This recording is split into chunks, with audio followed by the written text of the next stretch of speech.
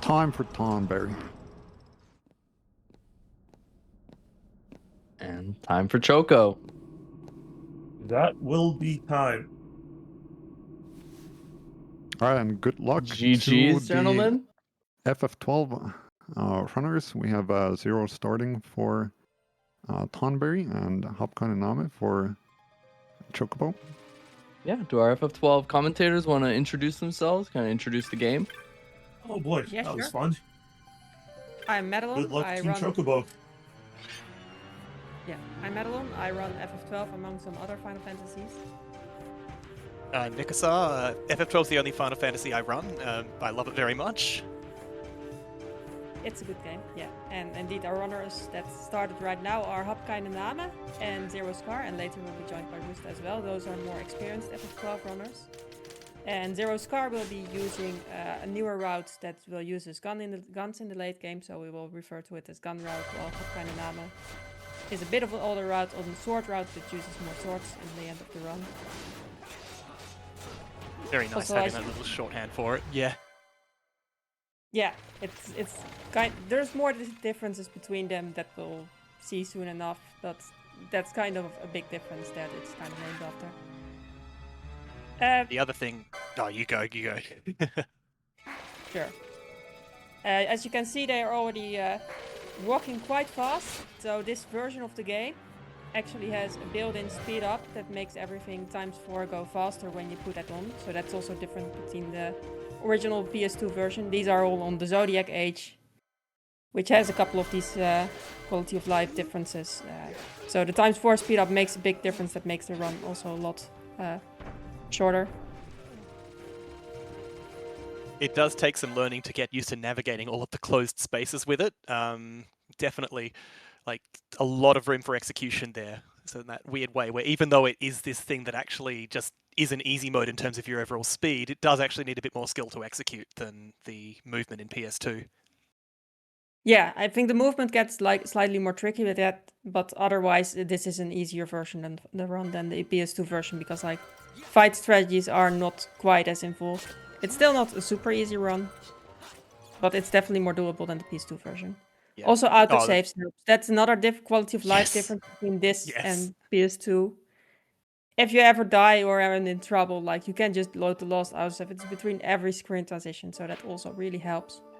Yeah, it doesn't work for bosses except for the very, very final boss. But you can still just go and autosave one room before, and it's obviously a huge difference compared to just having to look at the game over screen, and God knows when your last safety save was. Yeah, exactly. So we can see both runners basically on the same pace. At this point, the routes are identical. The divergence doesn't come in until about another 5 minutes or so, depending on how quickly they're going.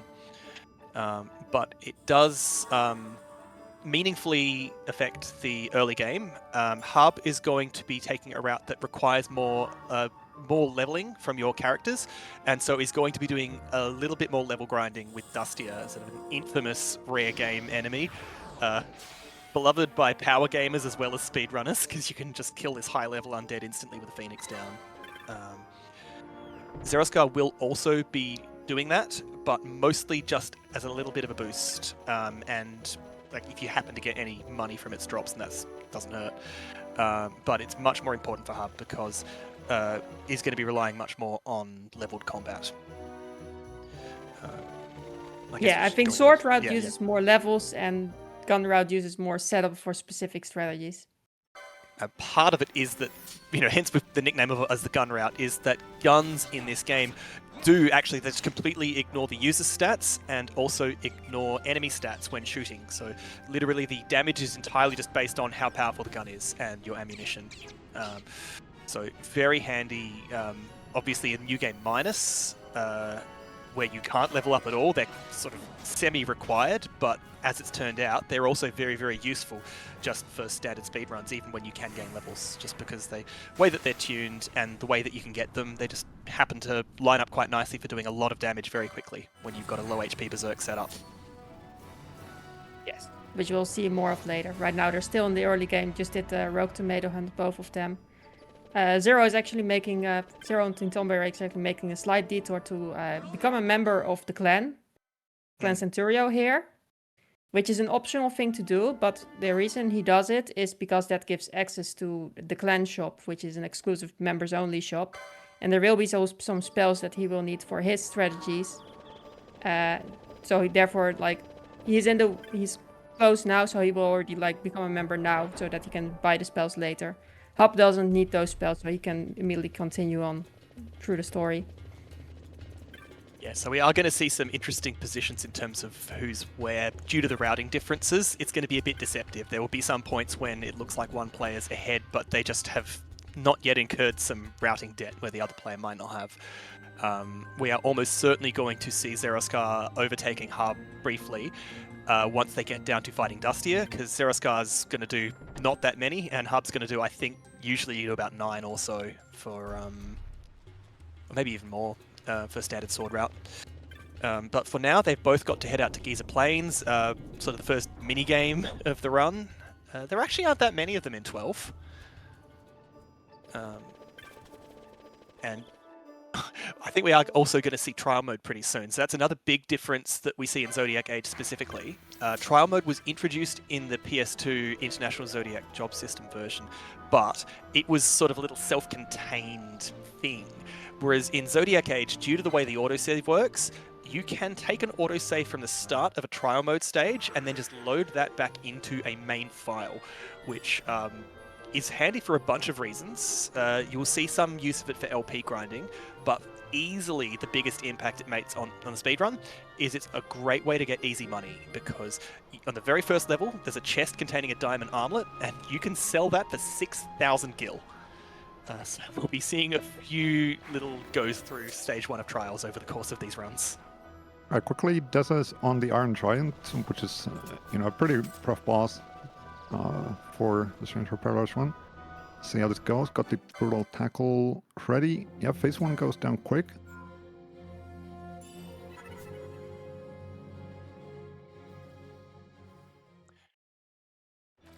And he has everything set up here, so we should be able to just brutal tackle again. He through the kinda boss. went through him, yeah. and with the final hit. Okay, cycling Alright, rush to good back it recovery. up. Not bad.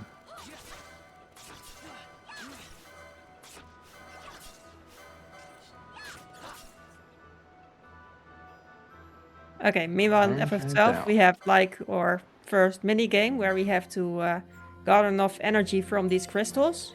Each of them gives a random percentage between 25 and 55%. And which means that if you're very unlucky, you need all 4 of them, and if you get very lucky, then you need 2. But like, you kind of expect to need 3 crystals. And like getting the full 4 is worse than that. Getting only 2 is good for you. So mostly we hope to not see bad energy values where they need all 4. I think that was a 30% that Sarah got, so like, not amazing. Yeah, like See how Hub goes. 40% is like kind of the average you get from a crystal.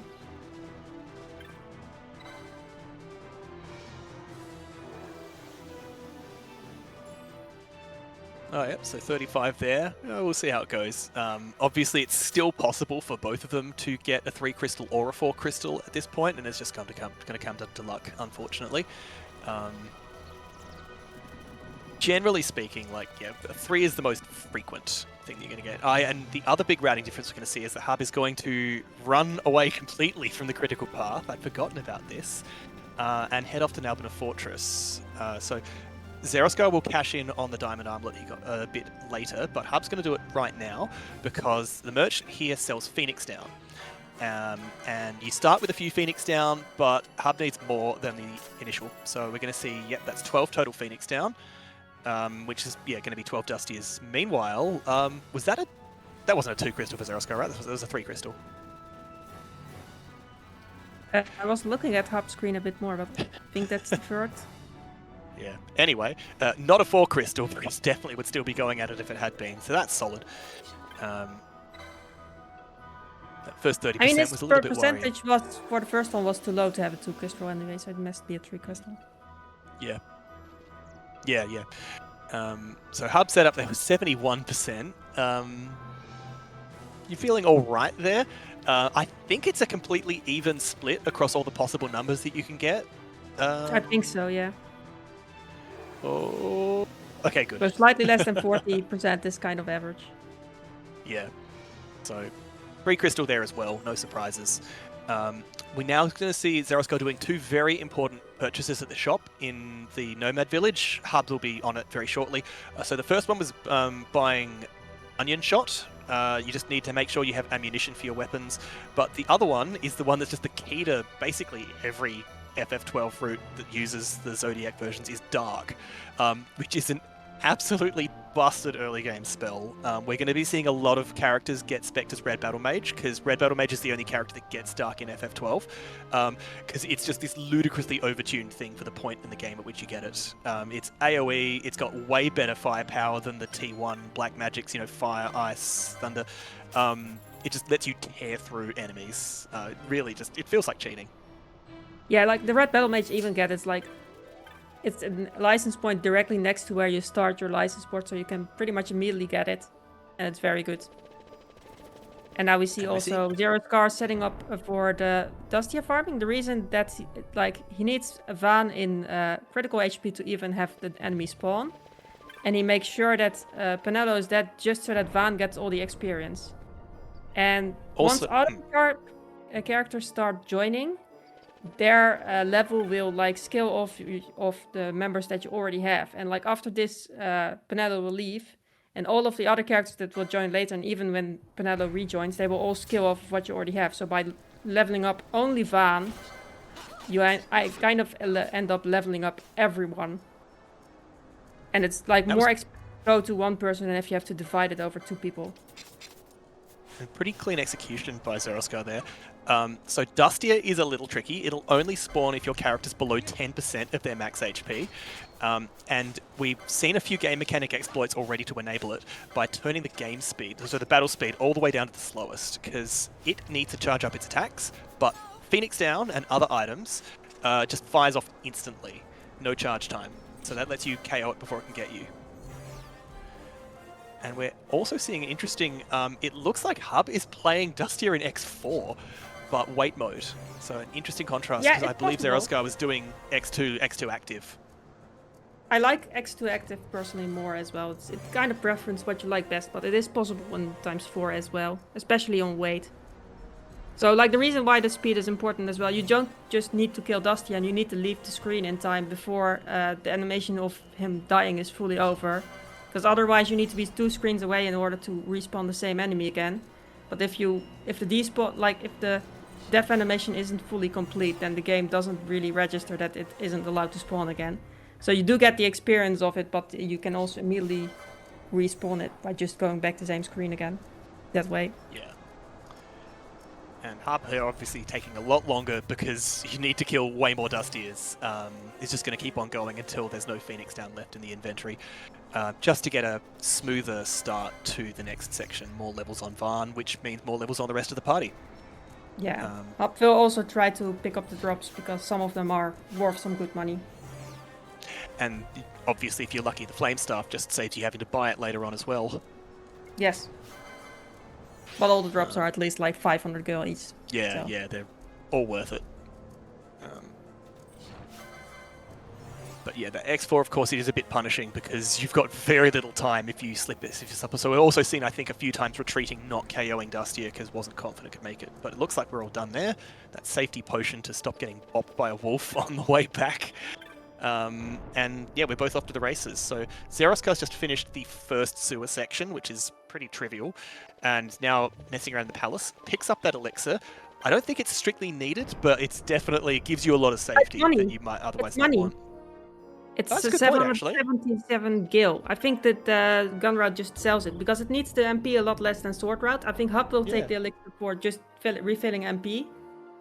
But it's also the only thing I was thinking is maybe you'd want it as safety for the Belias summon, just in case you forget to take the Dawn Shard off. But yeah, the money's true, you're right. Yep. There's also the next mini game here where you have to get through this area, but you are not allowed to bump directly into the soldiers. So instead you shout at them and then they will go to the crossing where Van was shouting from, and that way make your way through. And we hope to hear some "Hey, bucket heads."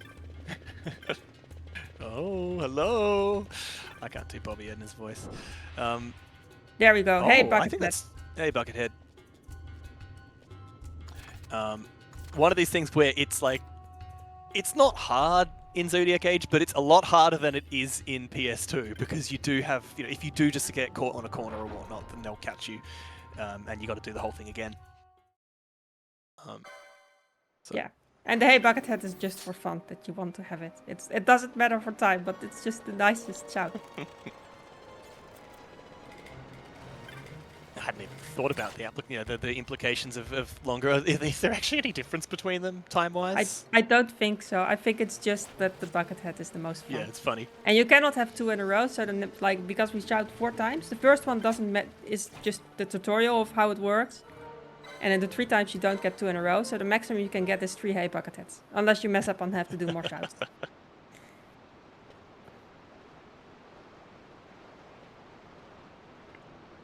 So now we've got a few more cutscenes to get through. Balthier and Fran are going to enter the picture, and Varn's going to get a shiny rock. Probably not important. I don't think it really matters, right? And then after some cutscene skips, Zeroskar's going to have to deal with the first mandatory tutorial. So they cut a lot of them out of the Zodiac version. I think PS2 has to put up with a licensed tutorial that is just optional in Zodiac, fortunately. But the Gambit tutorial is just a thing you have to do no matter what. I think they figured that it's enough of a unique system to FF12 that they figured that they want to make sure players know what's what. So, I mean, it's still broadly good to speaking. see how the system works. Like, basically, you can like program your characters to do what you want them to do, and each it's just a bunch of if-else statements, basically, where like it goes to the top line and it looks like if the target that's mentioned there is present, then it does the thing that says on the right, and then it goes to the next line: is there next target present? Then it does the thing that it should do to that target, and that way you can either set up to like do things like, oh, if someone is low health, they need to have a potion thrown at them, and otherwise you attack the nearest foe, or attack the foe that the party leader is hitting, or something like that. Some of them are a bit clever in that if you've got, say, like a status queue or Gambit, you don't actually need to specify someone needs to have the status on them. They just won't fire it off. Like if you've got, say, Poisoner, won't do anything unless the target's poisoned. So you see some of that with people just setting up healing Gambits. You don't need to bother specifying too much with those. Other ones, unfortunately, are a bit dumb. So not really speedrun relevant, but if anyone's ever had to try and set up steal Gambits for casual play, you'll know the pain that like your steal Gambits are stupid, and your characters are going to keep on trying to steal from enemies that don't have an item on them. I'm going to see a first little bit of licensing here as well. So Zeroskar just setting up Varn initially and Balthier as red battle mages, because red battle mage is the king of the early game, and just get that dark license ready to murderize a whole bunch of early game enemies. Menuing in 12 as well is one that you've got to do a fair bit of it, and efficient menuing makes a big difference. I wish I could do it this fast. Yeah. Also, another difference between like what Zero does and what Hab does is that Zero only has 2 red battle mages set up with Dark Will, whereas Hab can go for all 3 of them. The reason is that Zero needs like more characters to do different stuff in the later part of the round, whilst Hab can afford to make them all 3 battle mages and switch on to like the other 3 characters for late game stuff. Yeah, in the sword route, yeah, your first 3 characters are pretty much disposable. They carry you through the early game, and then you just ignore them once you've gotten past Wraithwall. And we're seeing now Varn getting a fresh licensing thing there, just because for Bleeding Edge whatevers didn't quite have enough LP to afford Dark before that previous fight, and needed the license points from beating up those Imperial soldiers to get it. I think that's normal. Like, Hab has a bit more enemies killed already because he did more Dusty Ass. Yeah, got way more to play with in the early game, which also means that you've got a few little extra safety blankets for some early game situations. There is a little bit of swing in terms of exactly how many LP you're going to get. Like the big sort of early game one is Judge Geese. If you use a reflect strategy to beat him, then there's a chance he'll KO himself with his arrow, which means you don't get any LP for beating him, which never ideal. We got the Fire Main here, not being too uncooperative for Zero. It looks like, oh, 2 bushfires, that Oh, sucks. 2 bushfires. Yeah. That can happen on the route, that's just bad luck. Yeah, the one thing with firemen that you try to do is you try to flee into the water where like firemen does less damage. Like fire and water don't mix well together, so it's like easier boss if it's just in the water. And other than Okay, that, you quickly, just open up damage.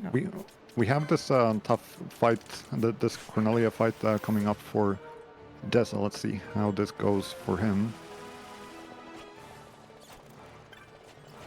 And we saw how this could change in between Zwanzig and D-Wins earlier, how it really can depend on how you handle this. And it's really interesting that we're kind of seeing all 3 of the runners handle this monsters fight in a different way. You know, we saw the flare strat from D-Wins. We're seeing a nice arrow strat here, gathering up all the enemies. It's very cool. And then Yeah, we're gonna go everything into except strange Mind Flare got caught, but you know that was pretty fast cleanup. Now let's also see if Dessa manages to catch all the friends in the Cyclone Rush. Yeah, you ideally want to get all the friends here together and just kind of hopefully take them all out and as minimal attacks as possible. We saw D-Wins kind of had them spread apart, but yep, very good. Oh, our poor friends. Were they all in there? It was a bit hard to see. The one might have been outside the range of the Cyclone Rush. We'll see when we get out of this. It looked like one was straggling, but nope, it looks like we got them all. Okay, good. It was a very quick fight there. Now we just have like a couple minutes until getting to the final boss, but looking like a pretty good run for Dessa. And I do want to know at this point, Zwanzig's run earlier was actually like world record RTA for PC casual, so or story difficulty rather. So that was a very good run from Zwanzig indeed.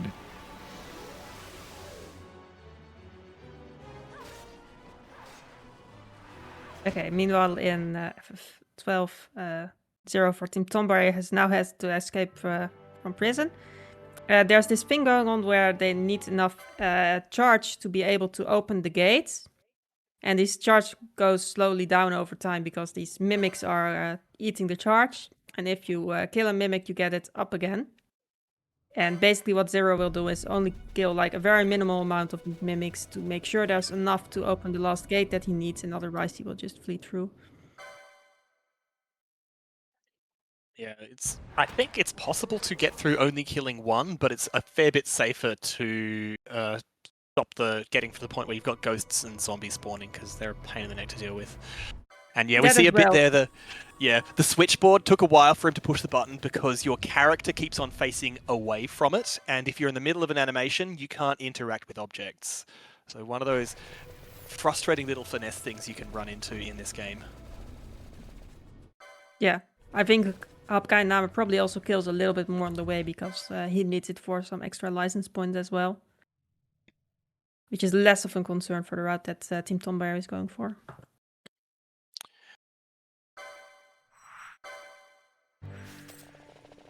And we'll soon have the Mimic Queen fight coming up as well. Yep, Team Tonberry looking pretty happy on that split. Yeah. So with Mimic Queen, there's also these other little mimics surrounding the big queen. And if those smaller mimics dies, then typically the queen would want to like do some more healing for that.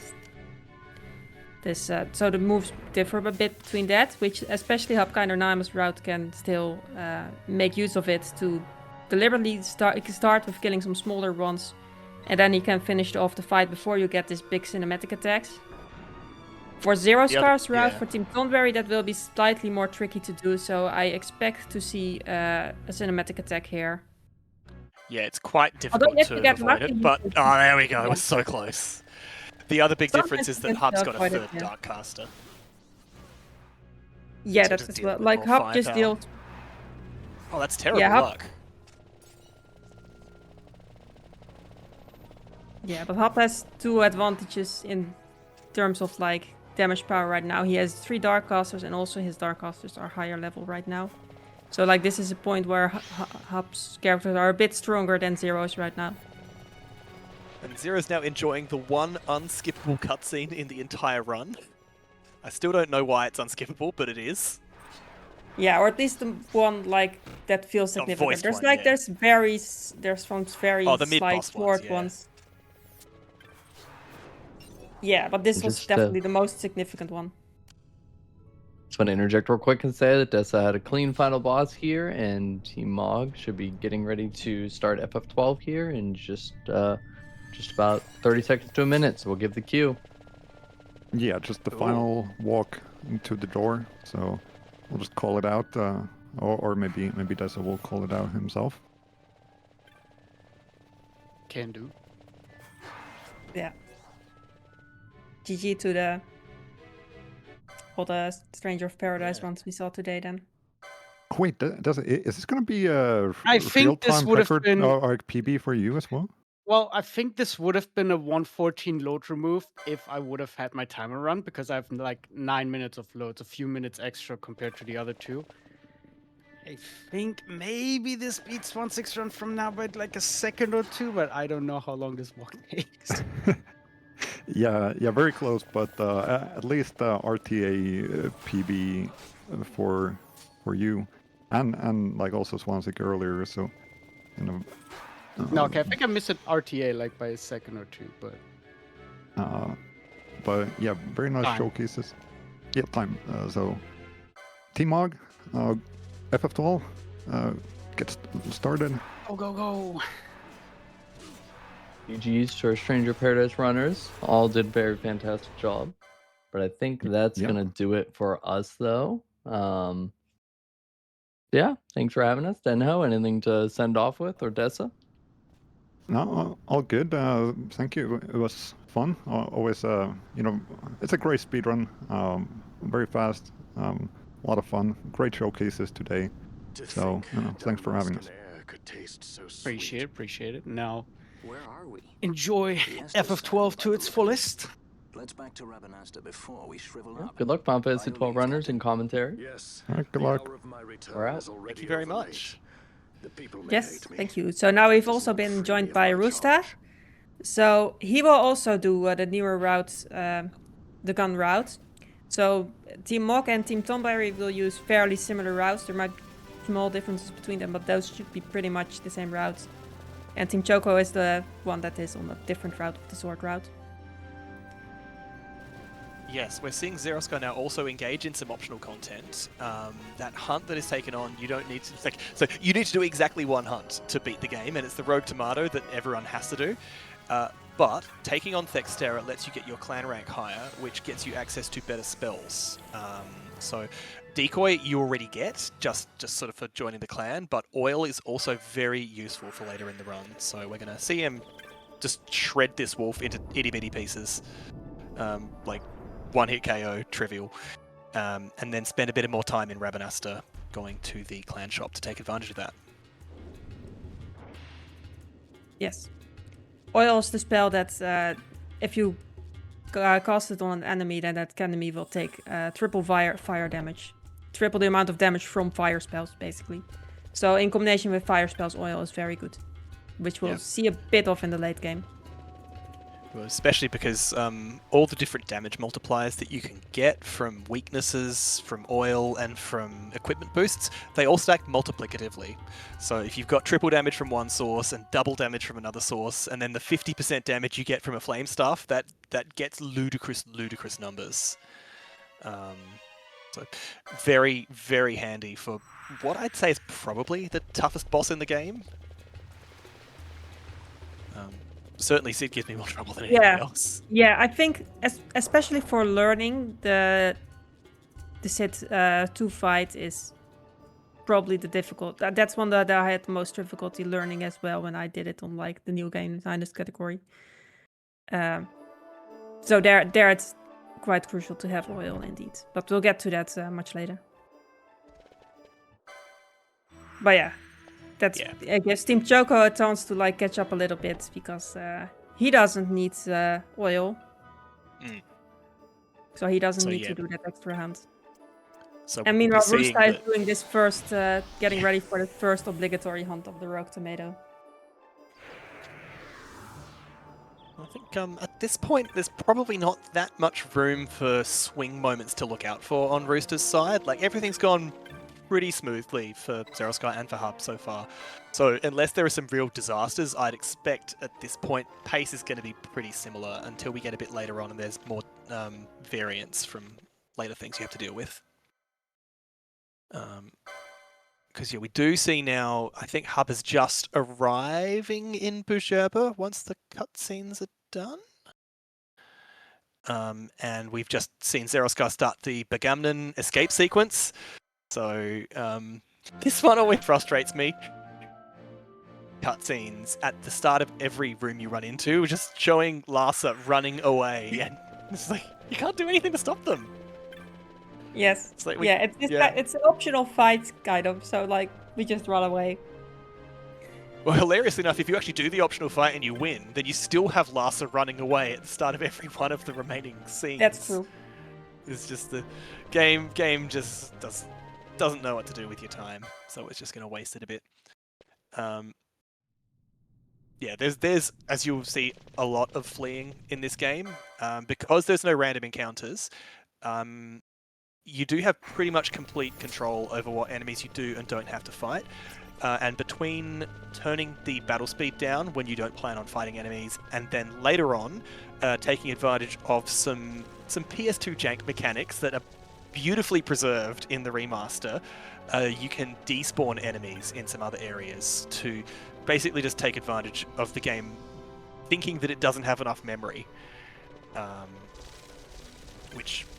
we won't be seeing that for a while, but it's very, very, very big for getting through some of the scarier areas without having to tangle with some tough enemies. We're going to see... next minigame. Yeah. Don't listen to Ondor's lies! I'm Captain Bosch from Monsterburg of Dalmasca. Yeah, you can do it in 2 shots if you're careful, but for the second shot, the precision is... there's quite some precision, so probably, yeah. I think that's missed it. You're not on the rug. Yeah, it's a 3-shout? Yeah. Probably a 3-shout. I'm Captain Bosch! Yeah. Oh no! Oh, just too much time had been lost from other stuff. I think also I don't think it's... didn't both of that might be enough. Okay, there we go. So that's just some free time save there if Hub and Rooster are feeling like they've got better precision. I think Team Choco isn't even going to try for 2-shot and just for the fast 3-shot instead. Like, it's quite precise to go for 2-shot. It's still a minigame that I like because, like, the time differences between being good at the minigame and being better at the minigame is, like, very minimal. But it still is this slight reward for being good at the minigame. So, like, if you like the minigame, you get rewarded for doing it in the speedrun, well. But you don't have to worry if you're not good at it. Like, it's not a big time loss at all. It's like seconds. Losing like 5 seconds in a 3-hour run isn't really much. But yeah, the handy exploit there is that the tavern's just got a corner full of like high aggro dudes that you can get it from. So I mean, you're spreading the rumor, and like the kind of people that are interested in the rumor happen to be all in the tavern, basically. Yeah. You know, what if we go to the Resistance headquarters and say things that the Resistance doesn't like? So Zerosky, meanwhile, once the cutscene skips are all done, is going to be on Leviathan, and we're going to see why movement matters a lot in this game. So, in fact, just going straight for it, not burning steps. So either is just very, very confident in the step position, or has backup strats, or is for dealing with the judges. We see that he's got a guest character, Vossler. He's just a godsend for the sections where you get him, because guest characters generally come in over-leveled compared to your party. They'll be like 4-ish levels ahead of the rest of your team most of the time. And Vossler also just has better HP and defense than the rest of your team can have at this stage. So he's a great lead because he'll just face tank everything and not really care. The judges fight coming up here, we're going to see a technique called Traveller used, which should just no-sell it. I guess we'll see how well it works.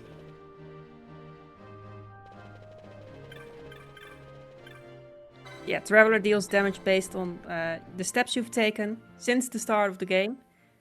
and like it resets every time you step, so you only have to count like, except for the thousands, you have to carry the last 3 step numbers. It's something you can see in the menu, so you kind of know. And you saw him actually one shot with that. It deals, if you're close to that reset point, it starts dealing more damage. So you want to do it shortly before resetting. And for this first fight, it's not that precise yet. So like a couple of hundreds steps between the next reset is still fine. It is quite important that you one-shots in this version of the route. Like for Team Choco, because Team Choco has right now stronger party members, can afford not to one-shot and still do the remaining damage with Dark a bit more. And yeah, it's going to be... Yeah, no, we'll still see a bit more of Traveler in other sections where we have him as a guest, and there it will be more precise, because like the big damage numbers is when you get between 1 and 10 steps before the next reset. It also resets when you use it, so at that point you will also start seeing that you have to take, like, actually keep track when was the last time I used it in terms of step, and be really in the 10 step window where you have the best damage from it. Yeah, sort of prime it at the right moments. And we're going to see some reflect emotes picked up from those chests there. One of them is going to be used right away. The other one is going to be kept in the back pocket for a bit longer. So Judge Geese is coming up here for Zoroskar. Not that hairy a fight, but doing it quickly does make a pretty big difference. So we're going to see Reflect set up, and just going to prime the cursor on an Eroga mode. That's just going to get rid of the ads in the fight nice and quick. And then the rest is going to essentially just involve a classic Reflect Bounce strategy. Where we just see these dark spells cast on the party, so every single casting does triple the damage it would have done if it had been cast directly on the opponent. Yeah, but as you said, it has the risk that, like, I find it always tricky to tell what happened and who got the kill, but if he got his own kill, like if he dies because of his own arrow reflected back, then it doesn't kill as if as if the player killed him, and you don't get the license points. So yeah, that's the risk. And especially, you might miss the license point. And in routing, especially like the way that they're doing, where everything's been quite carefully routed out in terms of how much LP you're earning and where you're getting it, a swing just from a single boss fight can make an irritating difference to how the rest of your progression goes. So we'll see how we go. They're probably able to handle it as it comes.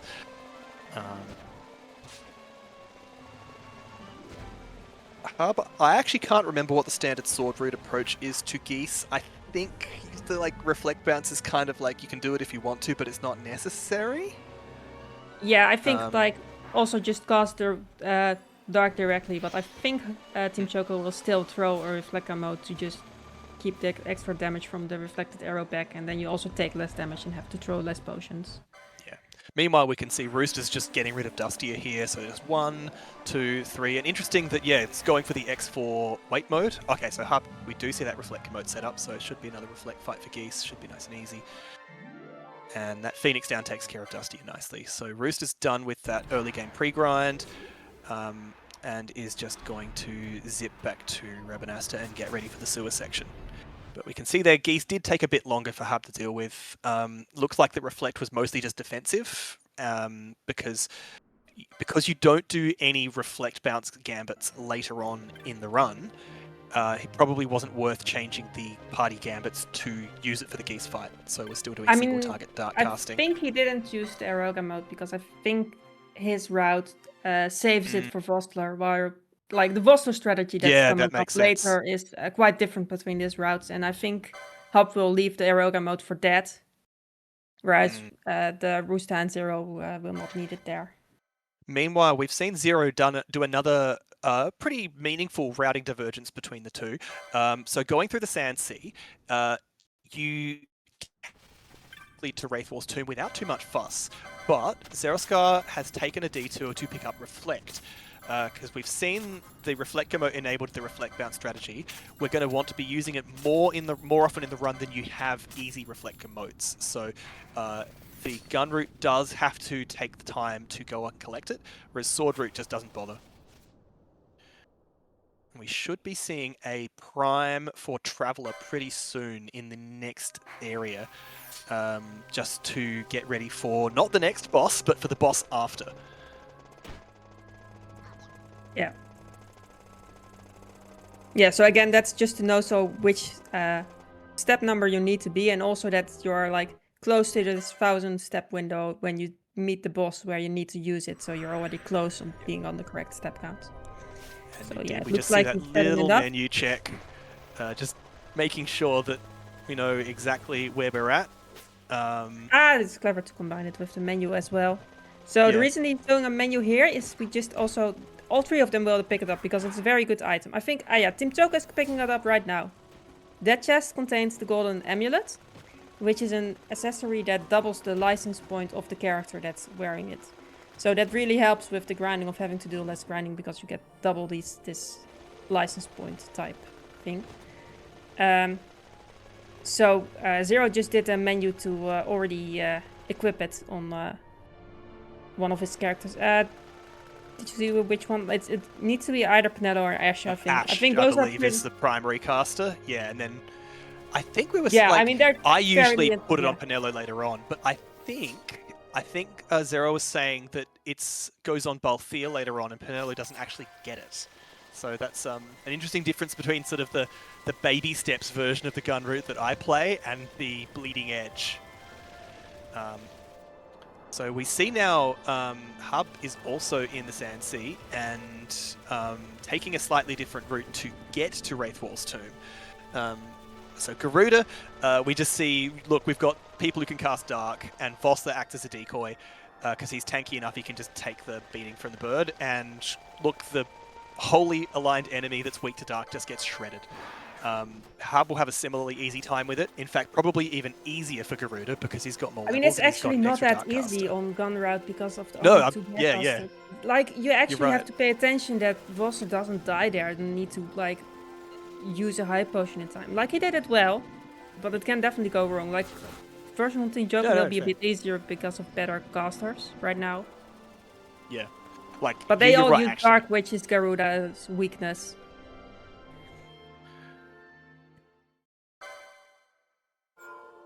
So Demon Wall here is, I've seen it interesting going the full team. I normally just like go to one character just to minimize the chance of getting something nasty dropped on me, but it looks like it's just managed to flee before it fired off Blinder anyway. So no real fuss there. And Demon Wall 2, that's what we've got the Traveler all prepped for, so this won't take long. Yeah, Traveler will, like, if you're in this tight 10-step window, so he will, like, probably need to make sure that he's at the correct steps, but then it will one-shot base, or almost one-shot, actually. Yeah, Or I think close it's enough like that technically it the thing's could be got the about finisher. like 10,500 health or something. Yeah, like, there's a tiny sliver of health that you actually have to do with your other characters, kind of. But you've got 3 other characters for that. They're fine. So very clean Demon Wall, which you'd always hope for, but I never assume. And the rest of Tomb and Wraithwall involves a lot of running around, hitting switches, and we'll see another priming of Traveler for Belias, who's the real big nasty here. Yeah. And we'll see if they pick up chaps. Like, if now that Team Choco at the very least needs to pick up. I think the Team Choco will pick up the Dispel chest to have, because Yes, I Team think Choco so. will actually have a dedicated white mage that, among other things, among the healing doing, also can dispel buffs on enemies. Gun route doesn't use a white mage, so for gun routes it's useless to have that. You do have a couple of dispel modes to still dispel where you need it. So that chest, for sure, Team Tonberry won't get. There is a haste mode chest here, I believe. That I think it's a bit preference if you like to go for that or not. Like, you can also not get it. Yeah, I think it's pretty common to pick up in Sword Route. Gun Route, I think it's just if you're not feeling like you got the juice for later, but I guess we'll see. Doesn't look like he gets it. Yeah. So this little room here is a bit tricky because after the cutscene finishes, some high-level enemies will spawn, and it's important to get to the teleporter and bug out before they can cause any issues. The downside of controlling a guest character, even though they're harder to kill than the standard characters usually, they don't count as a character for the purposes of having an active party. So if your one regular character gets KO'd, then you have to essentially just do a very, very slow menu to bring someone else in from the back. So very important just to handle those situations quickly.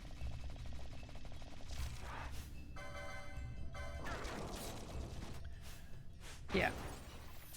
And meanwhile, Roosta is making his way to like the enemies in the sewers, where you can see the power of Dark again. He has 2 Darkcasters in his route. And the other way is you progress towards Belias. Belias has so much health that Traveler will only do 60%, about 60% of it. And because Belias gets stronger the lower health he gets, like at some point if he gets too low health, he will start doing moves you don't want to see.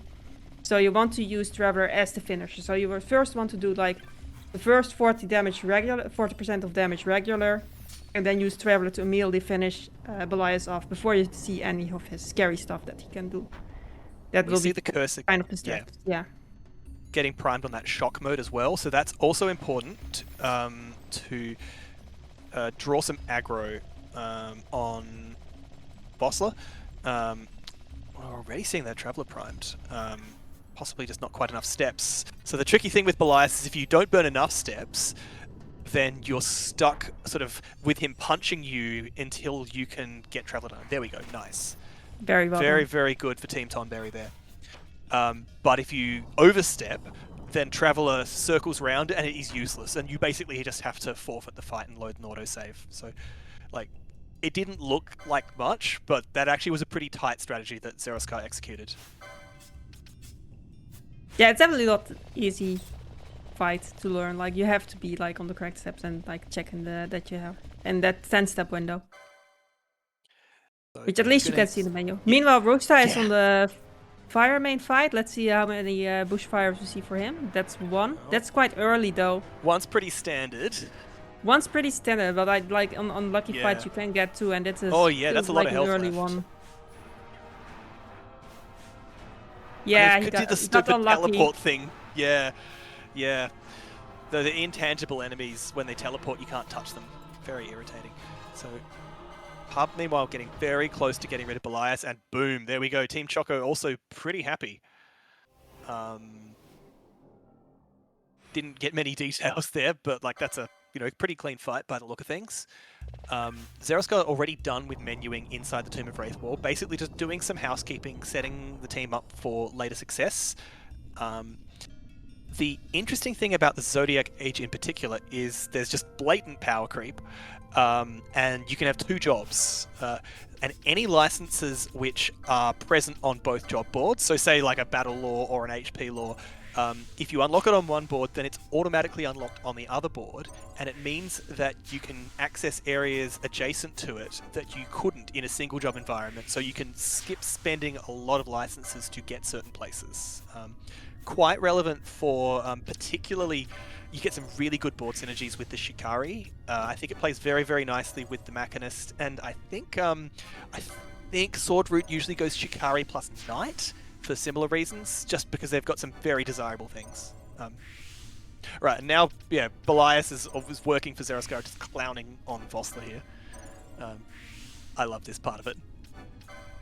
Yeah, like Sword Rat indeed has 1 character on Shikari and Knight. Like that will be the main constantly sword user. There will be a second sword/magic user, and then a white mage. That's kind of what Sword Rat goes for. So Team Choco will be like 1 dedicated sword user, which has the Knight job among others. Swords/magic, and a white mage for healing.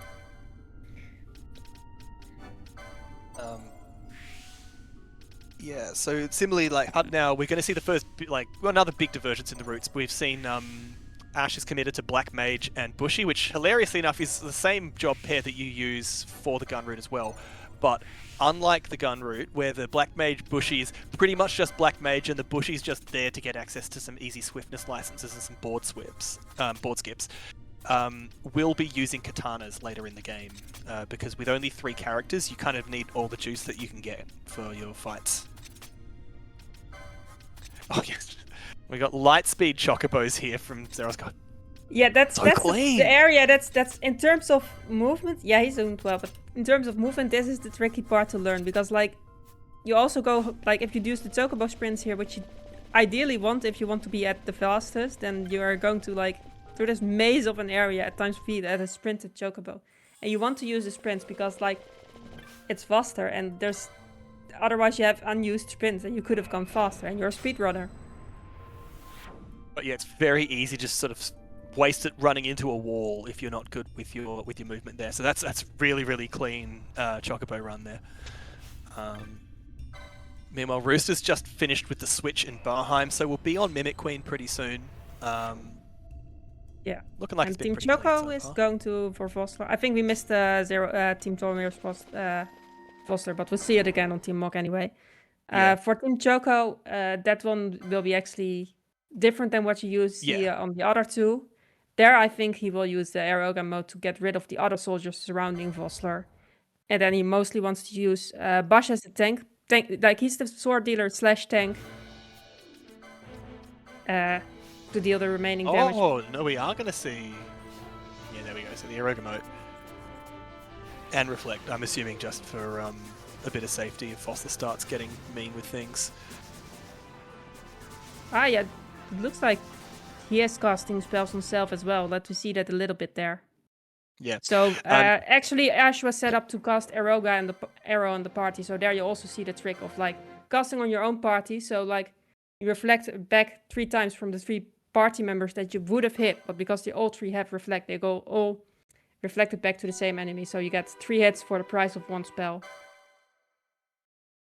We saw a bit of shopping in Jahara, so that's interesting, because Baby's first gun route doesn't actually do that there. I wait till Eret Village for it, so learning something Yeah, here.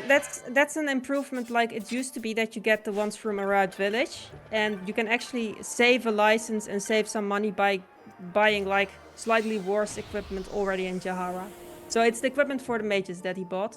That gives them enough, like, magic and MP. And you can... That's slightly worse than what you probably used to when you buy in the right village. And then you kind of take a license that you need anyway. Team Mog having an absolute pig of a time with the Mimic Queen, but through it now. Everything looked fine until the fight itself, and then clearly just something went wrong there. But solid recovery and back underway. And we are seeing Hub being a little more conservative with the Chocobo movement here in Giza Plain, so going for the sprint just on the slightly more straight angled area. I mean, that was his second sprint. I think he does use Oh no, it was, like, yeah. Yeah. But some areas are just more suitable than for others. And he will also already start his trial grind. So trial, they give several things. They gave the diamond armlet in stage 1 that we talked about before, which is lots of money, 6,000 gil. They gave lots of license points, which is the main reason to do it right now. And there's also typically someone's... Yeah, Bafir set up to steal things, because there's some goodies you can get if you're lucky. Funnily enough, each route has a separate one that's extremely unlikely, but very good to get. I mean, they're both good for both of them, but there are different preferences of which they like most. So the one thing that you can steal is the Karkada, which is an excellent sword. And because Team Choco has a sword route, that's what they want, because they like good swords. It's also a sword that's not only powerful, but it also gives confusion on hit. If Hub gets it, he will equip it and use it. If the others get it, they will sell it because it's a ridiculous amount of money. The other thing is the Berserker Bracers, which is an accessory that gives the Berserk status, which makes the character only be able to attack, but also makes their attack stronger. They will use it, but because the because the gun route users need 2 pairs of those, and you get one later from a chest, they will be more happy to get that. So for Team Choco, it's just, oh, we get it earlier. For the other teams, it's a bigger deal, because then they have to get it much earlier already, the second pair. And we're seeing a bit of board. Team Choco will also have the better odds for it, because Team Choco will do a bit more trial grinding. His route is a bit more reliant on getting a bunch of licenses, therefore he will need to do more grinding. So he will also have the better odds of getting it. So, like, for Team Choco, it should be close to a 1 in 5 chance that we actually get to see something like a Karkada. Yeah. No, the interesting thing too is that there's probably roughly the same amount of grinding between the two of them. It's just that the grinding you need in Gun Route is more money rather than LP. So they do more in the Hene mines with the jellies.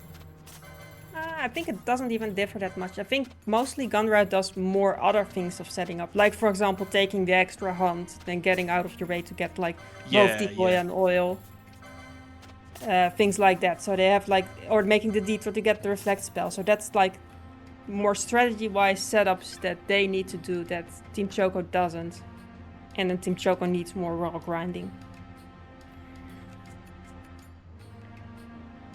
So we are going to see that bit of Gambit setup there on Zeroskar's screen, getting ready for the grinding. The other difference is that the Fira is the preferred spell for the sword route, just because of sort of routing reasons. But Thundara is the one you go for in gun route. Partly because the Storm Staff does technically, like, it is technically a stronger spell against things that, like, are neutral element-wise, but the much bigger reason is that it will be Teus later on, who's an awful fight in Sword Route, probably my least favourite part of the entire run in that route. And, well, you'll see what it's like in Gun Route. Not awful, we'll say.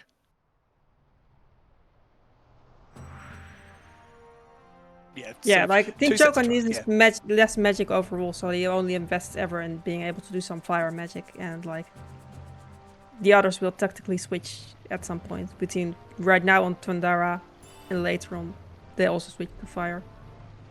In late game, fire is what you get the good fire Raga spell, then it's the same for both. Yeah, but it certainly helps you've got a big scary thing that's weak to fire in the late game. Yeah. Oh, so yeah, there we go. So this trial in particular, this level with Cactites, it's important to start by fleeing because the right Rampager in the back has a chance to spawn, like you can steal and from drops from it you can get bubble motes and also a small chance for reverse motes. Both very useful. I think the bubble mote is soft required for the run, the reverse mote not strictly necessary, but very helpful if you get it. Yeah, I think Team Choco in particular will want some bubble modes as well, but that will also get more chances for it. I think Gun Route can get by with 0 of them, but it's still quite nice to get some, I think. Oh, of course, because, yeah, no, I remember. The big reason you wanted bubble mote was for Ahriman, and there's new ways to deal with that thing now. Yeah, there's a new Ahriman strat. Yeah, so that'll be fun seeing that one in action. Roosta found a good setup for it recently. Of like that I quite like. Like once I saw how Roosta did it, like it's been going much better for me as well. So like I'm looking forward to that one. It's a very tricky fight, but it looks so cool when it goes well. And of course, because Ahriman's probably one of the biggest variance fights in the entire run. Like not necessarily hard, but there's huge RNG involvement if you just play it straight. I feel like it was always a bit tricky. I've always had difficulty with Ahriman. The new strategy is difficult, but like it's nice and fast. It's just cool. It will be a difficult fight. So Roosta, like everything's looking like really the Lusu mines is pretty straightforward. There's not really much involved in it one way or the other, but it looks like it's all going smoothly. I mean, we'll soon see if he gets the 2-shout. Finally, and the 2-shout on the I'm Captain Bosch from Runs of Brocc Dalmasca. Don't listen to Ondor's lies. Yes. While the others doing their grinding. Yeah. And we're seeing as well Zeroscar switching around a few things. So you sort of, sometimes you want to keep your menuing just at times when you have to do it and minimize the amount of times you open the menu. But sometimes when you've got certain character kits coming online, so Zeroskar's running 2 spellcasters, both Ash and Penelo being set up as black mages. Initially, only one of them had the LP necessary to get the full casting suite set up, so the spell and the gear and whatnot. So initially had only one of them sort of carrying the whole party, and has now bought for the next. All right, so I've got our first chart coming up on Team Mog. That looks perfect. You get the bystander and you get the city guide. All right, here we go.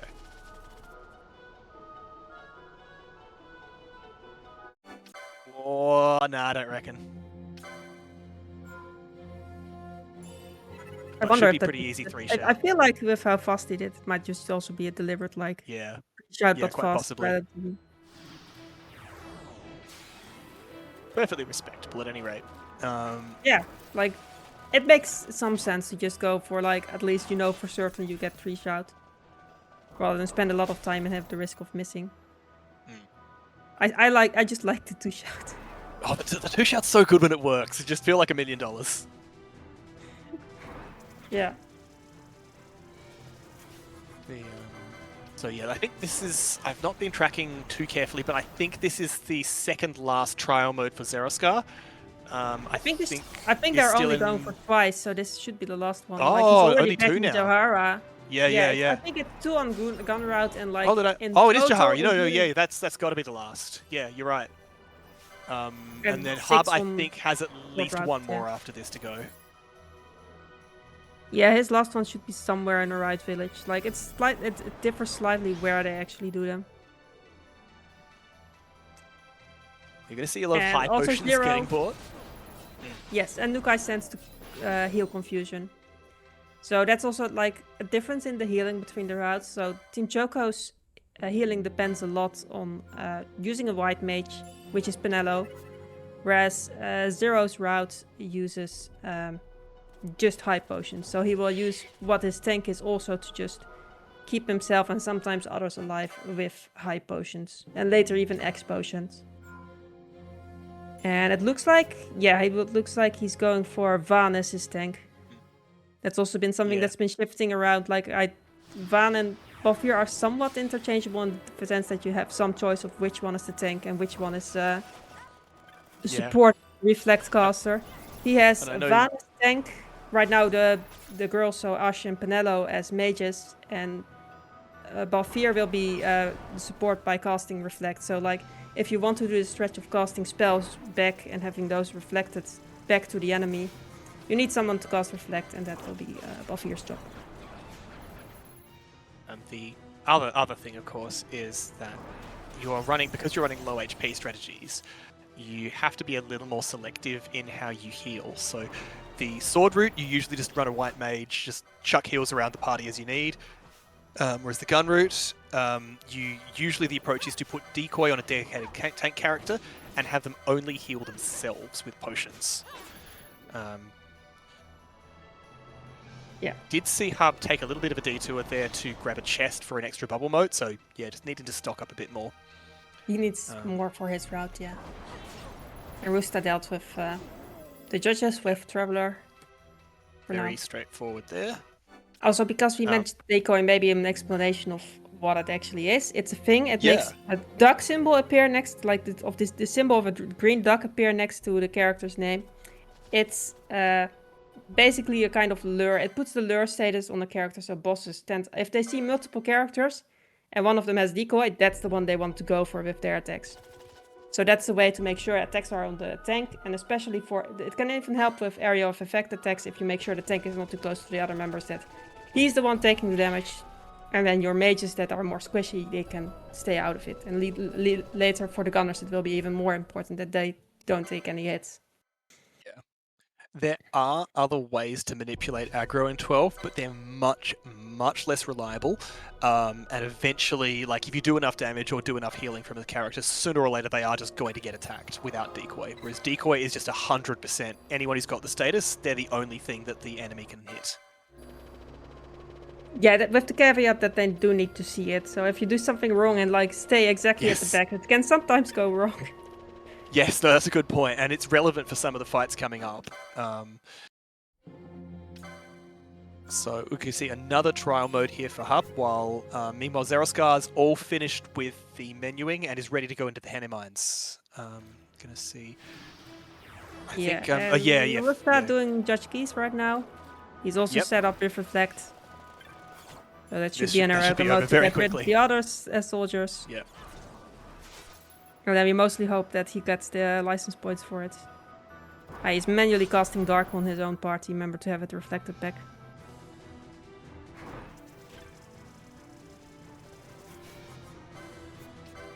Presumably not wanting to have to set up gambits that he'll have to deal with later. So Geese goes down pretty easy. Yeah. And we see as well that bubble status, that X-2 status on Zeroskar's screen, above Varn's health. That's the bubble spell. So basically that's a Larsa comes with it, and if anyone in your party knows any green magics, he's got access to bubble and can cast it on you. And it literally just doubles the health of whoever you put it on. It's obscenely useful for survivability. Highly recommended. You should have probably also talked about Larsa with the trial grind. The reason why this is a good section to do the trial grind in the first place is you have Larsa, and Larsa helps with healing. And for license points, it doesn't matter that you have a fourth character. But license points is like the full amount goes to everyone, even characters not in the party, which is different from how experience works, which is only going to like characters that are both alive and in your active party. And there sometimes it also makes a difference if they're guest tiered. Which is also relevant for the upcoming grind that Zero is now about to start. Yeah. So this is infamous zone for anyone who's sort of done casual power gaming in Final Fantasy XII. Yeah, these jellies here, you can see we're building up a chain and not picking up the loot yet because we want to get to maximum chain level. Yes, the chain levels for some reason goes up higher if you don't directly pick up drops, which is the main reason that Zero will want to do it, Team Tonberry. For Team Tonberry and for Team Mock, the most important reason for the jelly ground will be the drops, which sell for a lot of money, but you also get experience from it. Which is different from Hub, who do the same grind, but he also wants the money, but he also, for his route, the levels are a bit more important. Which is also why Team Choco will kill off Larsa during the grind. He already has his own healer, so he doesn't need Larsa. That way more experience goes to your 3 characters that are actually alive. Whereas for like Team Tonberry and Team Mock, Larsa will be allowed to take a cut of the experience because that route just cares a little bit less and just wants to have the healer for it. Worth the price of admission. Another little interesting thing here is one of the few sections in the run where autosave can't save you if you mess up, because chains will be reset whenever you save or load the game. And it's important for them to keep the chain level high, because they need to get a lot of items to sell from these jellies. So it's not likely that they're going to stuff up, but if they do, it's much more consequential than at a lot of other points in the run. Yeah, and then sometimes the dinosaurs can be mean. Like, yeah, that dinosaur would just go off. Like, if the they can crushing be mean, they fangs. can kill you. And then the worst part is that even if that doesn't completely derail you, it then means that your like caster's gambits go on and they'll break the chain by KOing a bat or something like that. It's a pain in the neck. Yes. Also, like, despite, or like, in addition to money, you also get some teleport stones from this, but we'll also need like these orange crystals you can use to teleport to previous orange crystals that you touched. It will be so we need at least a few of those, and you can get float boats from them, which can be you really want one. Used. And more than they that. can be used. Yeah, ideally you get at least one because there will be a hellway with a whole bunch of like traps on the ground, and if you have a float mode, you just float over them and don't have to worry about them. Team Choco would quite like to have a second one as well, because they will use it on a boss fight one as well. A boss fight that deals like earth-based damage where you avoid it by floating. Yeah, lovely little nod to Final Fantasy VI that way.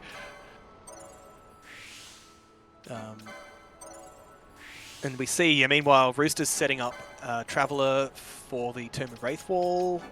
So it looks like it's going pretty well out there in the Sand Sea, and I think this should be the last room of jellies for Zeroscar to deal with. Looking like the chain's getting decent size. Yeah, this is around how much I would grind for jelly, so this should be... Then we should get Tiamat soon. So Tiamat has a lot of health. We will do it... here you really see the Reflect strat in action, where we cast Reflect on all our party members, cast spells back on our party members, and those will reflect back to Tiamat. And then also make sure that Tiamat keeps his focus on the tank. Positioning will be quite important to do well there, because there will be 2 points where Tiamat will do a breath attack that will be directed at the tank. If the tank is too close to the casters, that will hit too many characters. If you're too far away from the casters though, then you miss out on some damage because the spells then only go on the other 3 characters and not your tank. So there's a bit of a balancing to do that fight well. Also, Tiamat can be mean and cast Disablegar.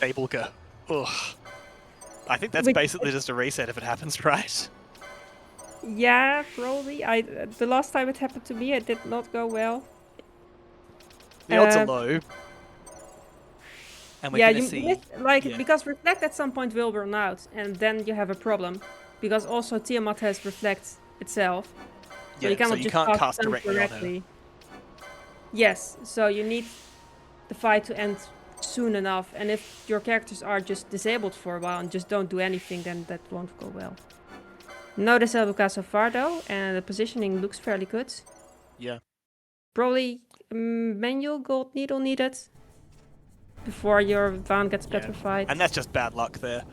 The breath goes off and it only hits Van, so that's good. The party's safe, and then Tiamat just boom. Very Yeah, that's nicely well done. there. The wall comes. We Yep. must be quick. Together we can bring Another of it those fights where it's kind of boring when it's clean, but there are several ways it can go off the rails, both by positioning, as you mentioned, and just by bad luck. If the Looks like disabled Roosta comes is on the out. boss as well. Let's see if it does the Traveler correctly for the second demon wall. Alright. Got that going. Alright, fingers crossed. Bang. Nice. Yeah.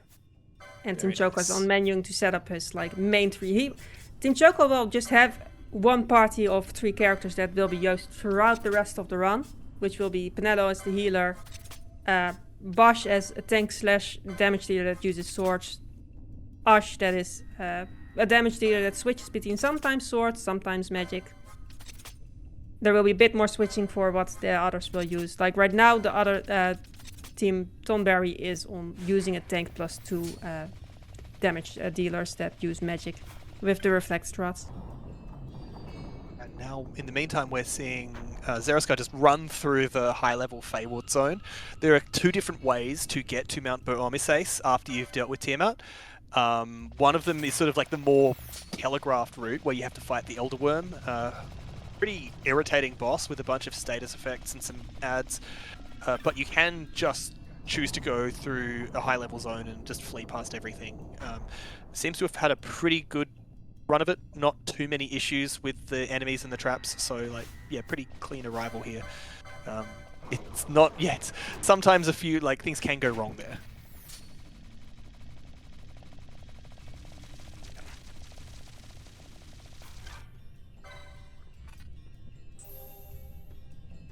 So maybe something like that. Before I forget and we have the whole run done and I haven't talked about it, there are guides for learning this run if everyone likes this. For both routes, both for the sword route of Team Choco and for the gun route of Team Mock and Tonberry. Although for the gun route, the guide takes some more simplifications of certain strategies. Yeah, no, for both routes, there's guides available. It's a really fun run. The autosave makes it very marathon safe. It's just... The strats are... I personally think the strats are very cool and it's a cool run. So if anyone likes to come... It's a nice community as well. I quite like the FF12 runners. Yeah, no, I've felt it's very, very welcoming, and people are always keen to see new faces and give more people a chance to show off what this game can do. Because, like you say, the routes, there's a lot of cleverness involved in them. They do actually make use of some of the game's peculiarities. It's not just throw your standard JRPG fundamentals at this problem.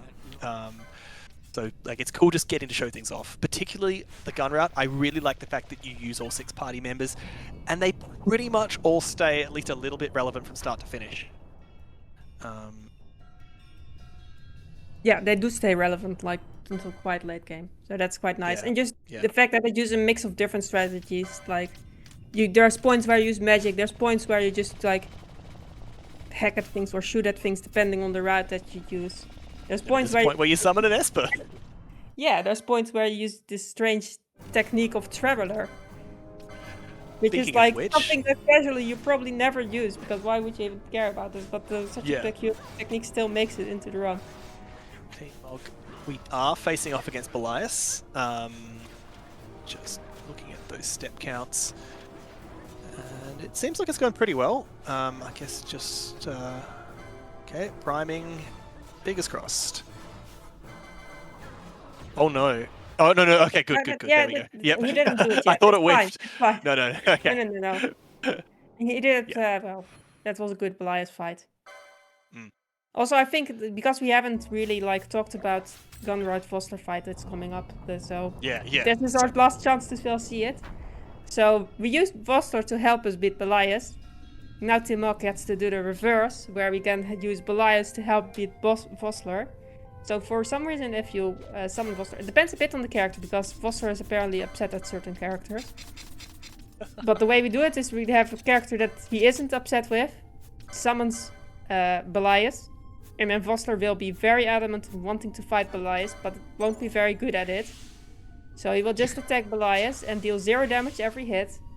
And meanwhile, Belias will just deal damage back and win. It's very nice. Yeah, oh, it's brilliant. It's just like, if you set it up properly, then it's just cruise control for the fight itself. Just need to make sure that you don't draw any aggro, and yeah, you just get, usually like it'd be like Balthier or Varn just gets to sit in the back and just chill, turn the gambits off and read a book or something. He uses Van because I think he also uses Van as the tank, which is typically the one that gets the summon.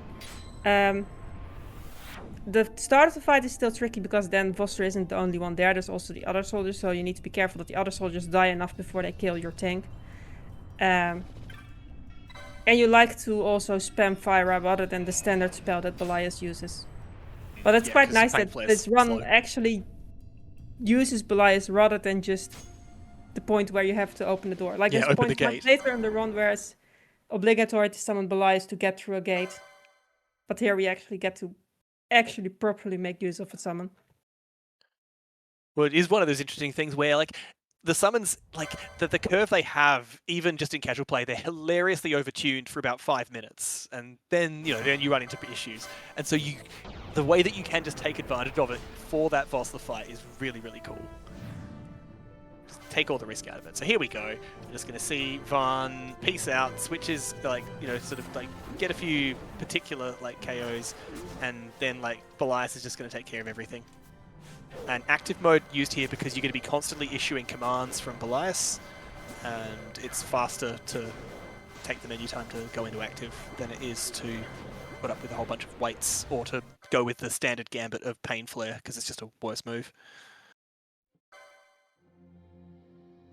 Meanwhile, Zaraskar is in the Still Shrine, and it's one of the sections where you've got a lot of little, like, it's not necessarily obvious, but there's lots of room for sort of finicky interactions, because you've got to open a lot of doors and you've got to interact with a lot of statues, and in both of them, you can't do that if you're in the middle of drinking a potion, or if you're in the animation for taking your weapon out or putting it away due to enemies aggroing you.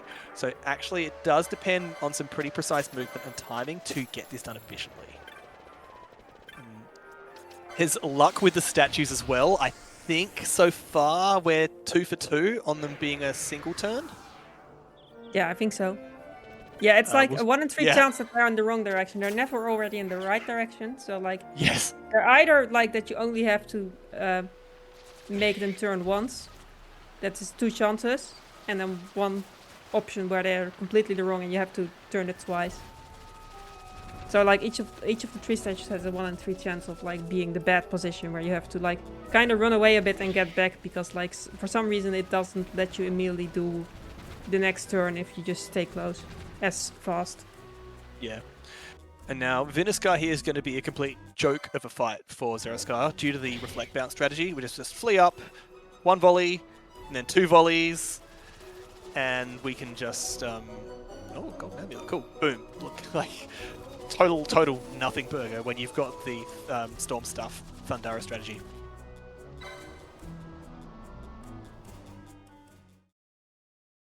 So yeah, he's trying to get the mages out in time. Like, we're doing 3 fights in a row basically where we're using these reflect strats, and you kind of want 1 reflect to last through all 3 of them. We should be doable because like the first 2 fights each take 2 rounds of casting each, and the third one is 2 or 3 depending on your luck. So the reflect should last enough that you can do all 3 of them. Yeah, that last one was the statue troll where you had to turn it twice. Yeah. And it's that hilarious thing where you like kind of almost get punished for X-Force speed because the interaction on it I think is based on a sound cue, which doesn't really change based on the game speed. We sort of locked out of touching it again after the first time. Meanwhile, Hub's taken care of Tiamat. Like it was bit of a grinding fight in Sword Root because you just kind of have to slog it out with this giant health bar. But it looked like it was pretty clean, no serious issues there, and is now on the way to Baromisace.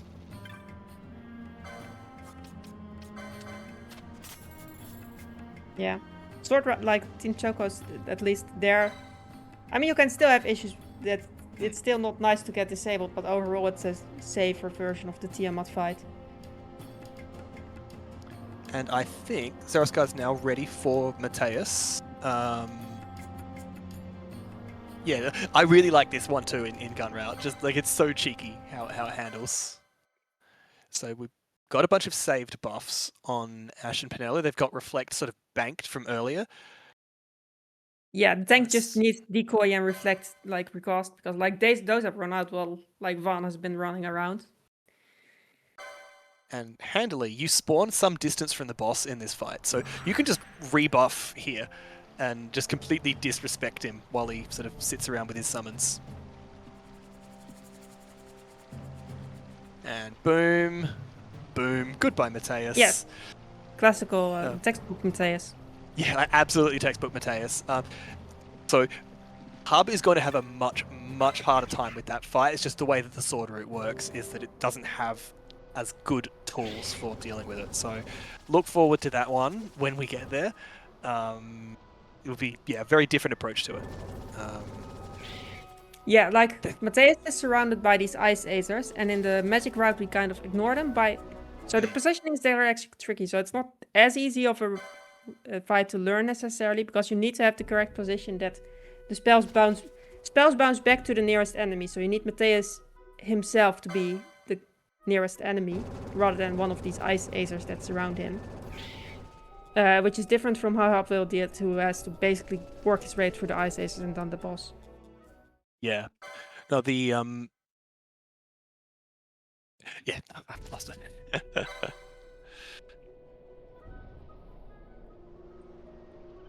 Oh, and that's very good timing there as well.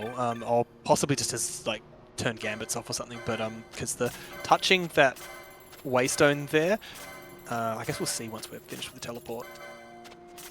Oh yeah. I think he has gambits off. Yeah, that makes sense because you touched the crystal here anyway, because you need your MP refill to have enough MP actually for the last reflect cast for the last boss. Yeah, makes sense.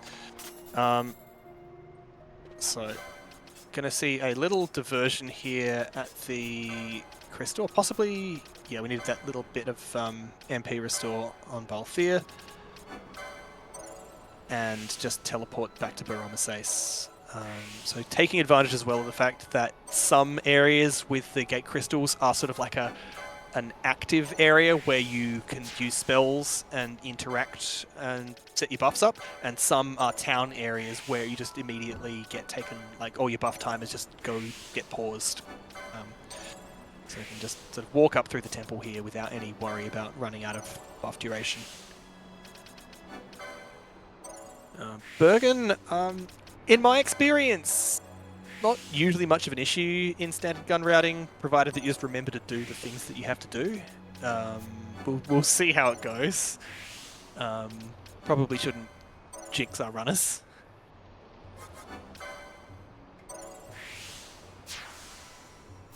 Yeah, I think Bergen is kind of the most tricky of the three to do the positioning correctly.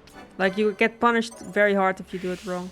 So you need to kind of flee behind it to make sure that Bergen himself is the closest enemy. And then kind of use your tank as a shield to prevent the other soldiers from getting too close, because they will run up to you as well. So if you mess that up, then you can die pretty quickly as well. But that looked like a good fight. 2 round casting, so that's good. That's perfect. It didn't look like we needed this spell moat either, so that's particularly nice. Yeah, I usually do the spell mode there. Yeah. I guess just able to squeeze a bit more damage out. So I think we're probably going to see a bit of shopping here. Just sell a lot of the loot that got grabbed in the Henne mines, and buy some flame staves, because they'll be very useful from now on. I think at this point, Thundara is, friendship ended with Thundara. Firaga will soon be my new best friend. Yeah, this is what we had for Thundara. Now it's Firaga time soon. In the next shop we can actually buy Firaga, and here we already can buy the flame staff. Which Team Choco already has, because Team Choco has already been using Fyra. Yeah. So he's already using the corresponding stuff that boosts that damage. So he will upgrade to Fyra later on as well, but he doesn't need the extra stave because he already has it. Ooh, that's 74 yellow liquid's pretty good. Oh, that's high. Yeah, I think it was only like an 85 chain or so that's a really good drop rate. Yeah, so he's good on money, basically. Yeah. You're gonna have X potions coming out of your ears by the time you finish.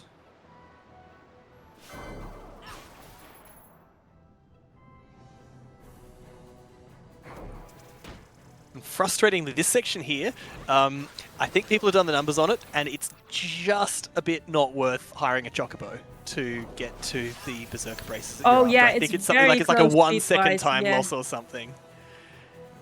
Yeah, it's incredibly close. But yeah, you want to make a slight detour to get the Berserker bracers. I think we shortly mentioned them, but they're an accessory that gives the character that wears it Berserk status, makes it only able to attack at random, but also makes it stronger. They will use that in the late game on both of the gun users once we start going over to guns. Which wouldn't take too long before we start seeing some guns. That's terrible luck. So we'll see. Probably not a huge deal there, but just some of the enemies there have. I think that's Crushing Fangs. This is like a very slight chance to instant kill. Yeah. But Gate Crystal just, you get a full heal anyway. So not a serious time loss there. Indeed, we see Zeus got very confident. It's like 2 seconds, like it's not that big of a deal at that point.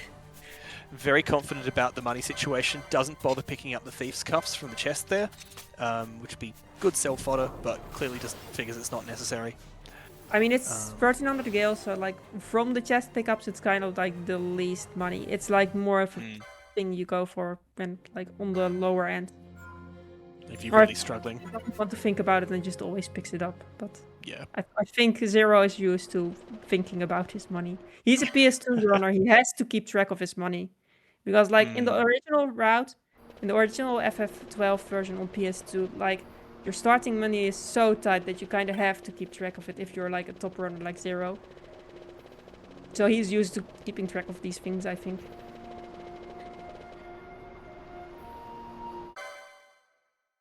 And Salika would, such another minigame section. So it's actually quite a while before Zero needs to do any real combat. Because this whole section here, you just flee past all the enemies and talk to the Moogles. And then I believe it's the Fon Coast, and Cheetah Uplands. Both of them, functionally no combat happens at all before you're on your way to Soshin. So just a lot of walking and talking. Yeah, I mean, Choco is on Venus card. Like, for him, it's actually relevant that this gimmick of that characters that wear armor are a bit slower. It slows down characters. I see Karkata. I think that's a Karkata on that bush.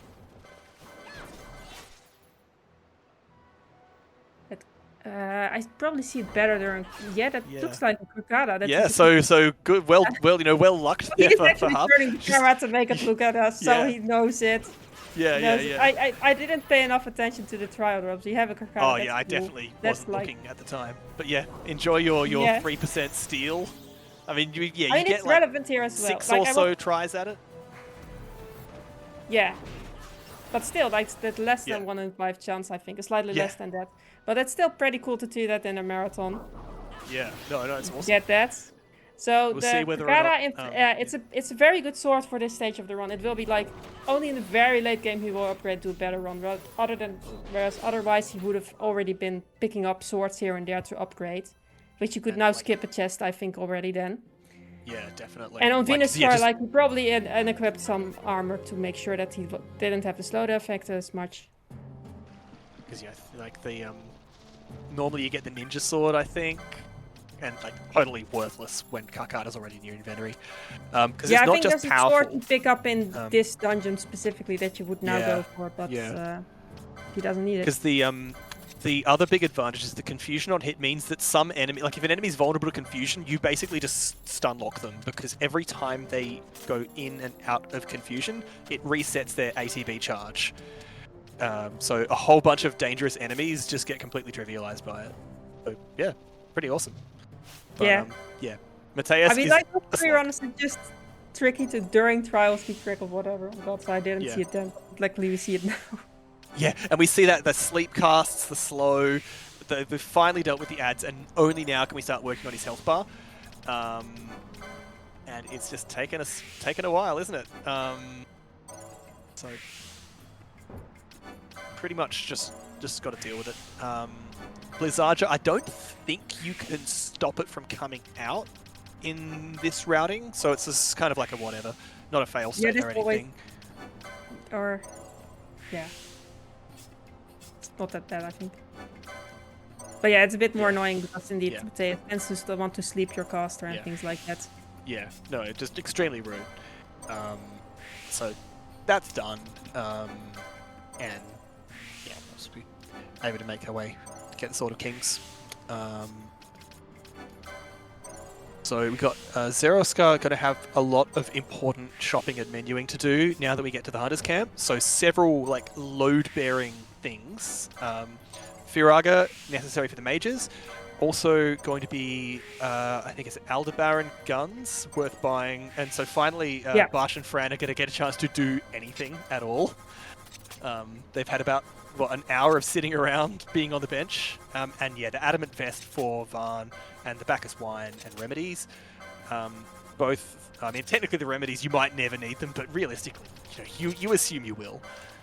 There's enough points where you get hit by things that you want to cure, and the guy doesn't really want to rely on touching crystals to heal anything, including statuses, because later on it will be, or actually already now, because I think he will start using it on the mages as well, even to have them deliberately low health to deal more damage.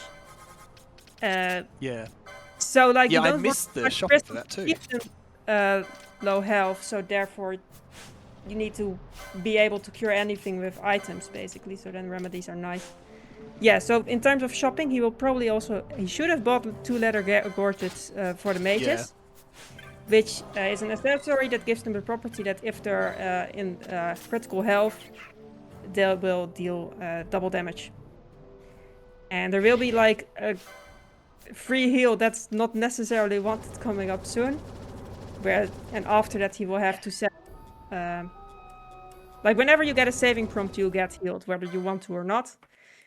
After that saving prompt he will probably start setting up that they're deliberately on low health, that they will get that damage boost.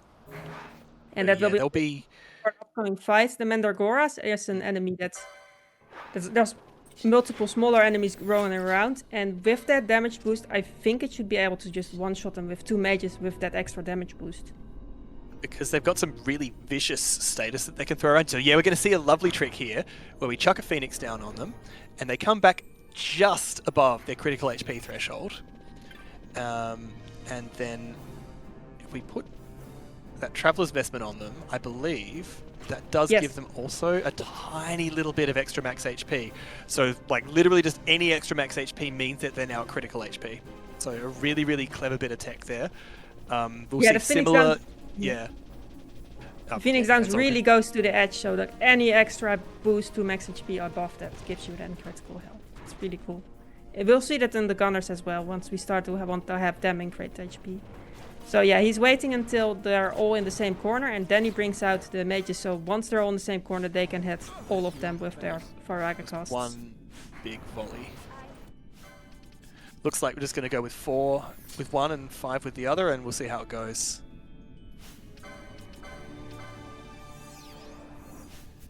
And looks then like Lion Summon, beautiful stalling there, that's great. That was very well done. So they were all killed by that one round of casting. And the summoning Belias there was used to abuse the game's effect capacity system, which is a holdover from the PS2. So back in the day when they were making the game, they figured that they could only have so many spell effects on screen at a time, so they sort of had this throttling on anything that does, basically anything that's not a completely basic ordinary attack. You can only have so many things queued at once before the game just says, wait your turn until the previous thing's done executing. They still have that system in place for the remaster, even though like the hardware can let you get a lot more. They've increased the total effect capacity available, but anything that's any espers, any quickenings, and any boss cinematic attacks, they still need completely open effect capacity to execute. So by summoning Belias there, he essentially just stalled out all of the enemy's attacks until the Firaga was finished casting. So really, really nice there, getting to no-sell it. Yeah. And actually with the effect capacity, like normal attacks don't count, which wasn't relevant now but will be relevant later. That like normal attacks can just continue on while something is being delayed this way.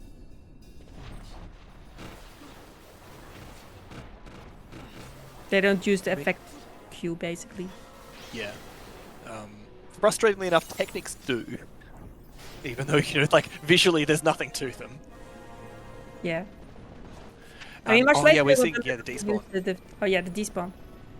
Yeah. Yeah, you want the room before Ariamon to be able to set up, and therefore you don't want their baby enemies there. So there you do a despawn trick, where like if you have a different character far away, then you switch over to that different character, then he's too far away to have the enemy loaded in, and then it despawns that enemy. Okay, Ariamon, that's one cool fight. So I hope it goes well. Yeah. So you deliberately don't do the full amount of damage by having flame staffs not equipped. Yes, he's unequipping the flame staff. That way he won't reach the threshold where he starts teleporting away. So for the first round you don't want him to start teleporting away yet. Then after that round, then you want to go full on out. So there the flame staff should be equipped. He's also again doing the thing with summoning Belias to keep him to delaying this teleports. So then you have a nice full round in. Now he will teleport away. And now he will time things so that when the original comes back, like Ariamon will start multiplying, but you want to hit the original. So he will try to time it such that the next round of casting is when the original teleports back. And if he does it correctly, then that round of casting should finish it off. So it's a rather technical fight. It's not at all easy to do it correctly. If it's not done correctly, you can still finish it off afterwards, and it takes a bit longer, but it might get annoying, but perfect. He did it correctly. Yeah. Very cool fight. Just this 3 rounds of casting. Like, before we do it with those type of timings, it could just take lots more. Like, you have the issues with all these copies that you then also have to deal with direct casting, and it gets very annoying. Yeah. So doing it that way is like a beautiful short fight. So taking the opportunity now to license up the gunners as well. So broadly speaking, they're both going to be running Machinist as their primary class, and then they're going to get Shikari as a second job, because Shikari's got some very, very good positions for a lot of its important licenses. So Adrenaline is the biggest one, but it's also got very good positions for Swiftness, which basically lets you hop around with the Machinist board as well, and just save a lot of LP by always getting the licenses in the most efficient spot to get them, and just taking advantage of where they are on the other board to just skip huge distances and only bother learning licenses that you absolutely need. Yeah. So important licenses indeed. Swiftness is Adrenaline, so that they also have the, in this case for physical damage, the double damage boost when they are in critical health, with the same sort of trick, like kill them, do a Phoenix down so that's exactly at the threshold, and then any max HP makes added, and that by equipment gets them in low threshold, so then they will use Adrenaline for that. So, and then the license for the guns they need, and the Berserker bracers that they both want.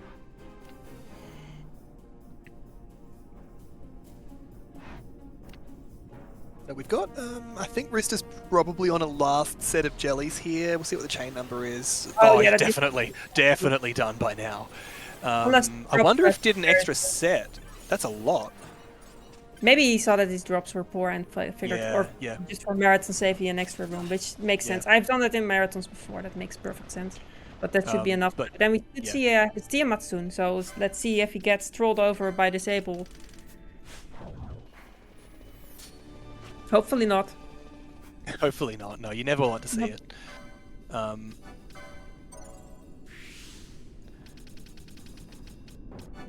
Looks like, meanwhile, Hub's done with the Moogle puzzle. Should have a pretty straightforward time. And doesn't need to spend as Moogle much puzzle, time. You need to gather the Moogles to open the gate. They're always at the same spot. I think like the nastiest thing that can happen to you is if you happen to get aggro from a Marlboro right at the end, and even then you're probably okay, because it takes a while. Yeah. But yeah, setting up with reflect on everyone for Tiamat because you want to do this strat. Reflect on yourself, then it bounces back to the enemy. Even Larsa gets to join in on the spells on self strategy. Yes. Yes, and a nice adaptation there, making him target one of the mages rather than the party leader, so that you then don't need to tweak his gambits when you're running off to burr on his ace.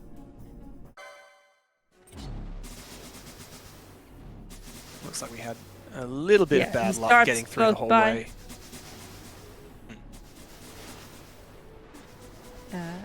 The correct positioning for breath, it looks like. Yep. So he hits the. Yeah. Oh, that was on dying. Oh! I was getting ready to say easy peasy, but still, in the scheme of things, that's a reasonable Tiamat. That Yeah, I didn't cost think too much. only some like license points missed on Penelo there. I think. But yeah, overall good. Yeah. We still got through.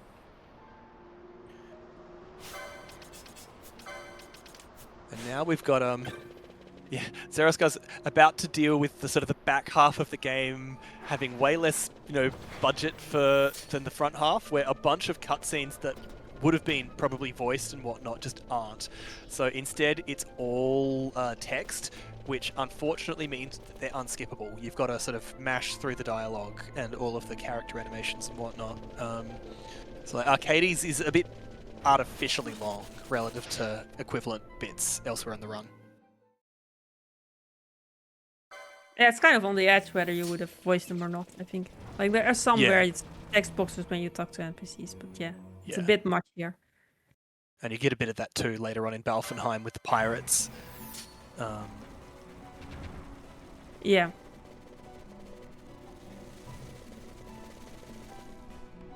But you make sure you already talked to some guy that found some money somewhere before you talk to Jules, and then Jules will ask you to, oh, that's a good rumor to tell someone else. And then you go to that other person that lost his money, basically, that was now found by the other guy, and then a fight breaks out, and that creates a distraction that they can go into the city proper, basically. Yeah, because apparently they've only got 2 guards there. Will just go look both of them if there's a fight breaking out, and they both will discard their post. Very peaceful place, Arcades, apparently.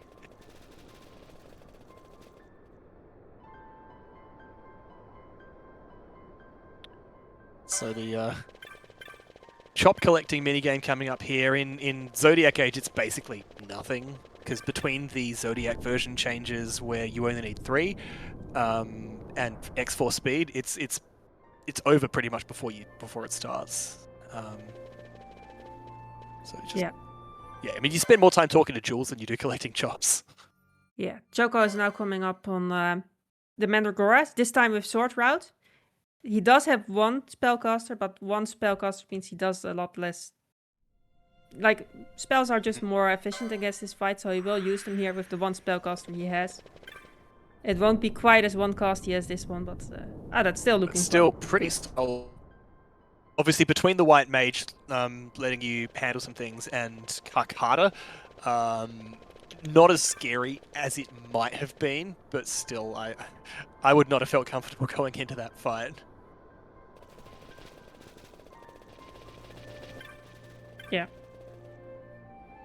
Yeah, there's just, like, in general, there are some fights that are just done better with spells, and some fights that are done better with physical stuff, and, like, both routes have their own way of switching between them. Like, Sword Route switches between them very minimally by having Ash that can, like, either have the flame stuff with Fire Aga equipped, or Berserker Braces and a sword to just hit.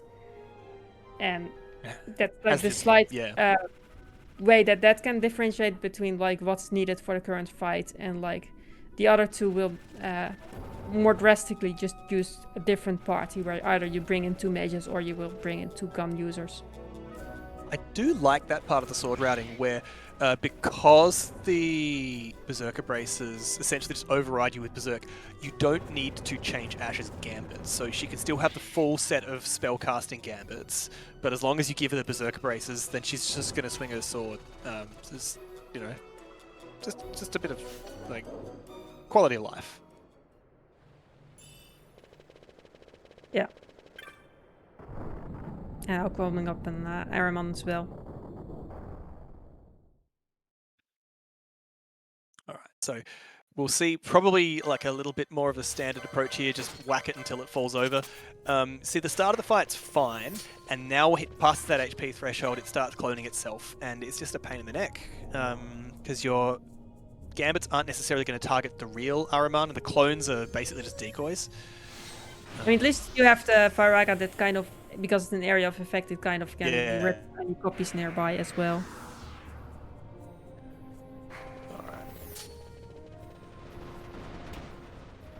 Ah, there we go. Oh, that's pretty solid. That's the Doom's a bit irritating because it's going to mess up your float mode. Because ideally, you'd probably want Bash in the lead for this, but probably has enough level padding that Ash can take the odd swing from the enemies here. Fingers crossed. I mean, to be fair, it's also slightly less squishy characters in the sword route compared to Gun route. So he can just run with different characters and it's fine.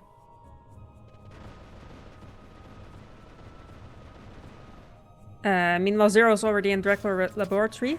There I also like to have more than just the tank out, because you need to go through doors quite a bit, because there's this gimmick where like there's red doors and there's blue doors. They are not open at the same time, so you kind of have to go into these little rooms to switch which of the two is currently open to make your way through. And as such, you need to interact with doors a lot. So being able to have other characters now that you can switch between is quite helpful. Yeah, whereas no, definitely. I just only have the tank out. And it also just, like, if you want to, you've got a bit of safety. If you just want to go, okay, let's just roast these guys, and instead of running away from them, then you can. Whereas, so we get, especially here in the elevator. We get lift trolled. Yeah, there it's also useful to just be able to deal with the soldiers while you have to wait until you actually can use the elevator. Because if the elevator is occupied, you cannot use it. Yeah. Which is RNG. You gotta wait for the pure luck. Nothing you can do at all to manipulate it or prevent it, and it takes forever.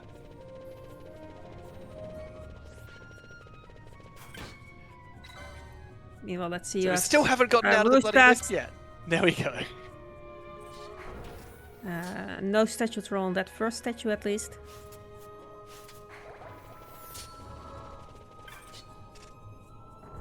Having to switch around the 3 statues to make you be allowed to go to the final boss of the dungeon. Yeah. And Dracula's also one of this, like, obviously for runners who've got this kind of experience, it's nothing. But when you're learning the route, it's very easy to get turned around and lost in Dracula because everything looks the same, and you're sort of not wanting to spend too much time engaging with the map. So yeah, I think that might be why he has the overlay minimap open. So like actually, if you press the left thumbstick, you make this overlay minimap visible. That's better than the normal minimap is even blurred here anyway. But that way you at least have a map available at all times. Yeah, especially because like a remaster change, and of course later on we'll find it works even when it probably shouldn't. Yes. It's always there for you, no matter what. You think you have no minimap anymore, you still have the overlay minimap. And it's even a better, more detailed minimap that shows you more than the small minimap in the corner does. Yeah, the only real downside is it can sort of cover things up sometimes, but managing pretty well. Meanwhile, Vinescar just polished off like that. Roosta showing it who's boss. Very, very clean. So should be pretty straightforward handling Mateus. Yeah. Also, he picked up the Sage's Ring, which I think we didn't mention before. No, we didn't.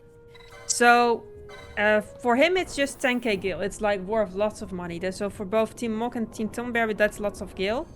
Team Choco actually uses it on the White Mage, I think, because it halves MP cost, and that really makes it sure that you don't run on your MP that you need for all your healing. Which, now we got Dr. Sid the gun route just heals with high potions. So yeah. Oh yeah. So this is actually a little bit of optimization here. We don't put our gun as Berserk until we get through the first section of the fight, because Sid is going to be effectively like, you basically have to get rid of his ads before you can get rid of him, and if your character is a Berserk, then they target at random. So it's very desirable to just get through that first phase of the fight with a little cutscene as quickly as possible. We're going to see how tight those license points are, just enough to afford that Swiftness Law. Yeah, and like you keep the tank close because once decoy runs out, then Sid tends to go for the closest still. Oh, actually a gunner dying. Ooh, so then yeah, you have that's, to unequip a piece little of bit close to armor the sun. so that you can redo the setup. Ooh. Oh no. Well, see how we go. Probably. And we might, yeah. I'm not sure if we're going to see some emergency plays with some other people from the back, or just going to rely on the tank. Yeah, maybe just see what you can do with the casters. They're probably still set up to hurt things. Yeah, it's interesting to see how they backed it up. Yeah. Yeah. Just and sacrificial Phoenix Downs. Just Phoenix Downs. Yeah. So you can target people who are in the reserve party with healing items. So often useful if you just need a bit of breathing room. And then we're going to see an ATB reset. So whenever you remove and equip a weapon on a character, it completely resets what they're doing, which can take them out of cooldown from abilities and item use. So obviously real time it's slow, but it's very, very handy game time wise to just get an extra little bit of advantage over your enemies. Yeah, especially for items, because items you throw them instantly, but they have quite a cooldown afterwards. And if you can skip that cooldown, then suddenly you can throw items a lot faster, like as you say, like in game time wise. So that gives you quite an advantage. It's very good to back up. Yes, great. Basically, as soon as Sid starts casting haste on himself, you're pretty much through the fight because he's like, takes ages before his cutscene attack, and you can stall it if you need to. Yeah, so he good walks recovery back there. to the wall. Once he's there, he does the thing. If you need to, you can do the trick with the Phoenix Down that the effect capacity is full. That he's not allowed to do the full cinematic attack until the Phoenix Down animation is finished. And like we said, items have a long cooldown. So this Phoenix Down animation, even if everyone is alive, takes a while. And that often gives you the window needed. Like, we will do it more deliberately later on as well. But, like, still well backed up. Like, it was a bit... it started getting a bit sketchy, but he managed to get through it and have your reserve members revive. So that's well done. Yeah, and a good, like, sort of, like, it shows the trade-offs that you have to do when you're running these crit HP setups, because you don't have much margin for error. It does just look like you've just plotted the whole thing out and you get to clown on things if things go your way, but yeah, so I guess it's actually quite helpful from a marathon perspective to show that there are some serious risks being taken here. Yeah. You know, I think that Team Choco actually does some upgrading in terms of like armor and stuff like... Yeah, I think armor basically because he already has a good sword. I think a katana for Ash as well. I think you usually buy a yake as well. Yeah, yake as well. Yeah. Yake and then upgraded armor for everyone. Like, whatever it is. Choco will regularly upgrade armor to better stuff, basically. Yeah. Because especially for melee characters and casters, armor is not just defense, it also boosts your relevant attacking stats. So heavy armor boosts strength, mystic armor boosts your MP capacity and your magic. So even if you've got characters who are not going to be like taking hits, it's still worth keeping their armor up to date, unless you are using guns. I mean, guns we just upgraded as well. Yes, different reasons. Yeah, the guns themselves you want to upgrade, definitely. We just bought some spikers. Very, very handy. And Bruce taking a Team Bergen. should be pretty... we see the Dispel Mode come out, so this should be pretty straightforward. 2 volleys should be enough. Oh, not quite. It's a bit RNG, think, sometimes he blocks spells, so he needs his third round apparently. I think... yeah, you're just a bit of safety on that. There we go, boom.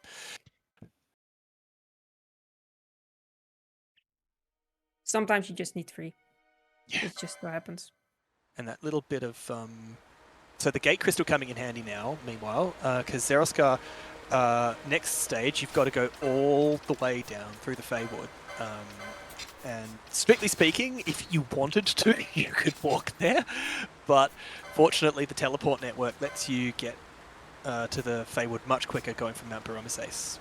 And Hub getting trolled by the lift. I wonder if we're going to get 3 for 3, or if Rooster's gonna, Team Mog's gonna get a bit of pity luck on that front. Yeah, also Fran and Bosch dying there was intentional to redo their adrenaline setup. That's Yeah. why they were out. They were supposed to get killed. And we might be trying the same thing. I'm not sure if you bother doing crit HP for the casters here, or if you just rely. I think it's probably just all the gunners, isn't it? So, I guess we'll see. I would personally no longer do it for the mages, but I don't know for sure what these runners would do. We'll see. But yeah, they have better guns now as well. Which we get to see in action on the Felicia here. So we start the fight with only the tank because this enemy can sometimes have nasty openers that you don't want the others to get hit by. And once that's over, then you can just shoot them, and like the gunners do a lot of damage. so much damage. Yeah, like the damage of guns only depends on how good your gun is. It doesn't matter what level your enemy is. It doesn't matter what enemy level you are.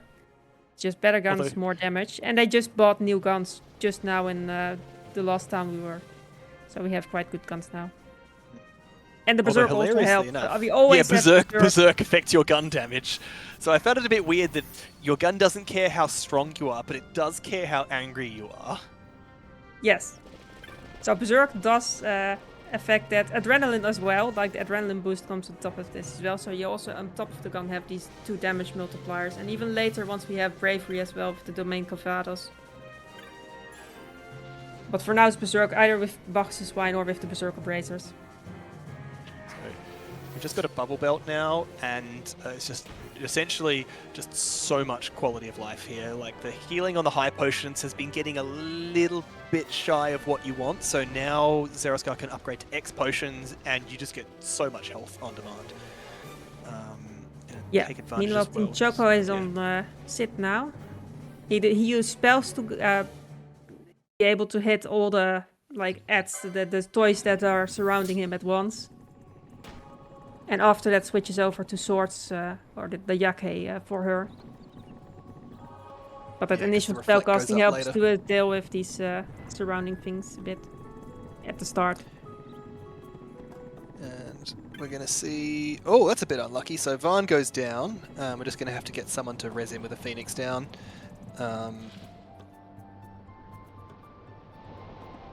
You also pick up a bit of safety. actually items during the boss fight there. During Sit, like that you can only pick during the fight. There's a haste cam mode that gives haste on your entire party. Oh, that's a bad the luck holy there. mode. I mean, it's more normal on Sword Route to see a bit of cinematic attacks because the fights are like slower damage-wise a bit compared to Gun Route. So, and you have also like you're like a lot less squishy and have better healing available to deal with that as well. Yeah, because if he gets that attack off in gun route, then realistically you're probably resetting the fight. Like it's very, very hard to recover because you've almost definitely your gunners are dead for sure, and your tank might also be dead. I mean, you might still be able to back it up if you have other characters, but it's definitely not something you want to see. Whereas for Sword Route, it's not as big of a deal. Meanwhile, Zeroscar's gotten through the gate in Giravegan and going to get ready for... Well, basically, functionally, it actually works as being a boss rush, because there are a bunch of enemies, but you don't fight any of them. Whereas we got Daedalus coming up first, and then we're going to try and carry buffs over for Tyrant as well. Yeah, and you want to have the tank close to Daedalus, just to make sure that his spells don't hit your gunners as well. And see how fast that thing gets melted. These guns, they mean business. Yeah. Also here is where we will see a lot of despawning in action. Like this next couple of areas, the enemies are very nasty, especially because they can inflict all sorts of very stupid status effects, like completely stopping your party member and things like that. Yeah. Which is things we don't want to see, so you don't want to have to deal with any of those statuses, so we just despawn it. So we set up Ash as a decoy beacon. So she stays at the start of the area while Vaughn walks through, and whenever you switch to Ash, she's far away from the enemy, so then the enemies are no longer spawned. They're too far away from your current party leader, and then they keep being despawned once you switch back to Vaughn. And that way you can despawn enemies by having Ash far away as the despawn beacon.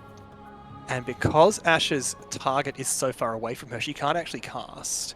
And likewise, like, essentially she's just paralyzed. The AI doesn't know how to get closer to Vaughn while she's got that spell queued.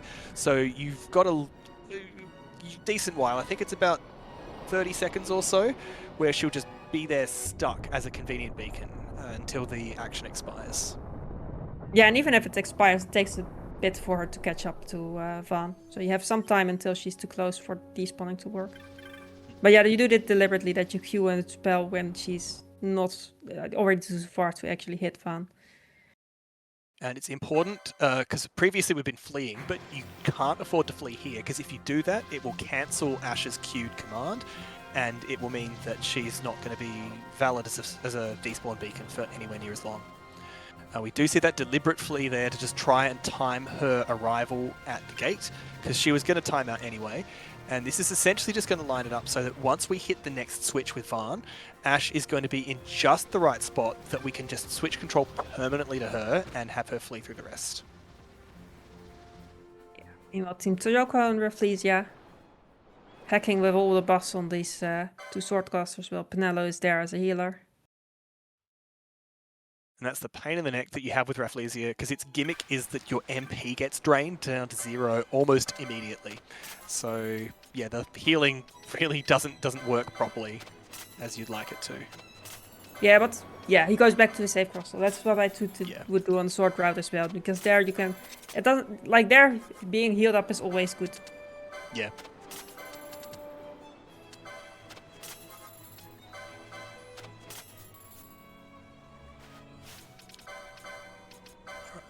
So yeah, a little bit of a detour here to get an extra bottle of Domaine Calvados.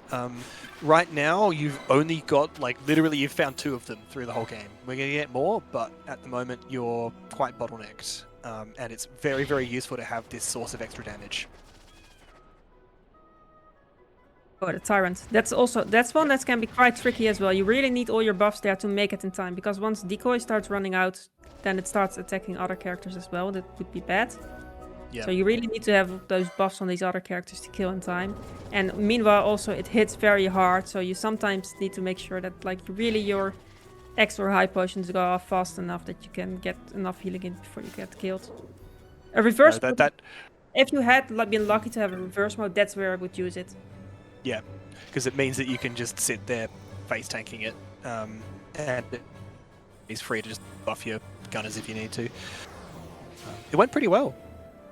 Yeah.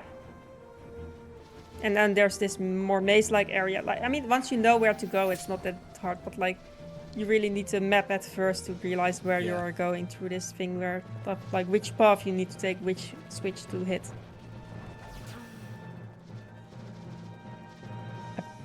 Okay, and also picking up some chests on the way. I think at least some of them are for money. He might also go for some upgrade equipment on the tank as well that you can get here. Yeah, there's ninja gear, I think? Yeah, that would make sense in equipment for the tank. But some of them are also just good for some money, because like you need a lot of extra 4,000, 5,000 as well. Yeah, so some chests just for money is good. Yeah. And meanwhile, Hub, speaking of, has not picked up a chest that normally would, I think, because there's a defender available in the snowfields in the Feywood, which, if you didn't have Karkata, would be a meaningful improvement for Barsh. But because he's got Karkata, he doesn't really care about it, and I think has just gone straight past it. Yeah, that's how good the Karkata is. It's still a better sword than what you would otherwise pick up in the run at this point. And it will be useful here as well, because I think here you can also see that you can like confuse enemies. I think this one, next one, is one that can get confused, right? Oh, whoops. Yeah. Yes, I think it can. Yeah, and I know that I'm pretty confident Tyrant can too. So,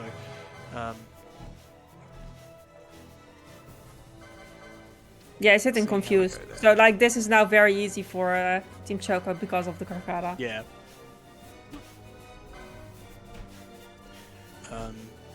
Mandy's looking like they're being a little bit uncooperative. Over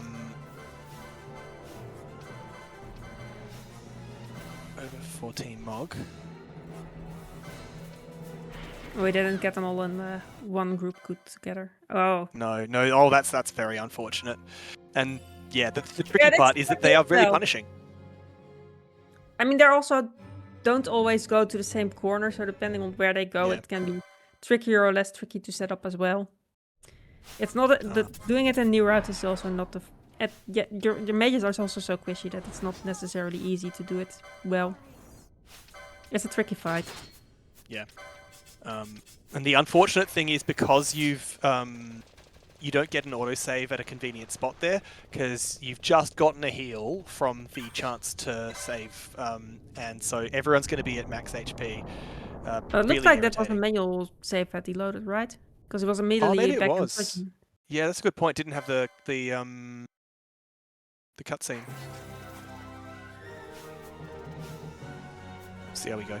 Meanwhile, it looks like Team Tonberry is almost ready for Shemhazai. This is a fascinating fight because if things go wrong, she's a nightmare. But as long as you can keep your damage output consistent, you almost like cycle lock her, going through her self buffs, and all of her attacks are single target.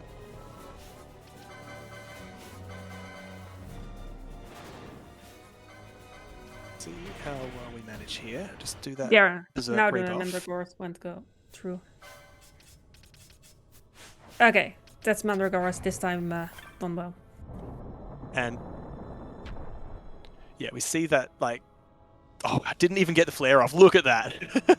Yeah, I'm very Like- used to at Shemhazai that usually you just accept that your tank will die at the end of it because Yeah. that's how strong these attacks are, and it's fine because it's like if your tank survives enough that the gunners never die, it's good enough. Yeah, but didn't even get to that. That's really, really good. And you can see we still got that bravery up there on Fran. Yeah.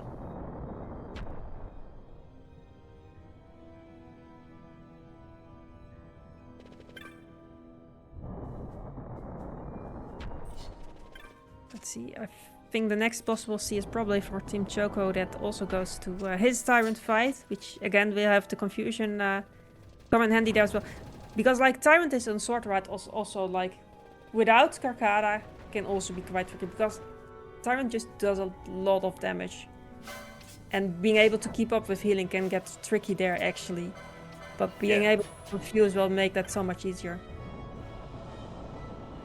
So yeah, that's it. Yeah, we do see that bubble mode both on Bush and on Ash. Just let them handle it.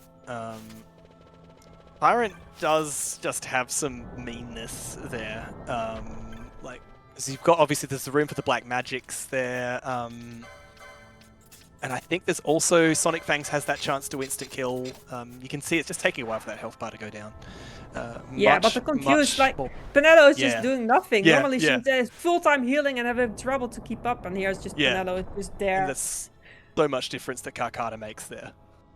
Also, I'm really curious to see Team Mox Aramon, because that's a tricky fight. Okay, so like the first round of casting where you don't have the flamestorms equipped just to not reach the threshold just yet. Now go for the full round where you want to have all the damage. Now you will see Aramon teleport away and get clones, and then it should be timed that as soon as the clone comes back, you hit in the final round on the original. It's done well. Perfect. That was a well done Aramon. It's a tricky fight, and both of the Gunroute runners did it perfectly. That's really cool to see. Really, like, really I good. love that. I love that new strat for the fight. It's so fast, but it's also difficult. Yeah, it's not free by any means. I just find it funny as well, seeing we've had both Seroskar and Hub have been leaving the map overlay up in the Great Crystal, where it's obviously, like, it's kind of useless. I mean, I think Hub, I know for sure, is someone who just likes to have the overlay minimap always, because, like, even when you have a map, it's just a more detailed map. But yeah, on the Crystal, it doesn't do anything. Seeing one last round of shopping here, meanwhile in Balfenheim. So selling a few useless accessories and buying an almighty pile of high potions. It's basically, X potions, rather. X potions and Phoenix Downs, just to have your healing for the rest of the run. I think that's pretty much what Conrad needs at this point. Unless you've gotten really unlucky with Petrify, you might want to get some more gold needles, but I think probably fine on that front. And so yeah, it's off to the Pharos. We've finally got our airship back. Sometimes remedies as well, if you know that you're short, depending on how things went with the initial remedies that you bought. That's probably fine. Now he probably wants Bosch to die again for the next adrenaline setup. Like the fact that you have to, at certain points, like if you have to teleport, you just have to touch a crystal, and you're just forced to be healed whether you want to or not, and then you have to reset that. And there we can. Fortunately, there's a giant pile of. Oh, in fact, we're not even going to bother with traps. Just Thundara does the job. That does it as well, yeah. Yep, beautiful. And the same trick as always. Phoenix down gives you right at the threshold. Any max HP equivalent on top of that gives you below it. Indeed, it looks like we've gambited Phoenix down on Varn there just to take some of the sting out of it. He's also already buffing before the autosave. Yeah. Yeah. Hydro is a dangerous fight, so it makes some sense. Yeah, Hydro's huge variance. Like, you can just get messed over instantly if you're not lucky. Yeah, you deliberately like enter without the gunners in the party yet, just to make sure that like the damages opener doesn't hit them yet. And then make sure that like you already have your focus on your tank hit before you actually bring them out.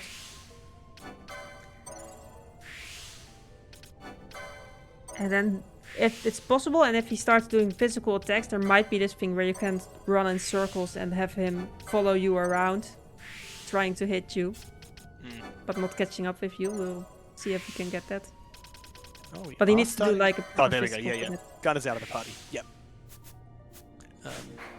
Also, Shaman for Choco at the same time, so 2 boss fights going on at once. And that's... Oh, Penelo going down, a bit unfortunate there. And that's the thing, Shemazai, when she gets to crit HP, her defense just goes into the stratosphere.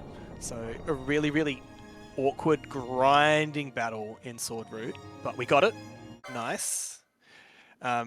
And it looks like a pretty clean Hydro over there for Team Tonberry. Pretty clean. Like, the real question is Berserker Bracers. So, Gunrout wants a Berserker Bracers, which is in the chest there, but it has only a 25% chance, I think, of spawning. So he has to get back to the area until he gets to have his second pair. And a 1 in 4 chance every time. So we'll see how quickly he got it. Didn't get it first try, didn't get it second try. Frustrating thing is you actually have to walk a non-trivial distance before it draws it. Yeah, Sword Route won't... There we go. Sword Route. That's still fairly good. Yeah. Sword Route won't need it, so Team Choco can skip having that chest.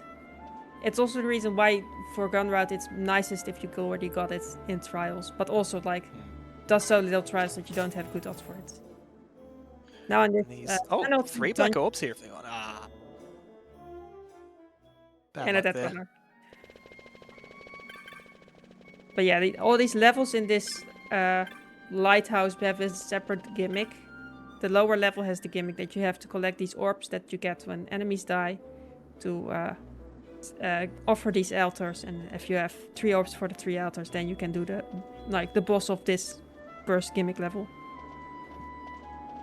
Oh, also no, getting disabled is also not the nicest. Really rude.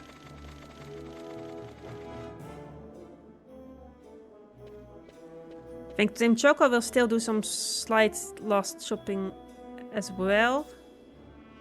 I think he also gets probably a better weapon at this point. I can't remember. I'm not sure you would. Because The maybe for Ash. Murakumo, yes. Because I know you grab a lot of weapons in the tower. I know you use the Ultimate Blade and the Muramasa. I'm not sure you bother with anything shop bought here. My notes say the Ame no Murakumo. Oh, of course, right, use. because it's good against what's his face? Our turtle friend. Yeah, right there. You mean Permanum? Yeah. Yeah, because it's a wind elemental katana. Ah, yeah.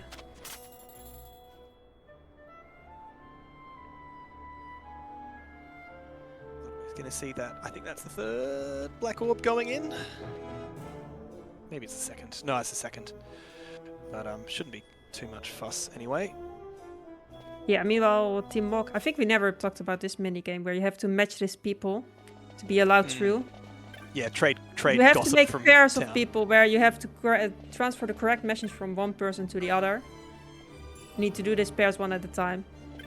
And luckily, this version only needs 3 of them. I think I don't remember the amount that the original needs, but more than 3. in the original.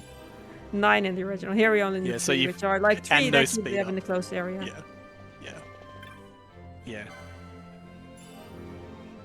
I just And like pretty go good- for 3 close by that you can see fast. Pretty good position on those ones too, because it's basically just down to luck in terms of exactly where the characters are.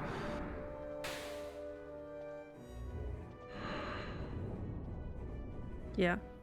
Also on Team Choco, you Right. can see you can actually are allowed to change the gambits even of your guest party members in this version as well, to make Yeah.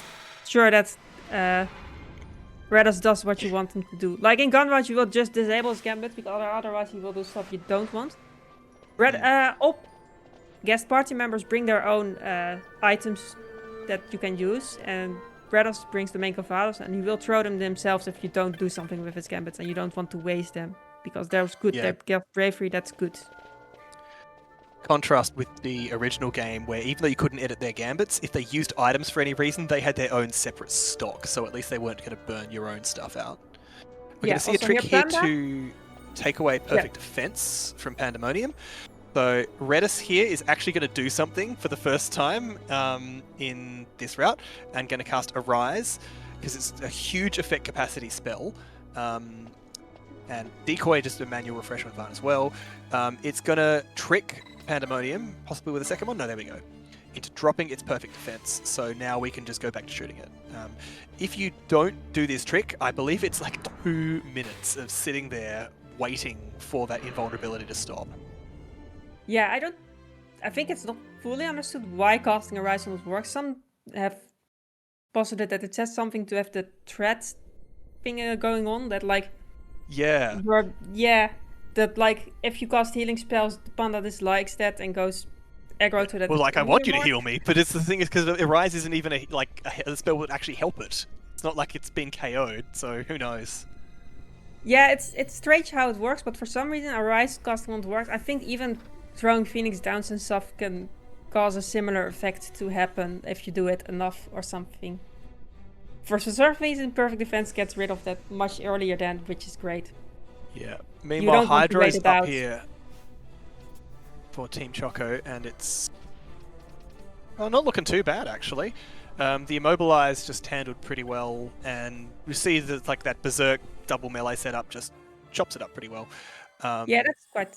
Yeah, Hydro can pretty be solid. dangerous in Sword Route as well because of the status effects it can cause. Right now it just went for Sep on a lot of characters that will be cured by Penelos Isuna. Also Team Choco now has the advantage of not needing the Berserker Braces chest and just being able to continue here. Yeah, no, it's very, very nice just getting to go straight into the dungeon. Meanwhile, we're climbing upstairs here with our gunners, and like they just shred all of these enemies here. Strictly speaking, you don't need to kill any of the Chimera Brains, but it's usually faster to just let your gunners kill them than it is to route around them, because if you flee, then they're just going to be able to take a peck at your gunners and KO them and require you to res them. We do now have to beat up all of these green Brain Pan enemies. Doom on Varn's a bit unfortunate. I'm going to have to get that resed. Because they fill these invisible bridges through the level. Team Mok has the annoying... They all got elevator troll now, but the one of Team Mok seems to be being a bit as weak. He even tried to like go with Belias to have basically an extra tank on the field as well. That's an extremely rude elevator behavior. Yes, the elevator has been rude today.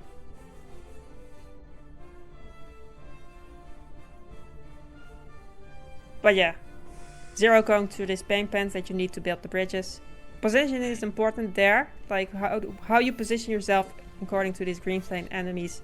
You need to make sure that the gunners don't get hit by the attacks that they do. So you want to be close to these brain pens, but typically on the other side a bit, so you don't have some distance with the gunners. Yeah, it's one of those things where it's only practice can really get you the proper spacing. You can't just suss it out from looking at it. Oh yeah, I remember when I originally learned this route, I basically had the gunners die constantly and had to constantly revive them and redo the setup. And like the more often you do it, the more you get used to where the correct positions are that you can prevent that and have a lot less Phoenix Downs needed there. Yeah, we've now going to get a despawn set up here, which is another kind of got to feel out exactly where to go. From this point on top of the green drain pans, there can be red data enemies as well. So normally you'd see 2... Oh, that sucks. You got the despawn and they still just didn't cooperate. Oh well, I'll just get the res. But yeah, so the red data enemies are like the brain pans, but they take away the bridges. So if you kill them. So you either have to flee past them, or if you can despawn them, it just saves a lot of time. Okay, Panda for Team Choco now. I think Confusion come in handy here as well with the Carcada. This is actually a fight where you do have to be careful with Confusion though, because if he's confused while going into this invulnerability, you cannot really get rid of any more. Like the usual trick doesn't work to get rid of it. So you need to, like, he actually in-equipped the Carcada there for a bit to make sure you don't get into this issue where you cannot get rid of it. He needs to do the same Arise trick as well to get rid of it. And then you can go back to a Carcada and confuse it again. But you don't want to have it confused while it goes into this perfect defense. But he did think about that. Yeah. No trouble there. Now, Dr. Sid just waiting for Roosta here. We'll see. Sid's been pretty mean too tonight, so maybe Team Mog's going to get some better luck here. Yeah. I think he deliberately doesn't have Berserk on quite yet at the start, just to make sure that they get rid of one of these toys first. Yeah. That surrounds it. Because And then later on he will apply Berserk to make sure that you get the extra damage boost. Yeah, now he goes for the Berserk as well, on top of that.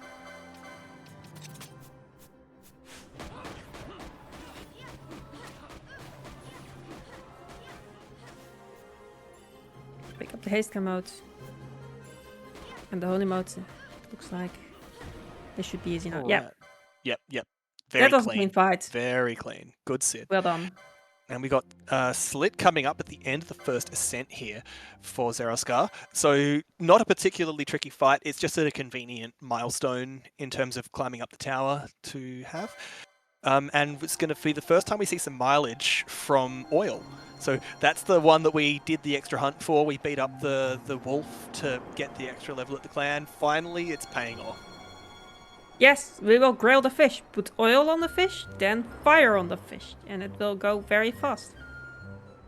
And the only thing is that sometimes it zips around a bit and you need to sort of glue your tank straight to it or it'll go far away enough decoy won't work. But it didn't even do that. Then it just kind of sat there, let itself get cooked. Very obliging. Yeah.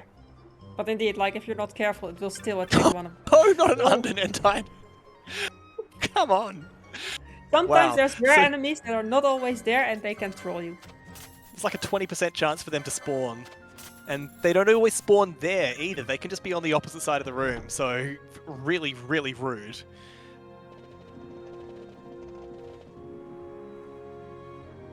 Yeah, meanwhile, Hab has a different approach to the brain pants. He actually, like, slashes them, basically. And he just needs to make sure that he has enough healing on the way. The brain pack section is long enough that this is a section where you really want to have an elixir around as well to just make sure that Penelo can refresh her MP to make sure she can continue healing through the entire section before you have your next save crystal. Like his route likes to touch save crystals because then he has enough MP for his healer. Whereas Team Mog and Team Tonberry will tend to avoid that. Zoroaster, meanwhile, getting to be extremely cheeky with the sort of the part of the game fiction. We're going through the second ascent, and you've got to do like a sacrifice in order to get past the doors here. And you've got 4 choices. So you can lose the attack command, you can lose the magic command, you can lose items, or you can lose your map. But wait, there's a map in the middle of his screen. What's up with that? You always have the overlay minimap. It's always there for you. So yeah, fun thing where the remaster added the overlay and they didn't bother trying to integrate it into the game systems for the original minimap. So basically the Altar of Knowledge is completely free. You give up nothing by picking it. Yeah. I mean, it's just the fastest way through this maze-like area, so that's why you pick it. But the overlay minimap means that it's less of a trouble to learn. The poor PS2 runners actually have to memorize their route here and not get lost. to be fair, they're not running at 4 times speed, so navigation's probably not like quite as hairy. Yes.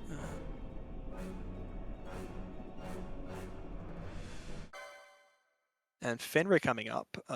So once again, like not a super dangerous fight if you route it right, but it's really important to get everything correct in terms of the sequencing.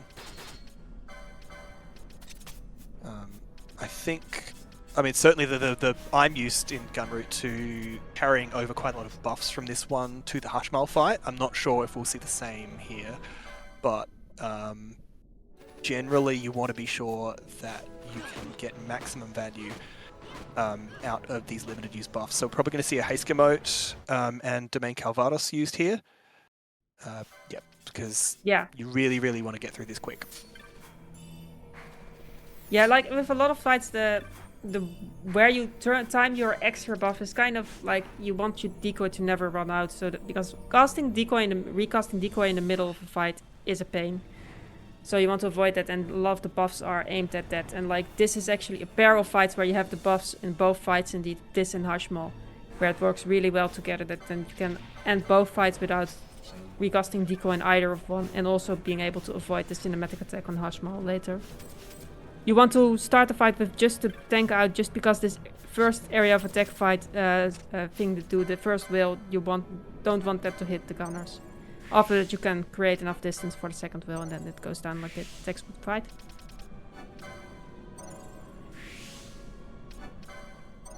So that's basically the second ascent done.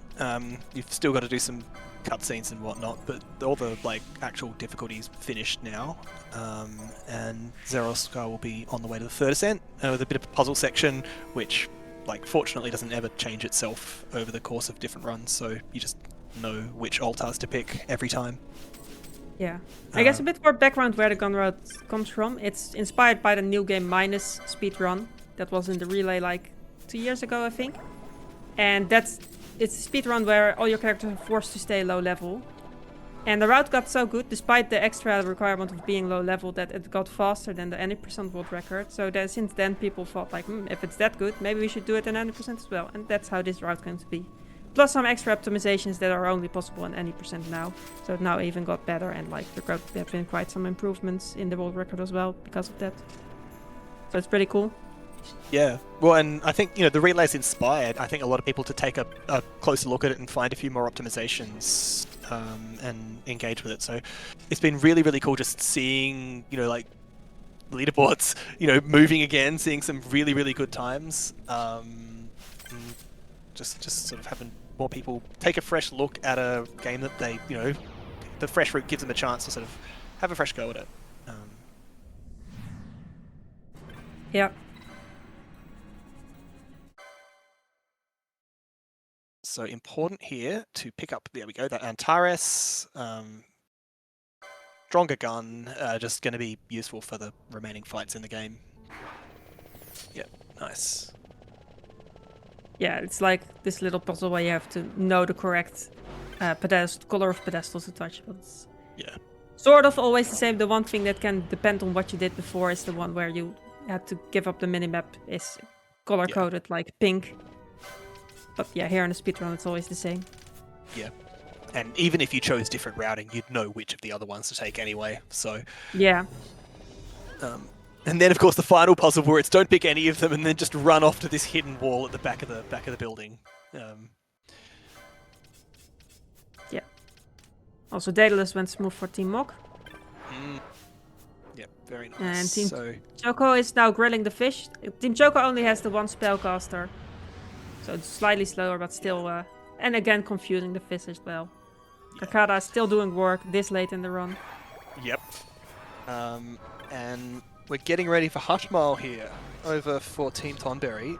And this is another of those fights where if it goes well, it just doesn't even look like it's a fight. So, see how we go. We've got this little unskippable cutscene leading into it, and then hopefully we're just going to see a lot of bang, bang, bang, bang, bang. Yeah, here the thing with the effects capacity matters a lot, because when you throw a Phoenix down, the next cinematic attack cannot take action yet, but the gunners can still continue on shooting. So you deliberately throw a Phoenix down, it doesn't matter that everyone is alive, you can still throw a Phoenix down, And that just means that, like, at the correct timing, that means that you delay the next cinematic attack, and that will allow you to finish before you see the Krakaja from Ashmal. So, like, after Battle Cry is when you should see the Phoenix down, so right now, and then it tries to do Krakaja, it couldn't do it. It's already dead before the queue is empty for it. But of course, the nice thing there is you want to res Redis anyway here, because he's useful for the Sid fight. So it's kind of, you know, two birds with one stone. Looks like the despawning's going pretty smoothly for Roosta. Yeah. I love the Sid fight. It's a fight where all the strategies will come together. We will use gunners, we will use magic, we'll use everything. It's great. We'll even use Redis. We'll even use Redis to throw Dispel modes. Yep. Which is still useful. He can throw items. He has uses. They're just as good coming from him as from anybody else. Yeah. Right, like, there's a couple of phases to them. It starts with the Gabranth 1. The one thing to be careful there is that you want to actually remove Bosch from the party soon enough, because there will be this halfway cutscene. And Gabranth is Bosch's twin brother. So, like, if Gabranth has his monologue, then Bosch will want to respond to that. We don't have time for him to respond, so we just have him out of the party so he doesn't do that. And after that, it's the trick with the Phoenix down again to make sure that the next cinematic attack doesn't go off before we can finish Gabranth off. Like, it will be repeating better on the last few bosses to use Phoenix downs in that way. Now it just should be bang, bang, and sucks to be you, Gabranth. Yeah, that was Gabranth. Then the first fate of Sid goes pretty similar, again with the Phoenix down to delay the next cinematic attack.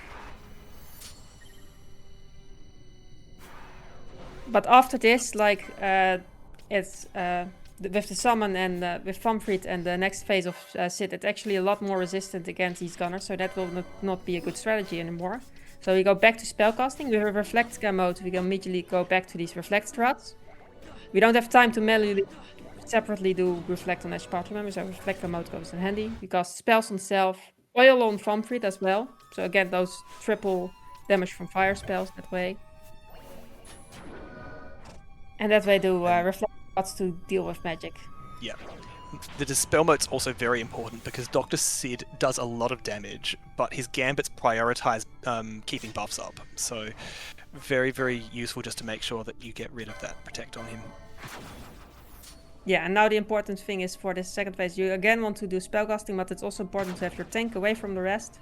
This cinematic attack we cannot skip, but it will be directed at our tank because our tank still has decoy. We did manually cast decoy there.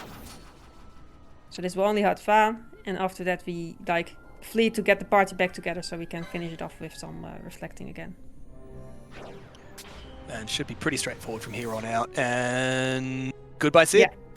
Well done. Beautiful. This is actually, I feel like for learning the run, this is actually perhaps the trickiest fight. Like, it's very precise. You need to do all the steps correctly. If you make a mistake, it's incredibly difficult to recover from it. As soon as you do all the steps correctly, it's very well. Yeah. So it's very important that you just don't make a minor mistake. And other than that, it's very consistent. So as long as it's all the same, it should always go the same. But you get punished for mistakes so much. But he did it perfectly. Yeah, no, absolutely flawless. So after this little talky bit here, they're effectively going to be like the final sort of dungeon. There's not actually much dungeon to Bahamut. It's basically just 2 rooms, and then there's the boss rush. So very, very close to the end here for Zeroskar. And we're not too far away from Shemhazai for Team Mog as well. Should just be one more gate to open and then back down in Giravegan.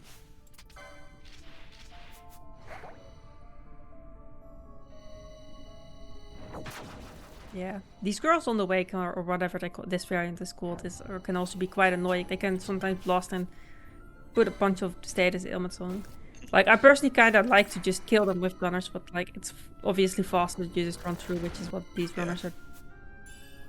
These are good enough that they think they can just go for the flea, but it's not without risk. Like, these enemies are dangerous, so yeah, sometimes some characters go down. That is kind of how these enemies are. And that's why you buy Phoenix down, of course. Yes.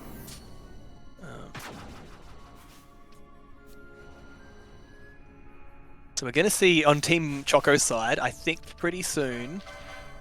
We finally upgrade the sword with the Arcana. Yeah, we're going to see the finally getting ultimate out blade of grab off. soon. Going to flirt with death and run into the giant, terrifying wyvern. Any second now. Oh wait, it's the next one. Yeah. Yeah. Um, Like, Arcana yeah. was very good, but we finally got Yeah. so far in late game that there's a better gun available. Yep, finally, Ultimate Blade, living up to its name. So... We're going to have one last go where Zerosky's just going to try and get his gunners killed, because rezzing them, doing it manually is slow. And Shemazai about to start for Team Mog. So I'm keen to see how this one goes. Very, very clean for Team Tonberry.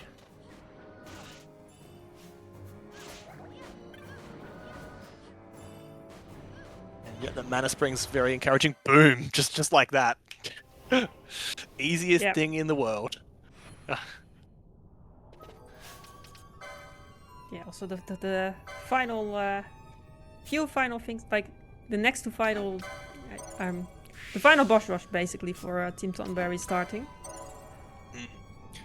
So there's bit of pre-buffing getting ready for Gabranth 2. Got a cool little trick coming up here. You can tell people how it works, but we've been keeping a reflect emote for a reason. Yes, indeed. So after the halfway cutscene of this boss fight, like some of these boss fights will have to have some moments to talk. After that, boss he wants to cast Renew on himself that heals him back up. We don't like bosses healing himself back up, so we'll do a reflect emote on the boss, so the Renew will bounce towards us. And then we do have to make sure that the tank runs forward as well, to make sure that only our tank gets healed by that. But that way we prevent the healing up, and then afterwards we will do another Phoenix down to delay the next cinematic attack as well, and then Very nice. finish it before the Innocence. Well done. Yeah. And then it's setting up for the actual final bosses, and that will be like 3 bosses in a row. Yeah. Classic. It wouldn't be a Final Fantasy game if it wasn't, at least, a modern-ish Final Fantasy game if it weren't multi-phases. So, Vayne gets increasingly roided out and angry. Just using this lift to do a bit of rebuffing. But the gunners will be doing basically all of the killing from this point on. I saw also that he's doing decoy buff here as well, so apparently he has a safeguard tank. I think this is some newer stuff that I'm not fully familiar with, but that's pretty cool to have like I think I know. tank. Yeah, I think I know what's going to happen here if they pull it off. I believe it's for Novus, so Vayne phase 1 usually pretty easy, but I think we're going to see a way to get past the cutscene attack. That previously, sort of lower optimization, it's basically unskippable. So Vayne goes down, that's fine. So naturally he's got a second phase where he gets extremely buff and hates you. Yeah, he also has Vayne reflect Novus, on everyone, so these spells will not hurt them. So that's also very good. After this sort of, you can't do anything to stop this, this little dialogue thing. I think we're going to try and self-KO with a Holy Mote to stall out the cutscene attack, and then there's not going to be a target for it when it fires off. So there won't be the animation. Yeah, I think I've heard of that, yeah. So we put the gunners on the bench because we don't want them getting bopped. And the Holy Mote basically just, I'm going to KO myself, and now you just don't get to use Inviolable Will because there's no target for it. I need to haven't make sure used Tree of that Sephiroth yet, doesn't but go, that's no! Oh no! Oh. Yeah, the problem with Tree of So- Sephiroth is that it's slightly inconsistent when it goes off, so you want to delay it with a cinematic attack, but if you don't... Yeah, apparently it didn't Yeah, work. no, that's here. really awful. I'm not sure if there's a recovery for this or if we've just got to do the rush again, but what should have been able to you happen just there was a Phoenix down. I would Yeah. think you can revive the gunners and still recover. Yeah. Well, especially because you've got an autosave after this as well, so, I guess we'll see. Oh, it only got one of them. hits... Oh, Yeah. awesome. Yeah, this should I be thought it hit the whole recoverable. field. Yeah, this would be fine. It means We that can just Fran doesn't have her buff, so it's not Might be- perfect. But like with Undying, you have an autosave here. Should be fine for Yeah. Undying. Even without should be buffs, you fine. can do Undying, so Yeah. you should still be good. So Which, this if fight, Undying goes well, it can be a very short fight. yeah, and it'll be time basically once Undying goes down. There's no health bar, but the crit HP usually is a pretty good indicator. Looks like we get good luck on Mega Flare. Yeah, very nice. So this should be pretty cruisy. Yeah, this should be a couple of seconds now. Yep, and stop Ascension with the Phoenix down. Oh no! Too late. Too late. Yeah. Also, that Mega Flare, it's because of Reflect that he does Mega Flare rather than other Oh, things it's for some of reason. course it's still a spell. I didn't know that. Might be able to clutch it out with a caster, or we'll see. Maybe we just go for the gunners. Yeah, well, this is going to be tricky. At least there's an 'Cause I autosave. should get The a worst yeah. that can They'll set up happen is not yeah autosave, but yeah. there you There go. we go. Time for Lovely. Team Tonberry. Well done, Team Tonberry. See you later, Vayne. Yes. I think that was still quite a good run. That was like around Yeah. 340 if I saw the timer. That's pretty fast run still. But Yeah, yeah, no, good luck that's to extremely good. 10-2 runner. Yeah.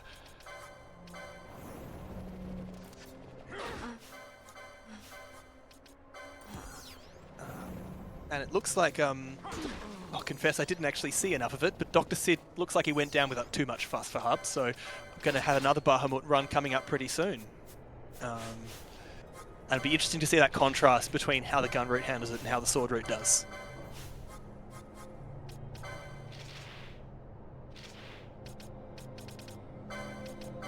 Yeah. It looks like Team Choco got past Sid 2 as well. Yeah, without too many fuss. And Team Mog's getting ready for Hydro. Has been well behaved for the other two teams. Yeah. Hydro can be mean if he wants to be.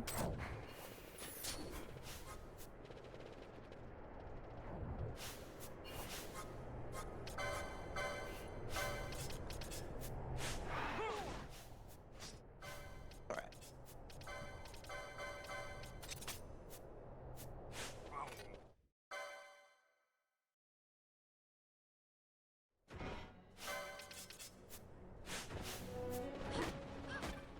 Yeah, so far so good. Yeah, now he's doing the circle thing, so that looks good. So like the Hydro is just chasing Van right now. Yep. No, easy as. Really, really well done. No Yes. Berserker braces, so we'll just have to see what they get in terms of going back and forth.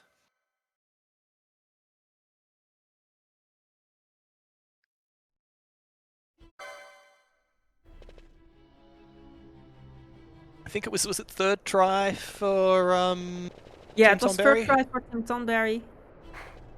That's 2 tries now. Below See what average team still, but yeah. Oh, not third.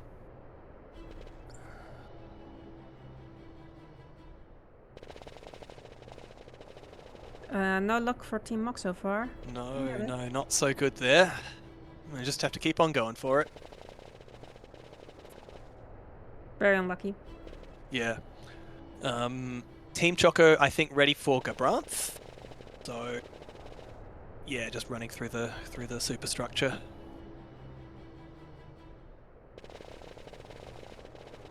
Still not. Team Mog is getting trolled.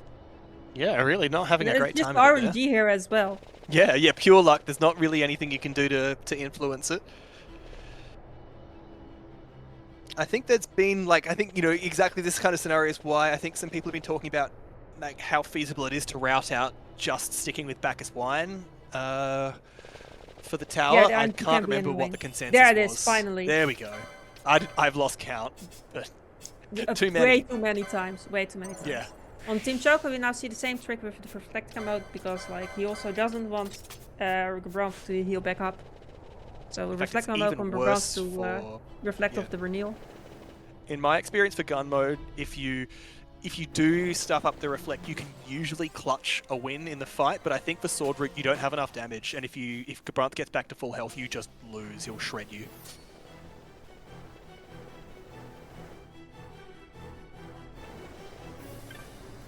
Yeah. This time Bosch with Yeah. the ultimate blade he got at the end of the final dungeon there. So it should be pretty straightforward to polish him off there. Just a bit of extra damage from Penelo there. And yeah, you can see just how hard it is to get rid of Gabranth with all of his like critical HP defense buffs compared to guns, which get to ignore a lot of that. Yeah.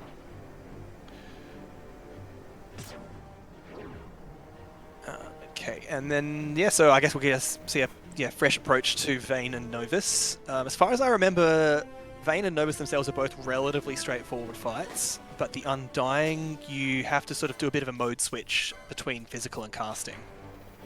Yeah, you do want to buff up like this. This is also where you want to start using bubble modes on these final bosses to have the health to actually deal with these stronger bosses at the end here. So somewhere, like probably not the first one yet, but the Vayne novels will probably see some buffing with the bubble modes. And also the other items, things like Daemon Covados, all the buffs you can get.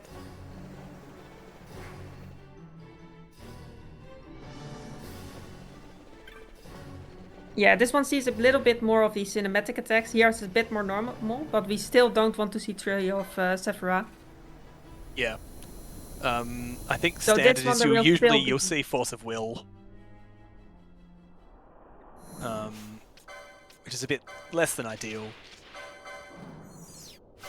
But the good news is that, like, yeah, apart from Tree of Sephira, they're all pretty survivable for the sword route. You've got enough padding that you can just heal it back off usually.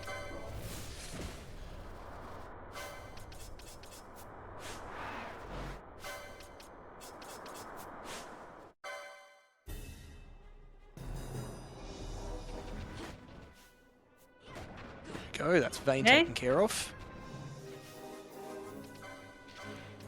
And Vayne Novus. I guess here we'll see Yep. the buffing. There we go, bubble moat. Because yeah, Barsha's got his bubble belt. He doesn't need the moats, but very good for the supporters to have that double health. The other tricky part you have, you can see Ash sort of running off there after the sword, is that unlike the gunners who still have the uncontrollable targeting, she doesn't have the ranged attack, so it's a little bit more time wasted running off after all of these things.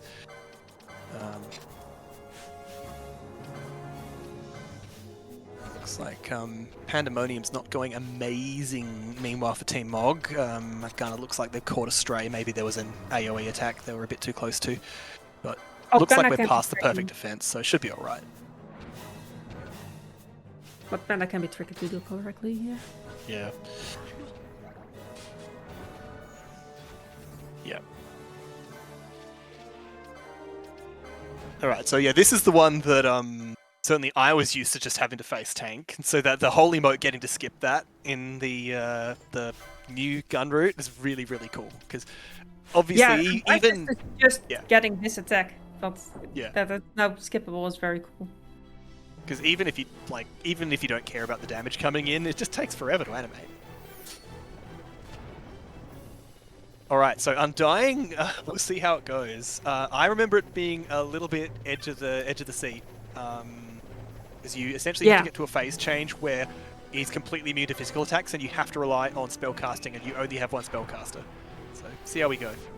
Yeah, your damage output is less than in gun route, so you need to be before this phase where it starts to become invulnerable to stuff. It first becomes invulnerable to physical stuff, so then you can still clutch it out with magic. After that, it becomes invulnerable for magic as well, and at that point, you're probably loading an autosave. Yeah. So, I think I remember the notes just saying pray for that part. Should be pretty soon. Once Ascension fires off, there's a very short period where it's still got physical vulnerability, and then it's basically just going to be Ash has to carry, and everyone else just sort of cheers her on. But yeah, you can see it flicker that it's in critical health. Oh, Done. and it didn't even That's need Team it. Choco. Go Team Choco for the Well next done, team Team as well. Choco. That was a really clean Undying. No, I didn't even need to pull the staff out. I think that was a pretty good run as well. Yeah. And Well- what was the final time back? It felt like it was like pretty It was fast there. 50 something, I think. Oh, that's fairly like yeah. Like yeah, this I has think been it was pretty a zippy will. all round. We'll have to catch it from from the VOD, I guess. It moves over very quickly. With that, we should welcome our Final Fantasy X-2 commentators and runners, being very patient with our extremely lopsided set of finish times. It's fine. It happens.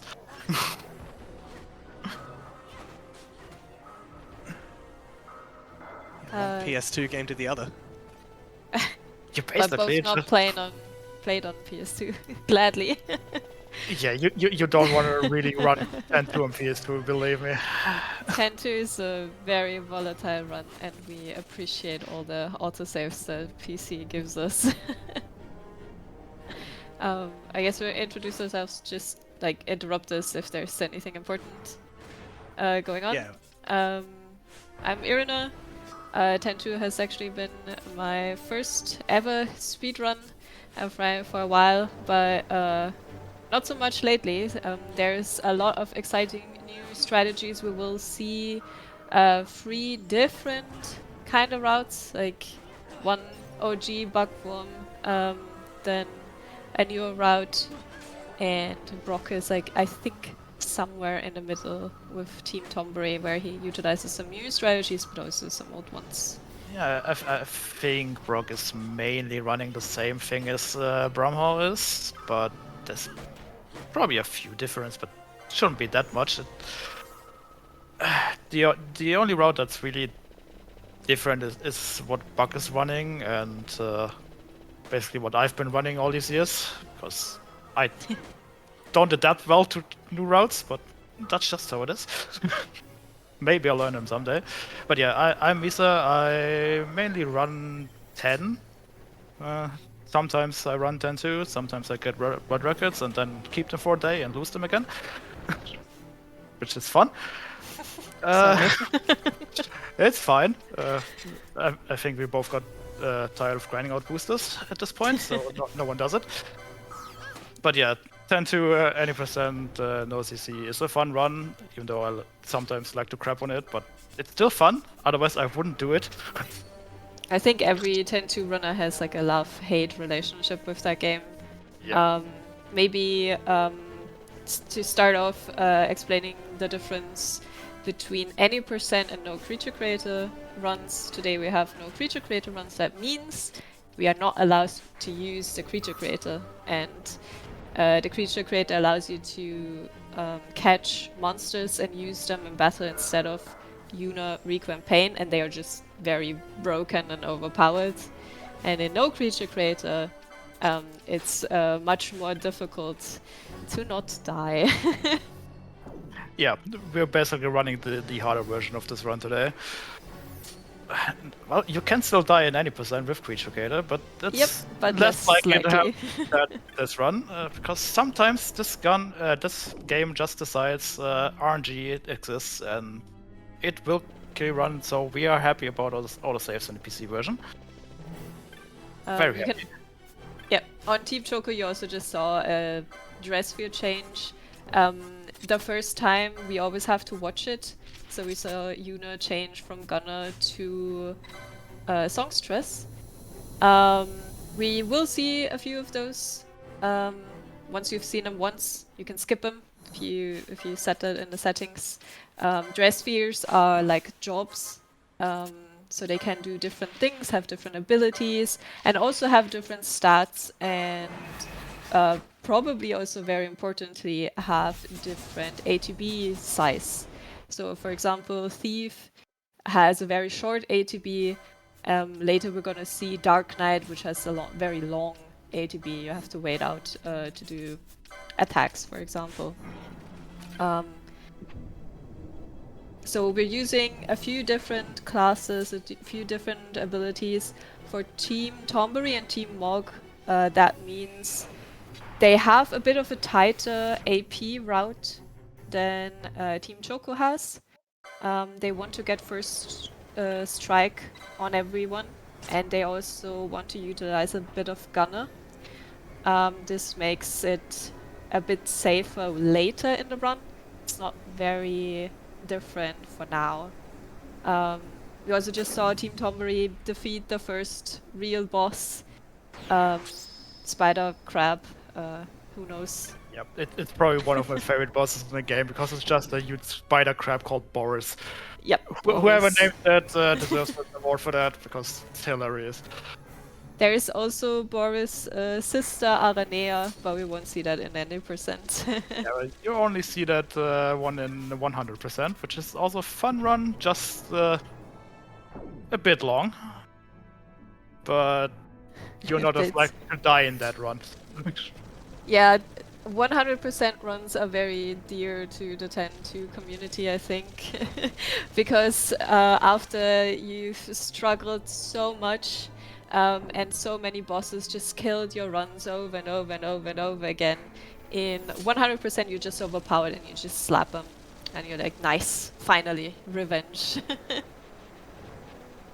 Yeah, and basically the only difference in the early game route so far is that Bakvorm is using Pain as warrior, while Brocc was using her as thief. Yeah. Because we wanted the Sentinel ability for warrior in that route that Bakvorm is running, and I think we don't use that one at all in the other routes. Yeah, the other ones won't get Sentinel. Sentinel is a warrior ability that reduces every physical hit to 1 damage.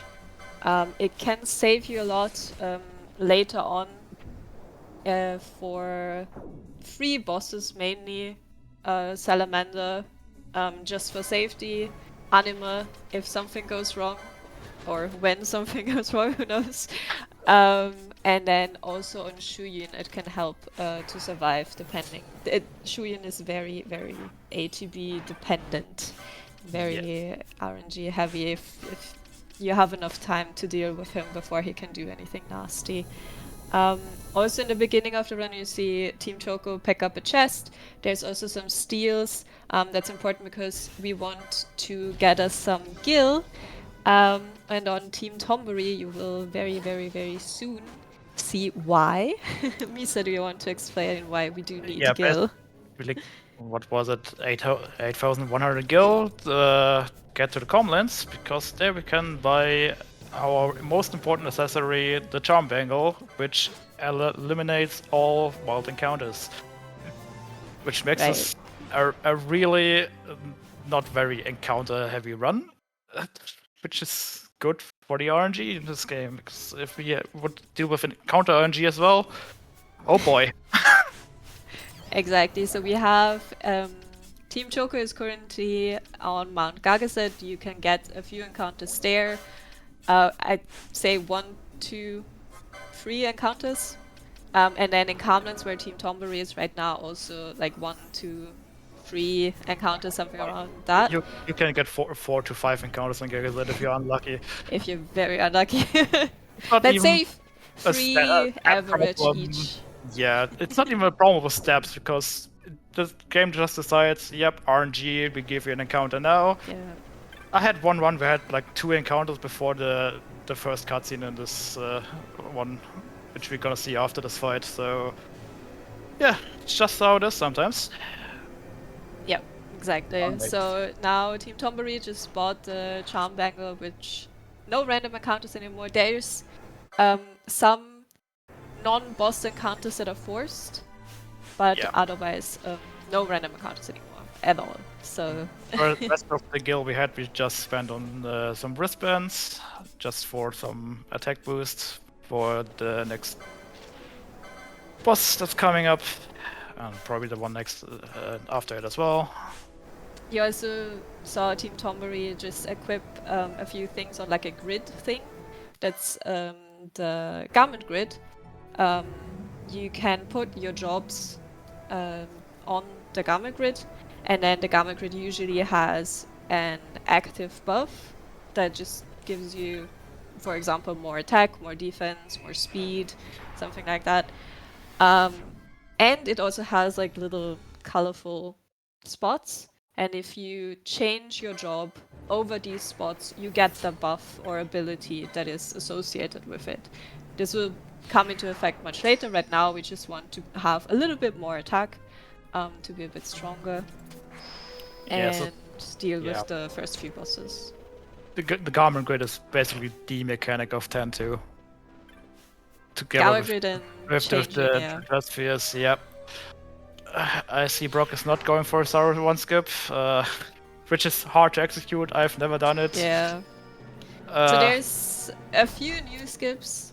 Isaru skip, the Isaru 1 skip is actually around for a very long time, like even Yep. before my time. But usually, when I was running, everyone was like, ugh, it's so inconsistent, just don't do it. Or like you try like once, and if you don't get it, whatever. I think nowadays runners try a bit more, and I think it got a bit more consistent to get it.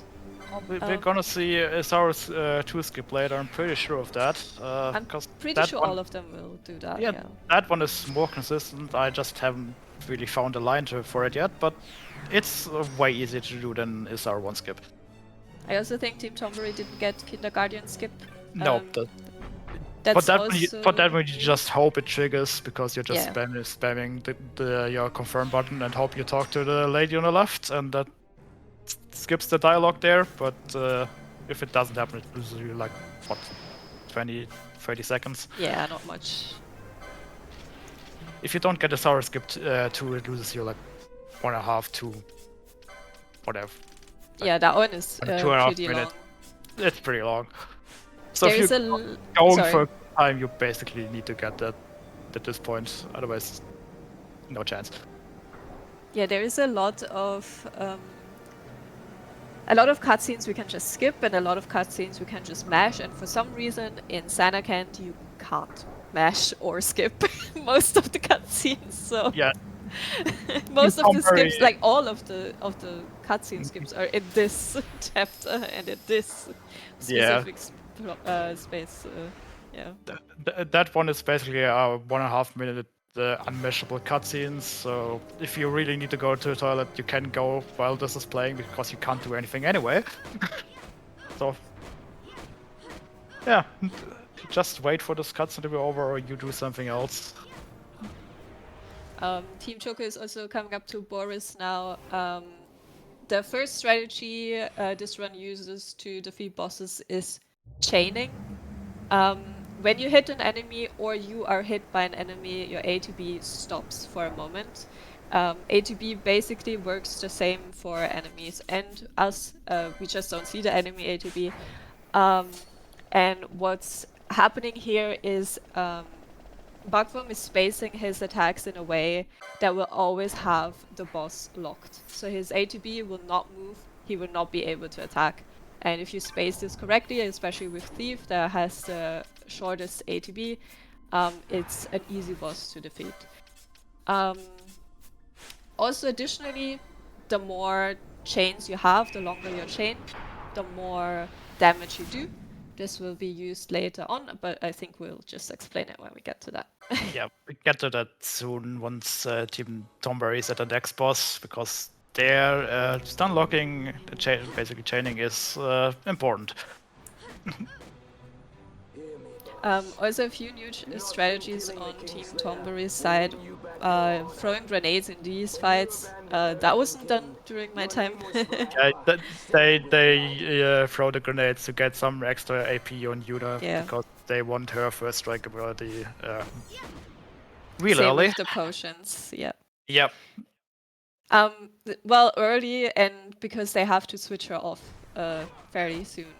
So, again, Team Choco is running an older route. Sentinel should already be gotten by Pain, and she will be switched to Thief as well, just to be a bit faster. And also, Thief has 2 attacks when you do a normal attack instead of 1, so the chain is higher like that. So you do more damage.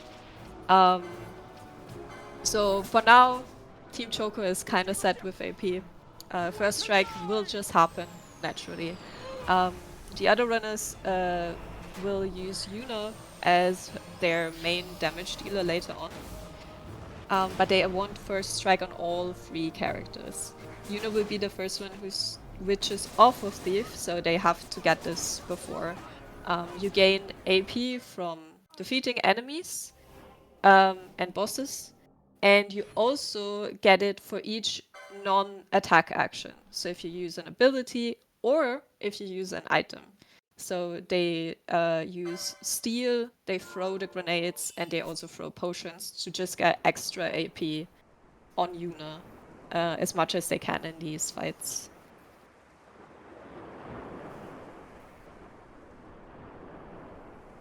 Yeah, looks like he got all the steals off they wanted and thrown his grenades, so Team Tonberry should be on track with AP.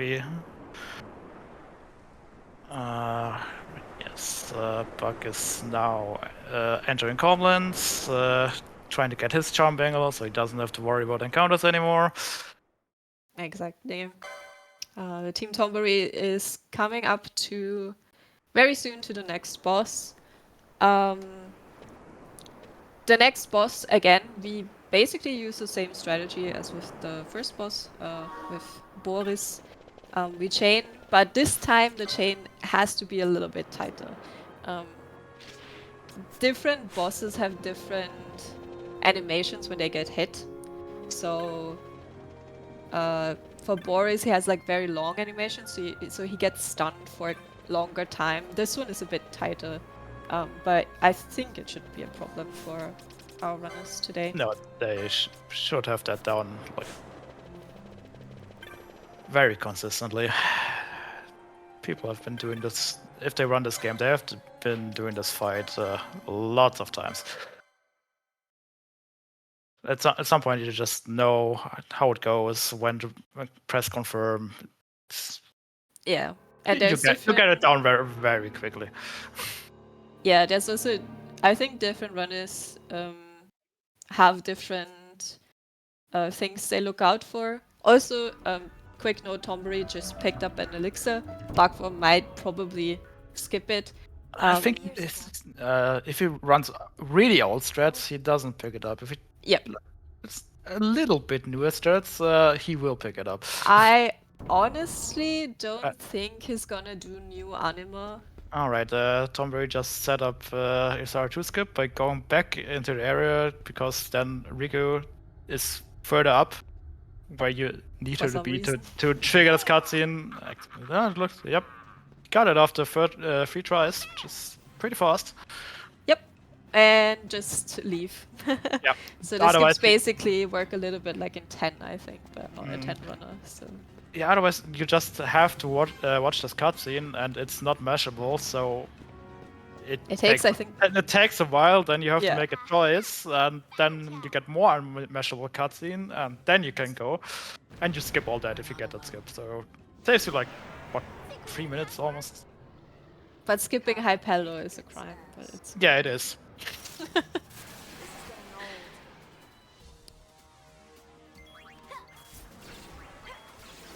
Oh yeah.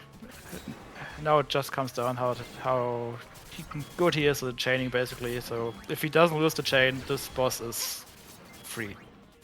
We also see some crits. You see that when there's like a little flash and it does it does double damage actually. It does double damage, yeah. And the more crits you get, the better because the fight's just over quicker, naturally. Yeah, you saw over 100 damage there. That's from a crit, and then usually it's like 50 or something. Well, good crits actually.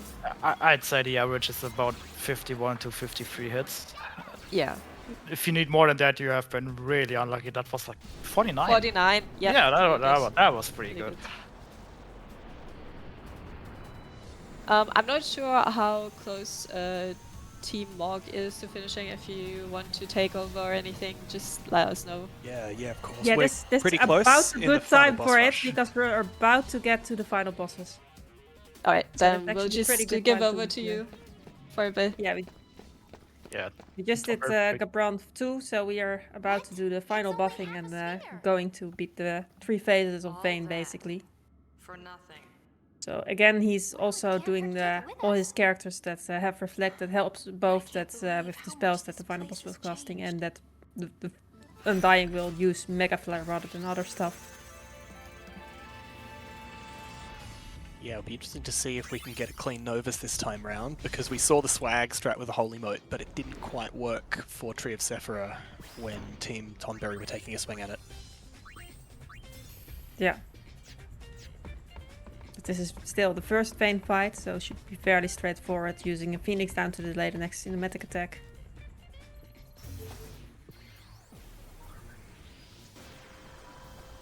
Yep. There. Nice. And we're now at Vayne Novice. This must be how. This is There, the first time the reflect helps to also not get the Yeah, spells.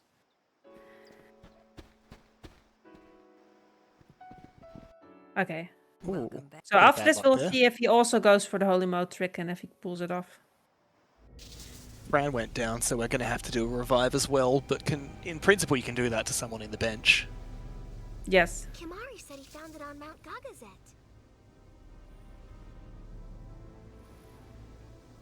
It does look like him, though something seems a little off. He does have the second character of decoy, so it does look like he has the setup to try to do it, but...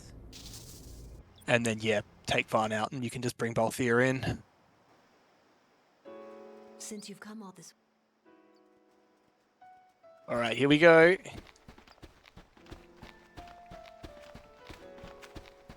No, he goes for a different thing. I guess maybe he just figured out that because of the death, he didn't want to do risky.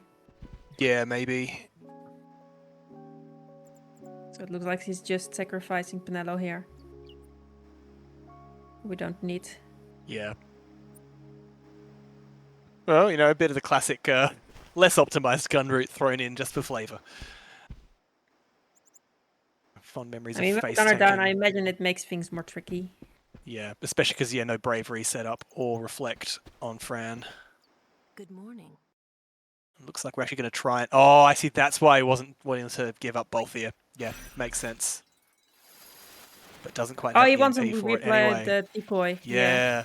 So I guess you could walk or you could... oh, no, taking the reset. Ooh. Yeah, I mean, tricky having to deal with that in the moment there. And very unlucky having that gunner go down before. I'm not actually sure what caused it, but it's pretty rare, especially when you've got that reflect set up, so you're not even getting taken out by stray spells. Yeah, and you should have a tank with decoy. I don't know what went wrong exactly there. The decoy ran out, and one of the Sapiras hit his friend.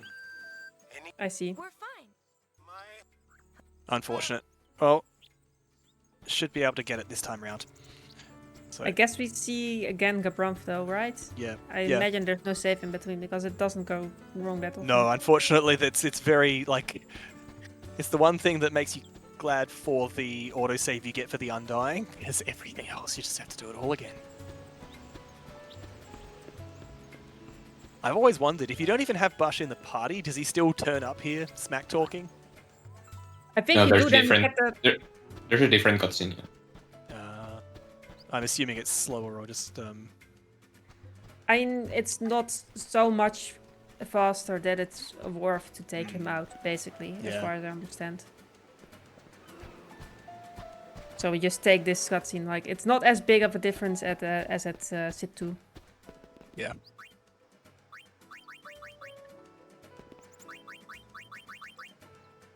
Okay, set up for this.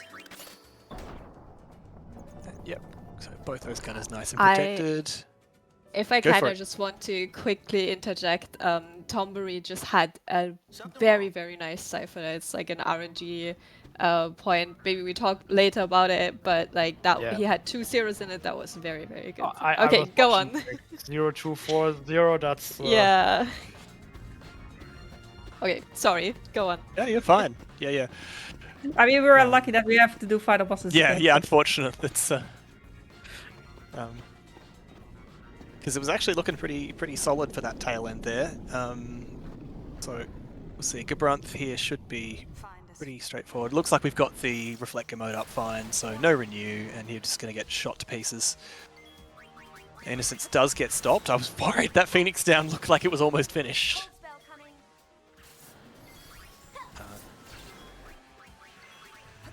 And I wonder if maybe you just forgot a manual decoy or something on the previous go-round. Yeah, refresh that decoy and Varn. Should be enough. We have another go Alright, at it. so, yep. Vayne 1, yeah, should be pretty straightforward.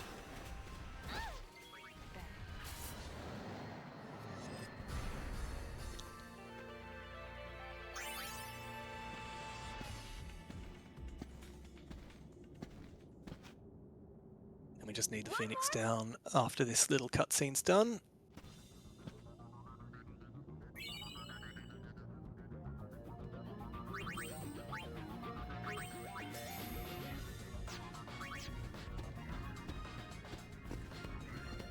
Beautiful. All right.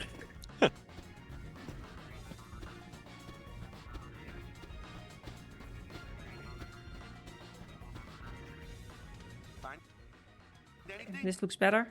Yeah, much better. Two gunners alive and can just bench them and sacrifice Balthier since the reflect should still be up. That's But just how else? Sure wish I had.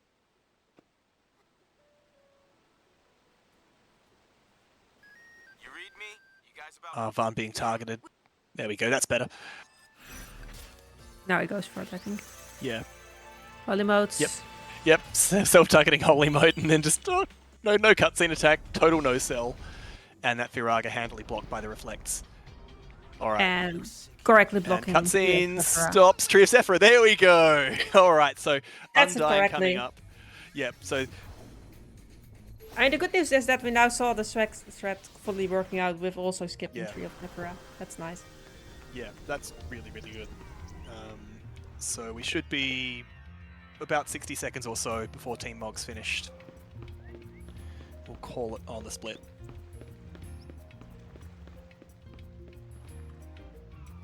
Okay, Mega Flare missed the gunners, that's good. No sword. And just stop Ascension. It's also flickering already, so it should be Yep. very close. And Team turn. boom, that's Go on, time! Team Mog. Go Team Mog. Well done, Roosta. GG to all the runners. Yeah, that's been Final Fantasy XII. GG. Yeah. Thank you very much for having us, and good luck to everyone for the next segment. Yes, thanks for the organizers for organizing this great event, and thanks for having me as a commentator. And I think all the runs were quite solid times as well, so that's nice. Oh, they were excellent. Yeah, no, like very much what people were intending. I'm sure we can debrief later. Yeah.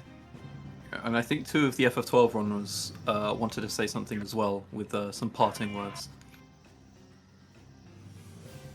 Yeah, been a lot of fun, honestly. Good relay, good run, very close race at parts. I was a little bit discouraged by starting second already, but I pulled my best for Team Choco. I hope Team Choco goes far, will catch that lead back up. It was a PB, right? It was a PB by nearly 2 minutes, 158. It was a very, very good run. Yeah, good job. It wasn't even a good PB though, honestly. Yeah, just do it again. That's the idea. Thanks for having us, and congrats on PB Have. Thanks. Fantastic. Congrats, everybody. All right, 10-2 can now take over. Good luck, everybody. What can I do for you? Yeah, we kind of missed the Never mind, RNG. 12 still have priority. I refuse. Kind of missed the Chris, RNG get out of in here. the first fight. Goodbye. Fine. I didn't see a fake Earinor turn around once, which is entirely RNG in this first fight. If she turns around, you get 3 back attacks, which deal more damage. Yeah, maybe we could talk a little bit about position, or actually maybe talk about Team Tonberry's next fight. Yeah, the next fight can be really mean, so let's talk about that instead. So this boss is also gonna be chained, like we mentioned before, but this one is mean. He's just resetting his game. This is one of his points where he resets his game because the PC port is not perfect. It likes to crash sometimes, and by resetting here, he just avoids the crash, which is a little bit faster than the game just crashing. You can have runs that don't crash at all, but there's also been runs where my game crashed like 5 times, so Yay, Square Enix PC ports, but that's a different. Yeah, so the Golem. This looks actually like Yeah, this looks like a really good fight. He got it basically. So Golem has different attacks. There is a normal attack which we want to see, and then there is skills he can use. If he is trying to do a normal attack, his ATB is technically already full, but he doesn't get the animation off if you chain him correctly. So what's happening here, we don't even have the chain to keep building. It just has to be fast enough. Very good, very good, very good. That was a really clean fight. Yeah, that was never better fight than that one. So it's a lot of RNG whether or not he gives you the good pattern and the correct attack. If he does anything else, he does a lot of damage. He needs like 2 attacks to kill someone, but they can be really quickly there, and once someone is dead, it's very hard to recover because you're kind of stuck in a cycle of throwing a phoenix down, him killing you again, because at that point it's just a one-shot. And yeah, but that was very, very, very good. Yeah, Brocc was not having the greatest cipher there. So how many tries was that? Because he does from 0, then he does 1, and then 9 and 8. It was on 3. So oh, okay. I thought it was 1. 1, 5. Yeah, that was almost the max amount of inputs he could have done there. He was missing like 7, 6, and 5. It's just that's very RNG heavy. If you're lucky, it's just 0, and you have to do nothing else. Yeah. So what Team Choco just did was you have to open this door, and you need a code of 4 digits. And you pick up 2 along the way, then go out of your way for the 3rd one, but the 4th one is so far away, it's like on the other side of the beach, and we don't want to go there, so we just take the 3 and then just guess the last one. So we just try every combination and hope it's fine. As we said when we interjected a little bit, Team Tonberry had a 0, so immediately the door opened. That is very, very good. And he also had low numbers to put into the thing, which is also preferable, that you have like 0s, 1s, 9s, like everything close to 0 where you just have little inputs. If it's a 5, that's the worst you can get, basically. Yeah, I think we're gonna talk about what Tonberry just doing there once another run gets there, just because it's another mechanic that we use like twice in this run to basically skip some FMVs that are otherwise not skippable. But yeah, we'll explain that once we get there again. Otherwise, too much at once. Yeah, the boss Team Choco just defeated as well is actually, Besaid is actually an easier area than Seitengrat. We have to go both, but we can decide which we want to do first. But the problem is that the boss is just not stunnable. So we want to be a bit stronger because he will attack us. So that's why we go to Seitengrat first, where we can use the chaining and we're probably fine. Yeah. Also, Team Tonberry doing the worst minigame in existence. Yep. Very good! Pushing the musicians into the elevator. Yeah, sometimes they just don't behave like you want them to, and yeah, luckily you can reset a minigame if something goes wrong, because sometimes you can't push the 3rd one in if you did the bit before wrong, and then you just have to reset the minigame and do it again. Yeah, it loses your time, but yeah.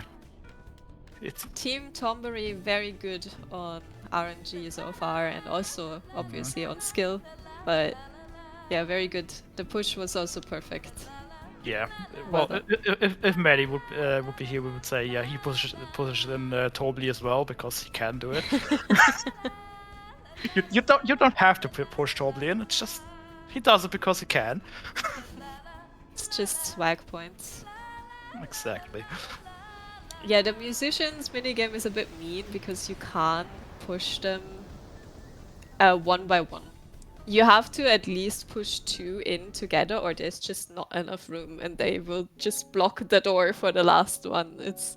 It's weird. They also like to split. There's like different strategies. Some run very slowly against the wall. That's what I do. Or they stop for a second, then run again, so 2 of them don't split apart. But yeah, 10-2 kind of has a lot of points, reset points in the run. Yeah, 10-2 is a very RNG heavy game at some points. We're gonna see more of that in Chapter 5 once we get there. That's the worst form when it comes to RNG, but we're still a bit off of that. Team Tonberry just finished Chapter 1, and Team Choco is about to get to the final boss of Chapter 1. Yeah, we will see how Bakvorm does with Golem.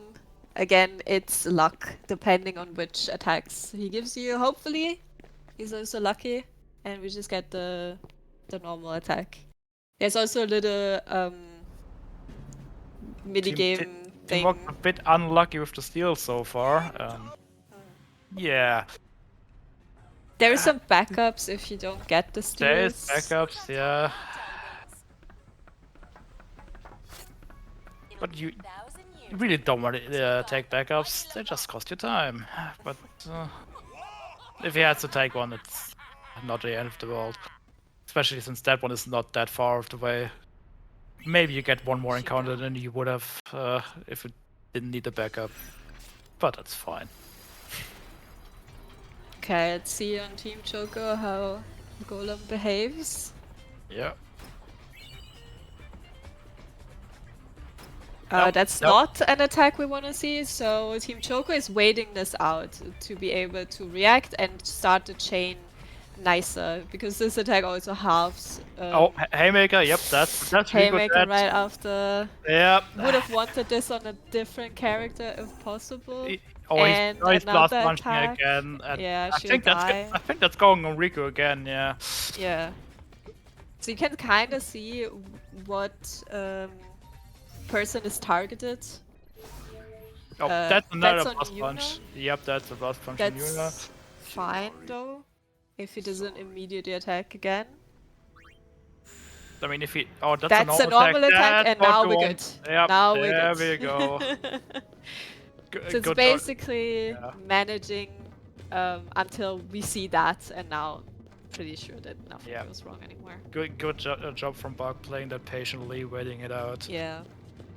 Yeah, patience is a lot of... it's like a big thing, kind of, in this game. Sometimes you kind of want to just, but hey, my ATB is full, let me attack. Doing damage is better than not doing damage, right? No. Sometimes you just gotta wait. Sometimes you gotta wait to get your chain going in a nice way, or sometimes you gotta wait for different chain purposes. So, yeah. That's, for me at least, that was like a hard thing to learn when I learned this run. Like, no, hold off. Don't use your ATB just because it's up. You have to wait. Because if you don't wait, then your ATB is just messed up, and it's gonna be worse later than in the early game. But yeah, sometimes just waiting is what you need to do. Yeah, meanwhile, Team Tonberry is on the first mission to steal uniforms, because LeBlanc got on our airship and stole a sphere we got, and we want that back. So now we're gonna steal some uniforms to get into basically the house.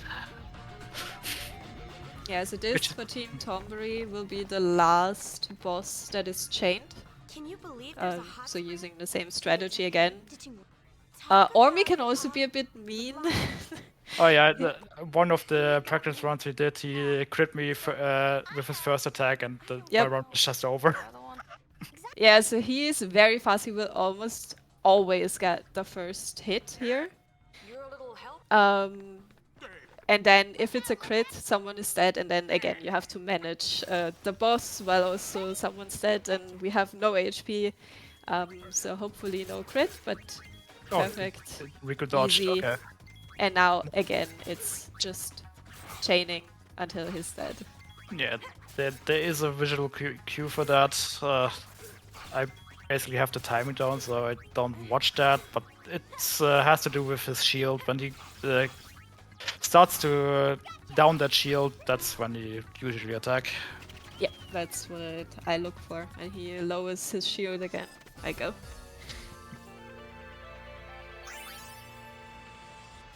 Right, that was a good fight. Didn't even take any damage. Team Choco is actually watching an FMV right now that is skippable. You will see in a second the skip button in the corner. It was very, very, very shortly. He just pressed, like you press start and then square or X to skip. So you press start at the very last second. And now the skip prompt carries over to the next FMV where you can use it, which is a weird thing. And since the next FMV is longer, we definitely want to skip that one instead of other ones. So we set it up here. Do this later in chapter 4 again. Yep. Which is sad for some because they don't see the concert, but just have to deal with it. Want to be fast here, not watch concerts.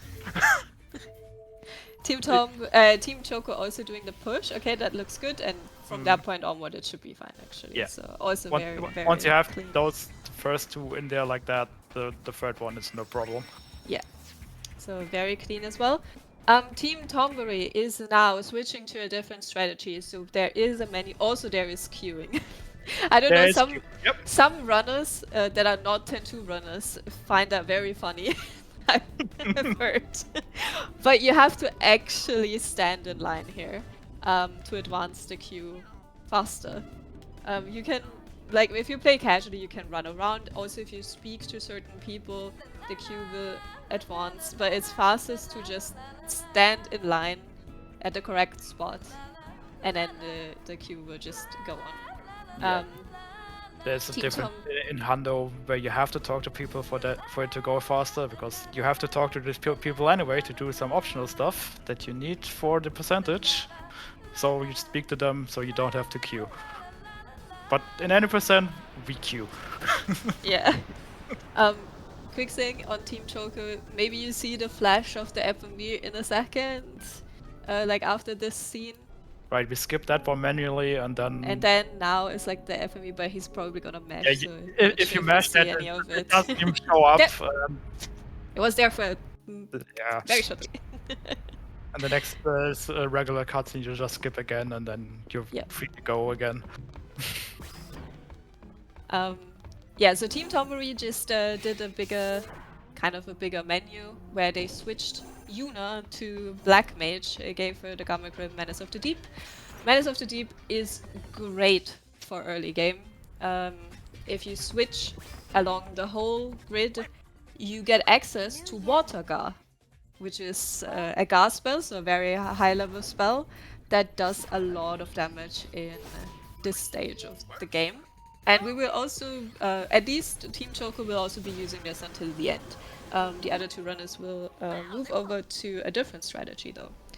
And with this now, our strat is we want to change our Black Mage so they can cast, and we can make the cast even stronger by timing our attack from the other two girls to hit right before, so the Water Gar is chained with this attack and is therefore scaled up.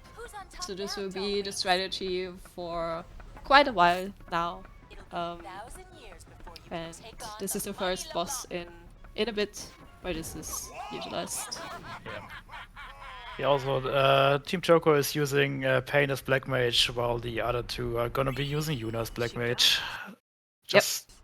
Just route differences. I don't actually know why, you know. Maybe it has to do with the positioning in the fights for some fights, because I know the Barrel Life fight, Pain really likes to stand close to him.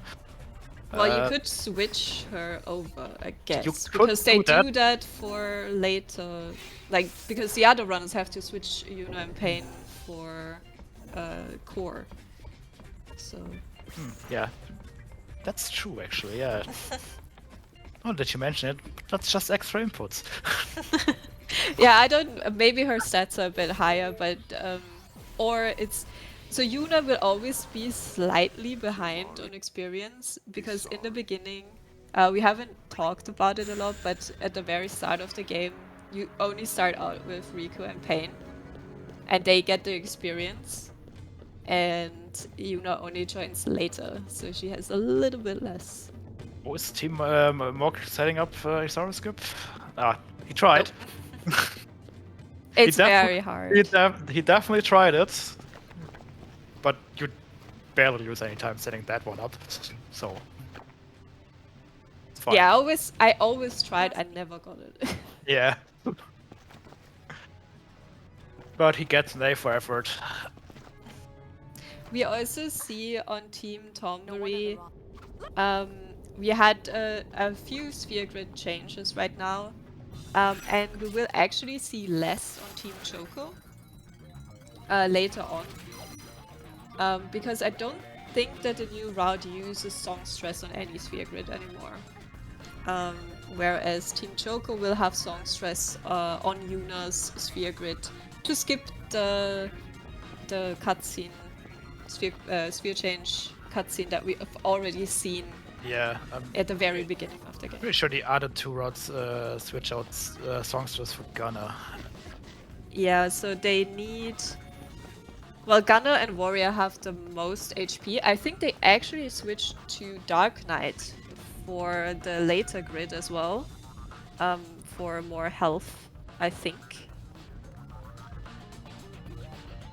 Gunner and Warrior are safest as the other ones, so if you get hit while you change, it's not as bad. Songstress is very weak. Very squishy, yeah. Yeah. But yeah, Team Tonberry got through that fight first try, which also doesn't happen all the time. This fight can just kill you. Yep. Just how it is, but they got through it. They go to the last uniform now, which is arguably the easiest fight. Yeah. If they have a grenade, even better. Yeah, but I don't think I've seen any grenade drops so far. Maybe T-Mock gets some in the next 3 fights coming up. Always want to watch out for grenade drops there.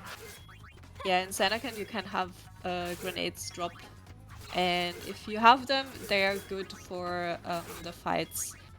Either Uniform 2 or Uniform 3, where there's some smaller, weaker enemies. That you can just one-shot with the grenade, so it makes it a little bit faster. Yeah. Right. Right. Team Choco just on his way to the first uniform. Just have to finish this easier fight, which is not gonna do anything to you. Just attack and it's done. It can be scary if Ormi went badly and you have no HP on your Ormi burst. have really badly.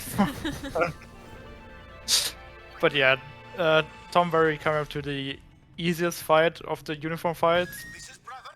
Not to say that that fight can't go wrong, because it has. You can lose time, yeah. But yeah, it's definitely the easier fight. Right. See Yuna. The Logos will throw a grenade most of the time that can do different statuses. But I think with everyone on first strike, the new route might mitigate this, and we will never see it actually. So I don't know his attack pattern too well. He's getting would way have thrown to throw it now, it. yeah. Yep. But he can throw a science grenade or a dark grenade.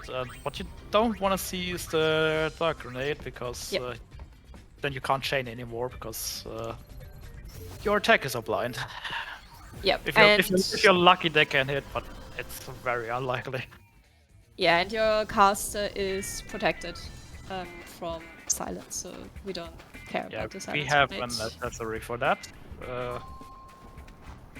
Which one it was? But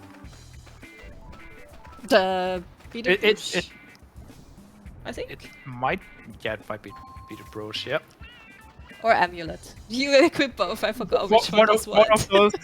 Two. But yeah, if anyone wants to get into running this game, Earinor has written a really good guide to that. Explains a lot, has all the strats, has some side notes in it. Yeah, if you want newer strats, just ask someone else. I'm pretty sure they will give them to you. But for learning this run, that guide is highly recommended. Thank you. I'm still using it because I can't remember anything. Yeah, I wish I would have had that.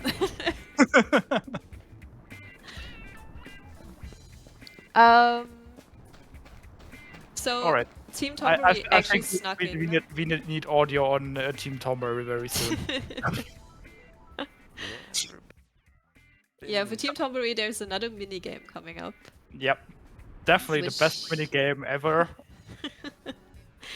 Which is massage minigame. So Yuna is dressed up as a goon and is sent to LeBlanc to help her relieve her stress. So she gotta massage her. It's kind of like, so there's different colored hearts and we want to find the red one. We need a certain amount of points. We want to win this. We will get an item we need later on. Although, does this route even use it? I don't know. But if you fail it, you have to redo the minigame. So. Still use it because it's just too good of an accessory to pass it up. But they use ring later on and then Soul of the Master. They at least need it for the upcoming fights, I think. Let me just have a quick look. So it's the gold hairpin, which halves your MP cost, which is very good. So there are different colored hearts. We want to find the red one that gives the most points. And the color of the heart also kind of shows you where the actual heart could be.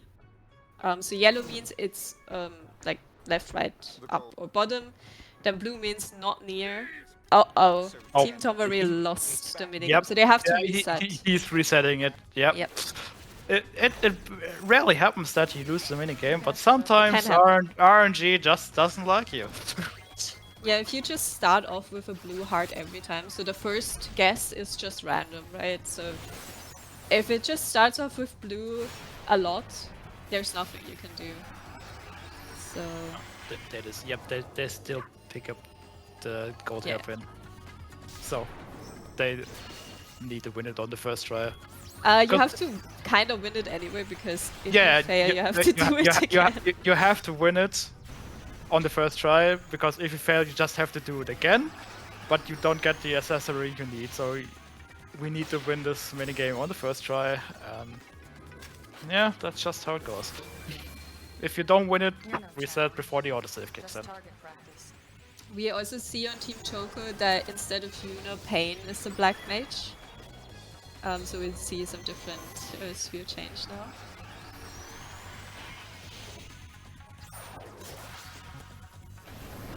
And Team Mog is fighting the Zodiac boss and hopefully get nice crits. There we go. Now we got the minigame done. Nice. Okay. Cutscene we can skip after that, and then there's a row of fights coming up for Team Tonberry that can be very scary, especially starting to learn the run. That was a big reset point for me, or like a big time save point where I always lost like 3, 4, 5 minutes because I died somewhere. Those upcoming fights can be really scary. Starting with the first one. And it doesn't get better from there. The second fight is also scary, and the third one also scary. Very scary, yeah. they have a special attack there if they get that off. Yeah. get ready to reset and try again. Yeah. So Ormi, Logos, and LeBlanc, both all three have like different annoying things about them, basically.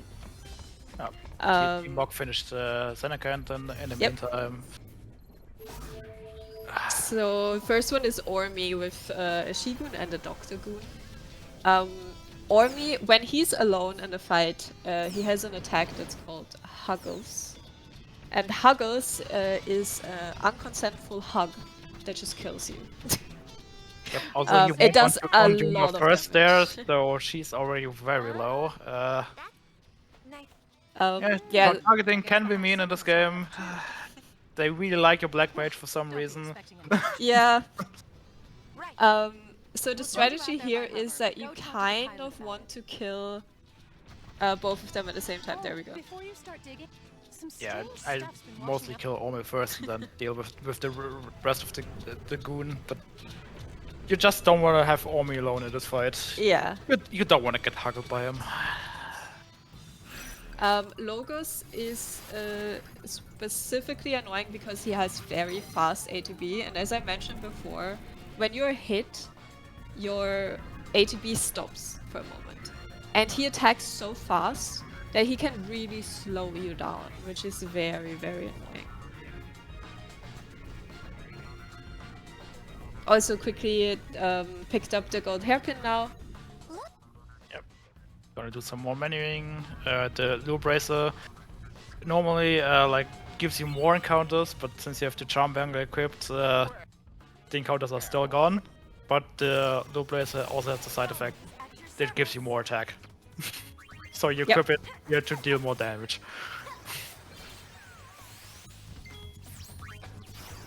Also very important to skip that cutscene, otherwise you have to watch that sphere, and that's just time loss. You don't want that. Yeah, if you don't skip the cutscene and it starts the next one is unskippable. But if you skip the cutscene, you just skip both. Also, totally hair. didn't pay attention there before and had to watch that. That was lots of time. I don't know why the cutscene is so long, but it is. But yeah, here we have the Logos and Ormi fight without goons this time. But yeah, Logos can be a bit annoying in this fight. That's it? As said, because his ATB is really fast.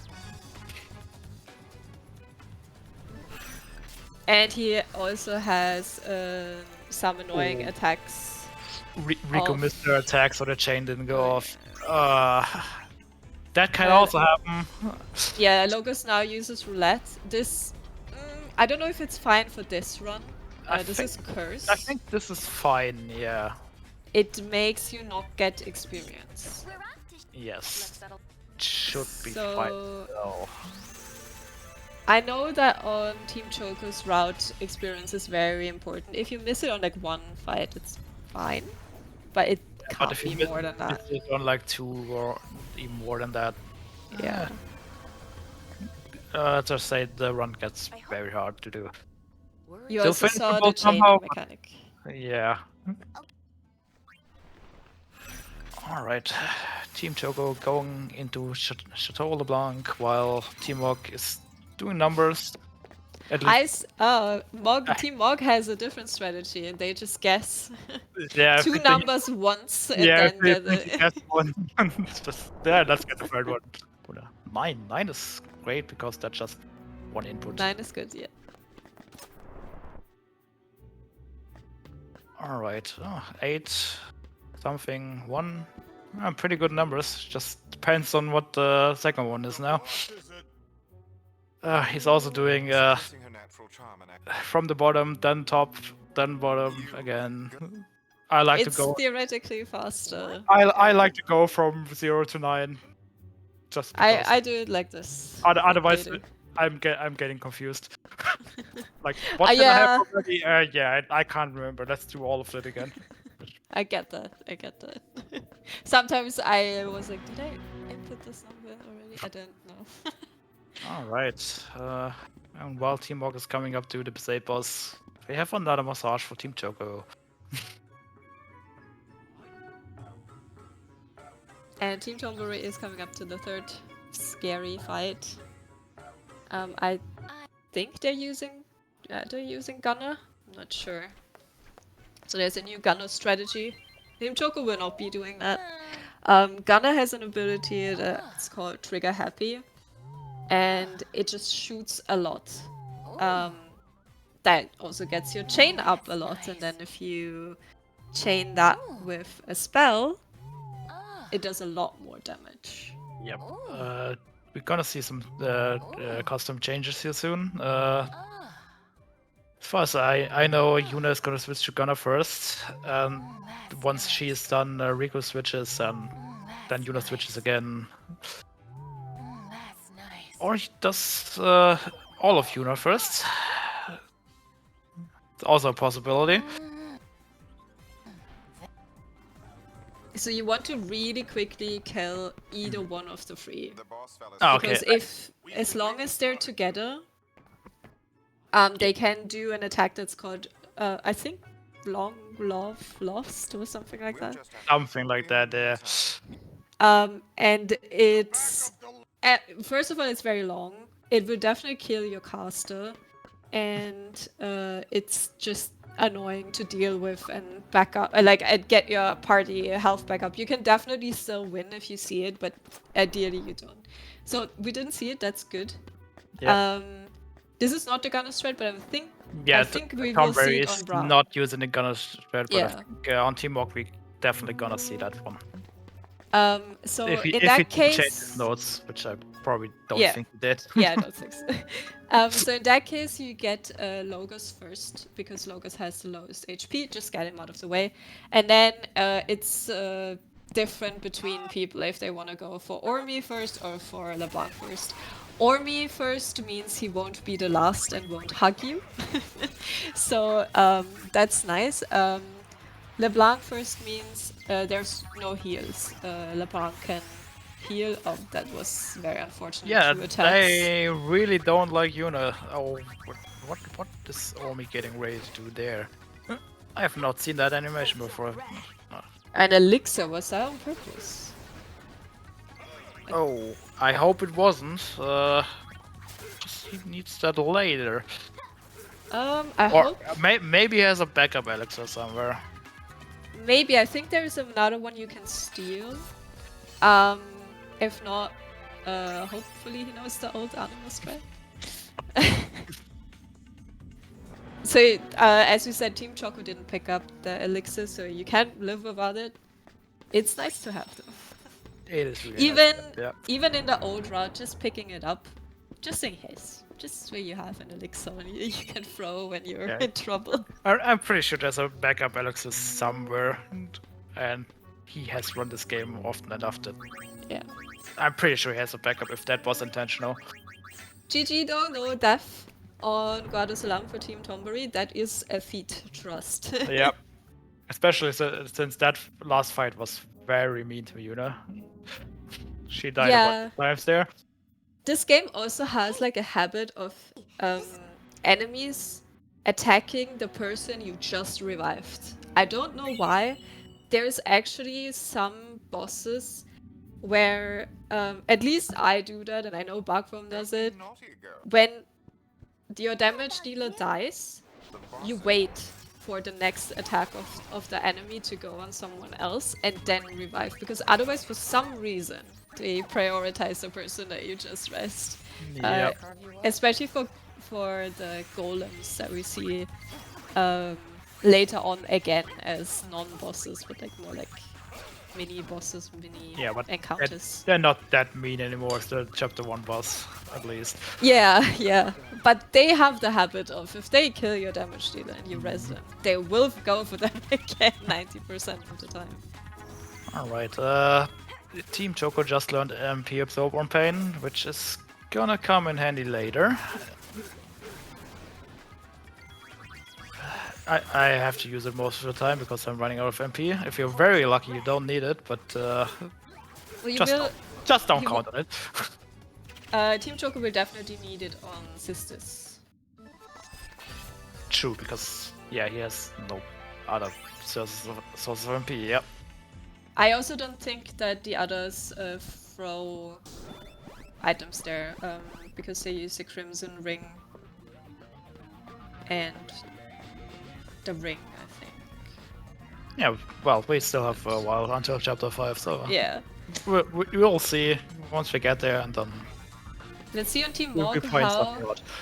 Golem looks good. I think that's a normal attack. Judging by him not moving at all.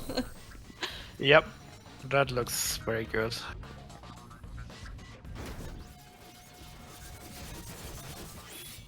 Yeah, so sometimes you can see it easier if he's like trying to run up to you and you're like, ah, this is definitely what I want. Because sometimes, well, I think that should be good, but sometimes he's just loading another ability for a while and then just suddenly hits you with it, and it will pause your ATB when he does that only happens while he's charging Blast Punch though.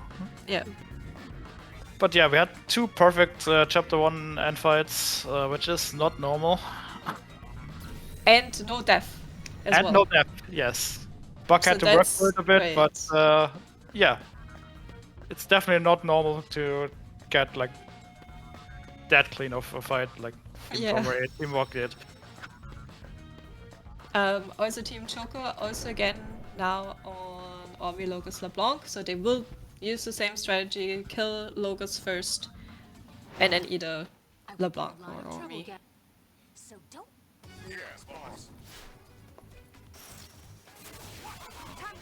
So hopefully this also goes well.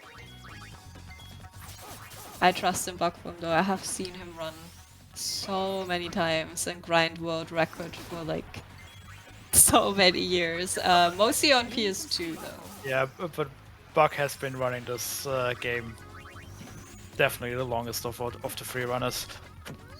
Yeah. He's been doing this for years. Yep, he had a little bit of a break, but Yeah. he came back for the relay. Sometimes, Learned to skip. sometimes you just need a break. Especially from this game, yeah. So, okay, I was a bit worried there that they still weren't dead. Sometimes this game can be so mean that some part of the boss dies and they still attack you, even though they're already dead. Oh, he's going for LeBlanc first. Okay. Yeah, he hits the heal. Yep. LeBlanc also buffs, so they both have like haste and regen now. Yep. Ideally you also don't see that, but Yep. There's the white man heal. Yep. yeah. Meanwhile, Team Tonberry is doing some forced wild encounters. You have to do those. And Team Orc is setting up the FMV skip for later. Maybe we should also talk about ATB weight. So for the beginning of the game, all the runners ran on active ATB. If you know a little bit about other Final Fantasy games, ATB weight tricking is a staple of this franchise, kind of. At the beginning they run an active because that makes it easier for you to keep up the chain. But as soon as we have our Black Mage, we want to go to weight. Weight mode means, you can see it in the top right corner. Wait mode means all ATB is stopped, yours and also the enemy's ATB. And we use that to make it easier for us to chain the spells, for one. And then later on, our spell casting will be so fast that we basically don't have an ATB, but we still have to wait out the animation that the Black Mage does. And with waiting, that means the enemy doesn't gain ATB while we wait for that animation to go off. So, very important. Also clean elevator from Team Morg as well. Nice. Yep, very good. Team Choco finished the most scary fight in that chapter, I'd say. Yeah. No deaths there, also very good. So far, everything goes pretty well, I'd say. The golem from Team Choco wasn't perfect, but no death is a win for me. Oh, definitely.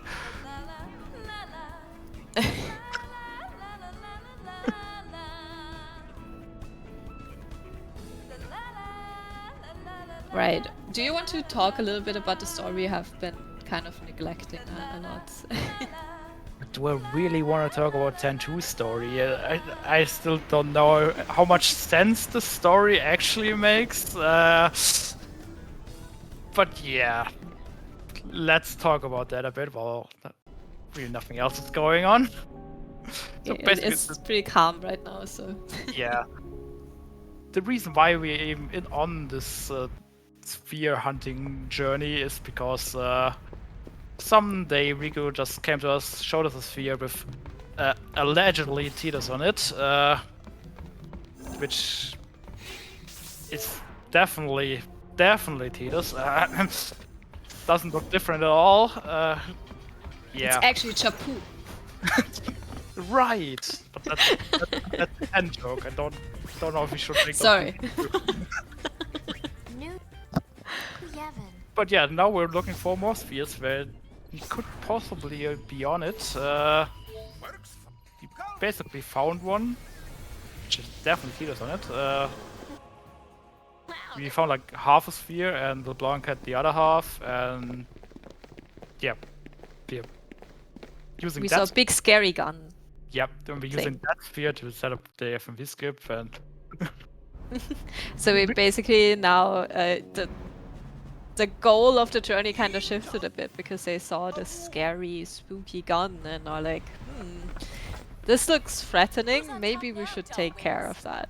So they go to Bavel to investigate where Team Tonberry and Team Choco are currently making their way down to where this thing should be.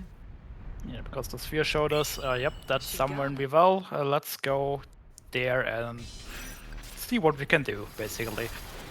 Notably, in the beginning, we picked up a sphere, and you get to decide if you give it to either New Yevon or the Youth League, which are the two new factions in this game. We give it to New Yevon because in Bavel we now just like walk through. They just let us in. If you give it to the Youth League, you will have some fights there. I think 2 or 3 fights you have to deal with. It's free fights, yeah. Also, Team Tonberry, you see the golem again? Yep, there's the golem again. This time we have a black mage though, so we have more damage. Yep. So it should be 2 chains, and it's that.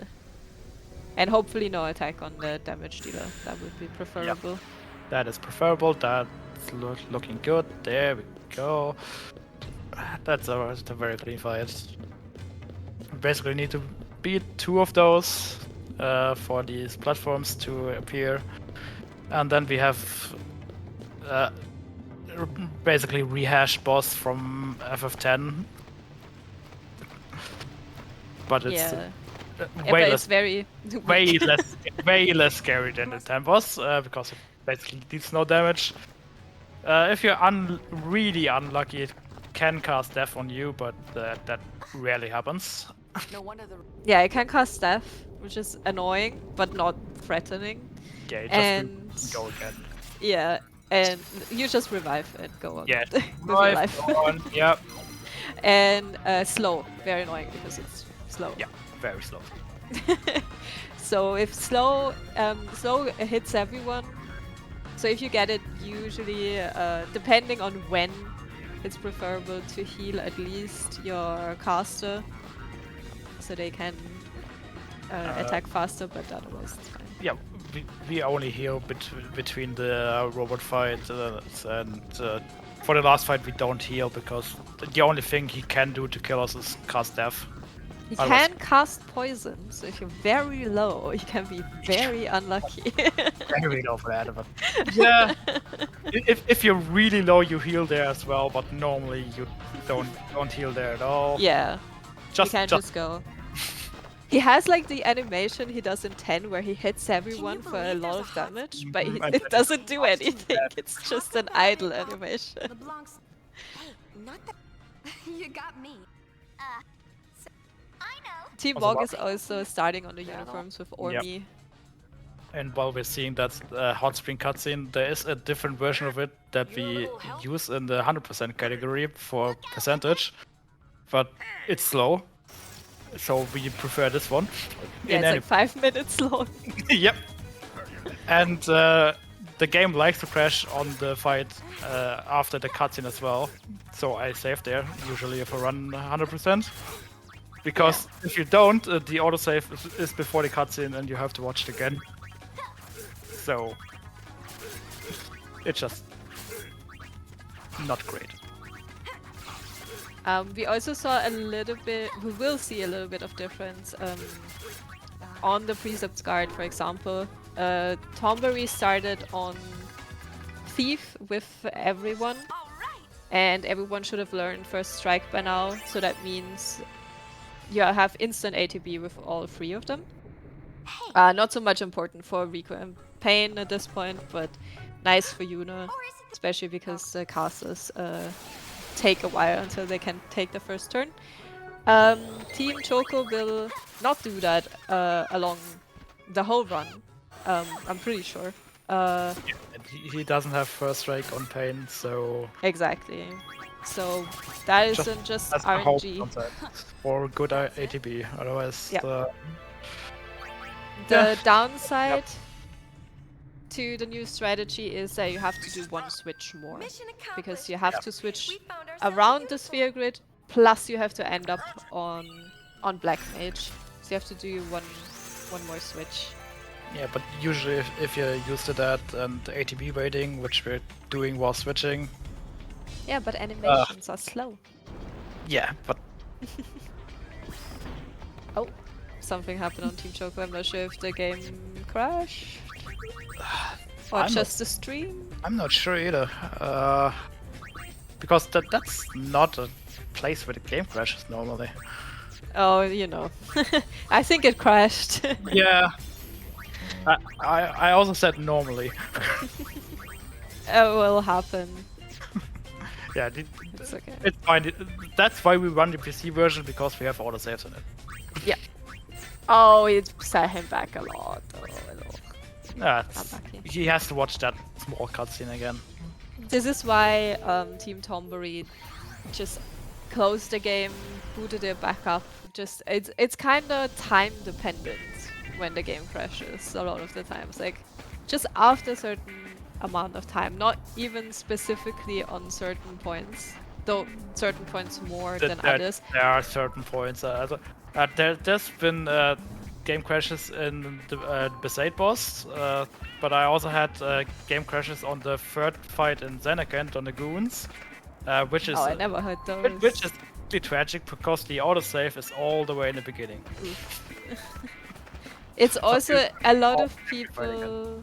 Yeah, there's like people who have like different setups, different PCs, different graphic cards. I don't know. Just some people are hit more with this than others. Yeah, sometimes it's just day dependent. There's been days I didn't have crashes at all, and then there's been days I had like 5. So I think Team Tonberry will close the game on purpose right after an autosave 2 or 3 times. And I think Team Choco is just hoping it won't crash. Yep, that's just what Brocc usually does. Yeah. I mean, Bakvorm usually runs PS2 and the PS2 doesn't crash, so... But if he runs PC, it's just... he hopes for no crashes, otherwise... Yeah. He just runs along with it. Been doing this long enough. In Bevel, there's also a few puzzles where we get some important items. Team Tonberry just picked up, or is going to pick up, the ring. Very, very important. It basically gives you a lot of more magic. It also lowers your max HP. It puts poison on you. And it lowers your cast time, so it does a lot of things. It basically turns your caster into a glass cannon. I see, Bug is not having a great time with... Oh, yep, there it goes. He revived Yuna, and she instantly got killed by the next attack again. The good thing is, it was Yuna. Yeah. And the XP are probably fine losing Yeah, for this one, time. Yes, if that happens more often. If this happens again, it's a problem. Yeah. Yeah, because then you can end up under damaging some stuff later. Yeah, it's mostly because your HP will not be high enough to do max damage with Charon. Yeah. Which is a problem. Alright, Team Tonberry picked up the ring and is gonna move on now to the next puzzle where we pick up our Dark Knight dress sphere. Also very important. that is very important. Also very important to set the ability to learn to Charon. Definitely haven't forgotten that before. And had to improvise a bit. But yeah, basically go up and down lifts, step on platforms, more platforms appear. Yeah, the Dark Knight dress sphere has very high HP and also the ability Charon or Karen or however that is pronounced. It's unclear. I have no clue.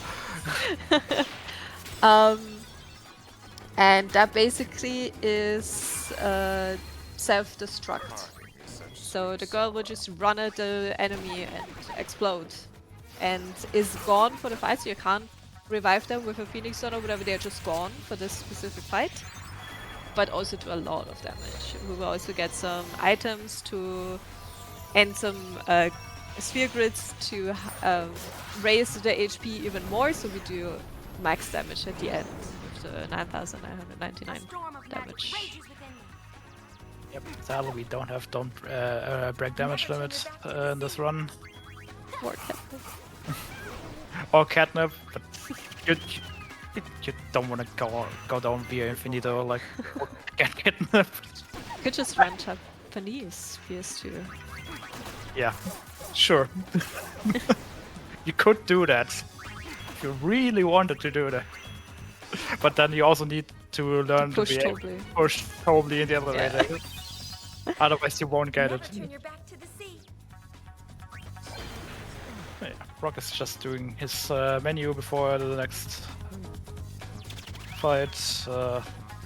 Yeah, the next one is Barreleye. He doesn't have a lot of HP, but he's very quick. And he can also stop. And for some reason, the stop does not target the person that has the ring equipped. Which is good for us, because that's the cast. Although I think with the new strat they might not even see it. They might guarantee even glint skip. Yep, Brocc just reset his game again. That's to avoid a later crash or crash on this fight. Can also happen. Or the next fight, which is Bahamut. But yeah, no, it's gonna. Oh no, he didn't start on first strike. Okay. So if you're lucky, if your ATB is good and Barreleye's ATB is bad, you can skip an attack that is just an AoE. I guess the High Summoner's hard up too. Which is nice. Alright, he got one water go off and the second one. Yeah, you have to. Not chaining is enough if. Oh, okay. Never mind. Easy. Okay. No, I think he started on Thief with Luna. Yeah, he has not been chaining it like we normally do, but instead he ATB waited it, That's fine. Which is fine. Very confident. Well, I think the new route also lowers the cast time already, because they're already equipped. Did they? I have to actually check that out. It's the same cast time, it's just because everyone's ATB was full, and he even attacked with Rico once, so he just had one ATB with Pain. But, so he could ATB wait the whole fight. It's also enough to chain one attack, I think. You don't have to chain both. He just did 3 water gills, which is also fine.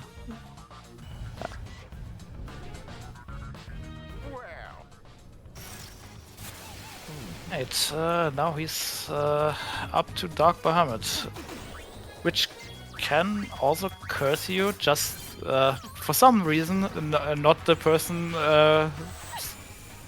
wearing the ring accessory. No, he can curse everyone.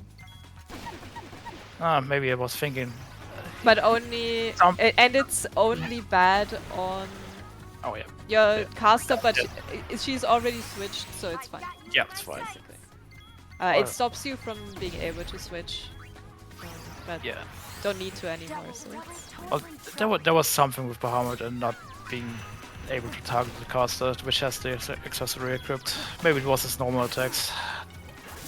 Yeah, I think he doesn't normal attack the person with ring for some reason. Yeah, that. So your HP is fine. Yeah, we just used that here, so we have it equipped anyway. So, but if he doesn't attack us that way, it's side effect that we take. Yeah, very good side effect actually. All right, meanwhile, Team Orc got the last uniform.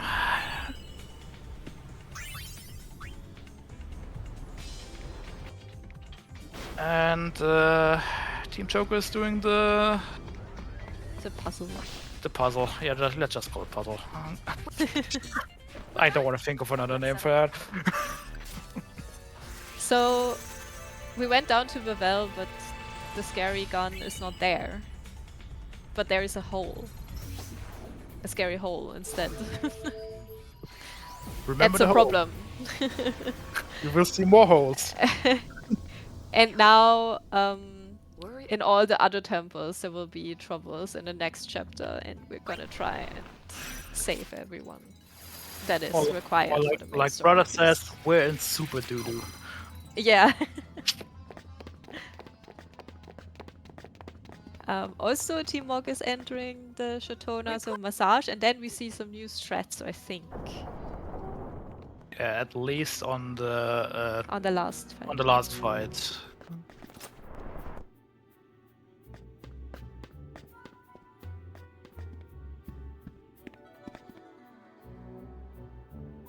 The boss is a...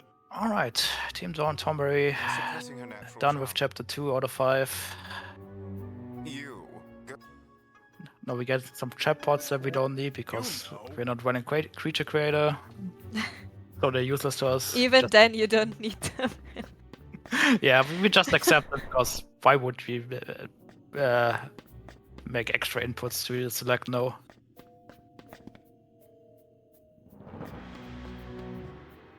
Right, so hopefully massage goes well for Team Mog. Yep. Team Tonberry actually going to a place that is not mandatory for the store, just to buy a few items by the shop lady.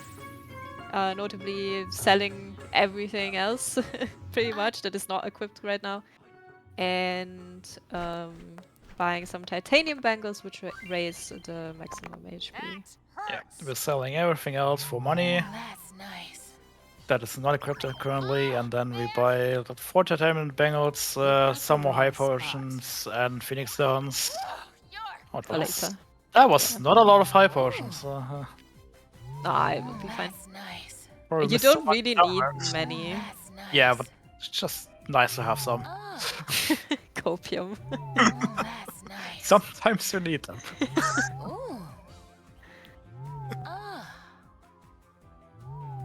At least for anima potions are enough usually. Unless he attacks you twice. But... Alright, Buck is doing his menu for the next fights. Where we equip Dark Knight and... You also see that on his grid for Yuna he has Songstress. That is for the mentioned animation skip he will get on the boss that Tonberry is gonna do right now.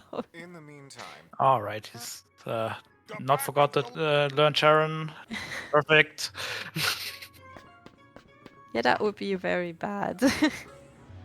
You really need the AP in this route, or this run in general. AP are always important. You don't want anyone to miss any by being dead, and XP is also important. Alright, let's see how our Sparrow Life fight goes. Does 2 attacks on Riku, which is fine because she's on Dark Knight, and Dark Knights have a lot of HP. Yeah, so his attacks and stops do not really matter. The glint is annoying. Oh, it's painless. Okay, yep. Yeah, he Bakvorm tanks yeah, this. and as soon as unlucky. it switches back to Black Mage, of course he attacks her. That's a classic. Yeah. So this is definitely 100% on PS2. You have to tank Glint. On PC, a lot of the animations are faster. Your ATB waiting can be tighter just because of the miss from Yuna. The miss from Yuna, Rico is up. The demi is actually nice because it heals Dark Knights. Yeah, but yeah, he got it. He's through it. Just not as clean as Tonberry had. Yeah, so as Team long Choco, as he doesn't die, it's fine. Yeah, Team Choco will rely a lot on RNG with ATB. Technically, potentially faster, but not very consistently. Yep. Meanwhile, Team Tonberry is on Dark Velfor, which is very easy fight. Not a hard fight, but I've lost that one before because he really liked to target my Black Mage, and yeah. So for the first time we switch a different person now to switch Dark Knight to get more HP with the Garment Grid, and then basically do the self-destruct ability to just kill the boss. This is our new strategy for the most part. And I think they're also gonna do a few actions with Yuna. I think they focus, can also throw water or fire or whatever. You need like 2 fires for Velfor to die. So he needs to get 2 fires. No, he needs to get 2 fires off. I've only gotten 1 fire off before, and Velfor lived, so you need those 2. But also important to get more AP on Yuna. Yes. That too. Because ideally we want to learn the Gar spell. So Water Gar, in their case Team Choco will learn Firaga instead for the late game, so we don't have to use the switching anymore, and instead you can just cast immediately. And just one Sharon off. Yep. Alright. There we go. Boom. That's how easy the fight can be. He was a bit unlucky that Yuna died there, but it's nothing you can't salvage. Alright, Team Choco finished the Dark Bahamut fight in the meantime. Haven't seen anything unusual happen there. And Team Mox seems to be having some trouble keeping Pain alive in the Romy Logs fight. I mean, it's fine. Oh, going for... Oh, killing both at the same time. Oh, okay. They do... So in this game, you can target either enemy, or you press, I think, left, and you can target all of them for a bit of a weaker damage. It seems also to be a new strategy. That is relatively new, I think, yeah. Alright, Team Tonberry just picked up a mana tablet that we need in Chapter 5. I guess he didn't steal one from his... I think they get both, because they do tail now as well. Oh yeah, I think they need... No, he just picked that one up. Maybe he stole the other one from the Bevel boss, and I haven't seen that one. I think this chest also has 2, if I remember correctly, so... Might be that the Chapter 3 chest has 2. I know the one in Chapter 1 has only 1. Well, but we will see. The content change sometimes in the chest, so might have had 2. Oh yeah, also that's the most useless minigame ever. We don't care. We don't care if we won that one or not. We just go. Cause yeah, you want to, like, Donna is like trying to distract the guards so they don't see you go, but you just go anyway. So I don't even know what you get if you win the minigame. Just not worth it. An accessory or garment grid, but I don't know. Yeah, part of the both. No one cares. We just go. It's way faster than wait and maybe fail. And... No, just go. I used to think you get samurai for that, but I was wrong. Also on Team Mog, we will now see a different strategy, I think. They will use Gunner to do a very high damage. Gunner already comes with Happy Trigger immediately, so that's nice. Ah, yeah. There's the first strike coming into play. He's changing Yuna first, then Riku. Wait for her to finish. I think he's gonna change Pain too. Change Pain as well, and then... Just in case one of them whiffs, or like the timing is incorrect, so it's just safer. Yep. While you switch, there is also automatically wait mode activated. So especially if you switch multiple people, you can use it to your advantage to keep the ATB stopped. Yes, as far as I can see that he's once he's done switching to Gunner, he's switching to Thief again. Yeah. Back to Black Mage. So trigger happy. There we go. Yeah, because sometimes before they cast spells, they really like to talk, and that's why we have the double trigger happy here. Yeah, but the other one went on Ormi accidentally, I think. Yeah. That happens a lot in this fight, honestly, that you accidentally... especially after you use an item or whatever and you forget, oh wait, this is now on a different person. Yeah, he's resetting. He's resetting that fight because that fight went really poorly. They would have done their long love lost or whatever the attack is called now. Yeah. Which is, yeah, it's probably long faster and to probably reset. kills you anyway, so you just reset there. Actually, it does less damage than you'd think it does for the big fancy animation. Yeah, but it's still more damage than you should take. I just don't know how to back this up with this strategy, so... Or if you can, even. Oh yeah, meanwhile, Team Tonberry is just doing some force fights, and all he's doing is basically he's exploding. That was the first one, and we're gonna see that flame. 1, 2, 3. Count 4 more, 5. Yeah, something like that. They blur into each other. You just hold X because we have memory cursor on. Yuna will now always throw a Phoenix on the girl that died before, and then the other one uses Sharon, wins, and then throw a focus to get extra AP.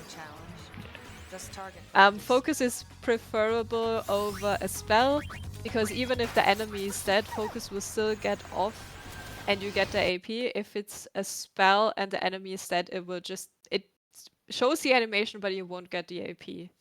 So focus you can get some even after.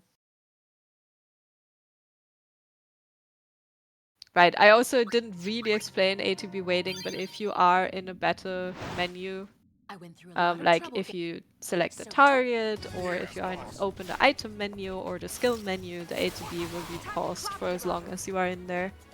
So you see them often having a menu open, and the things say in the top right say wait mode, why they wait for an animation to happen, like the spear change or something else. Well, Team Mog had to reset again. Yep. Apparently this fight is not going how it's supposed to go.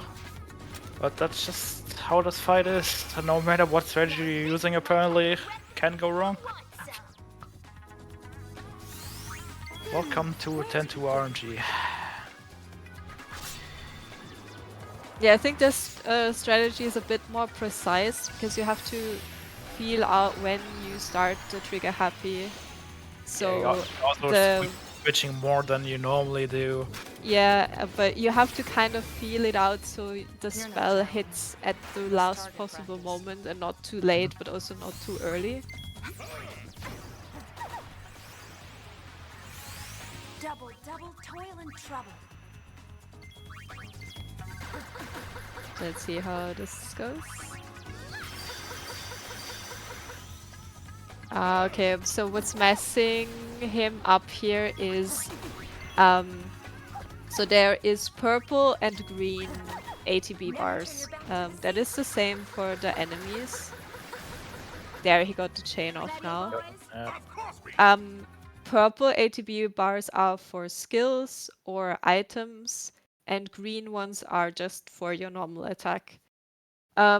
Most purple skills will stop anyone else from doing anything.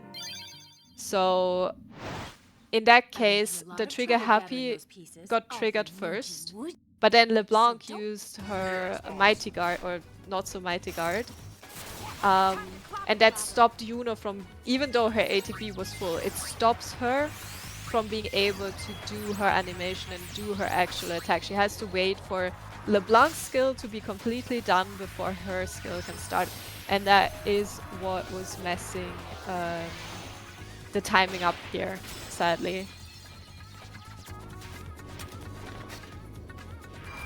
There's a lot of different ATB shenanigans going on throughout this whole game, but it makes it all very dynamic and cool. I really like the battle system of 10-2. It's also with the positioning, like back attacks are a thing, we haven't really talked about it, but for bosses mostly the girls are in a row, but for random battles they can just start anywhere, and if you attack from behind, or sometimes characters will turn around to heal, for example, like LeBlanc did now for Team Mog.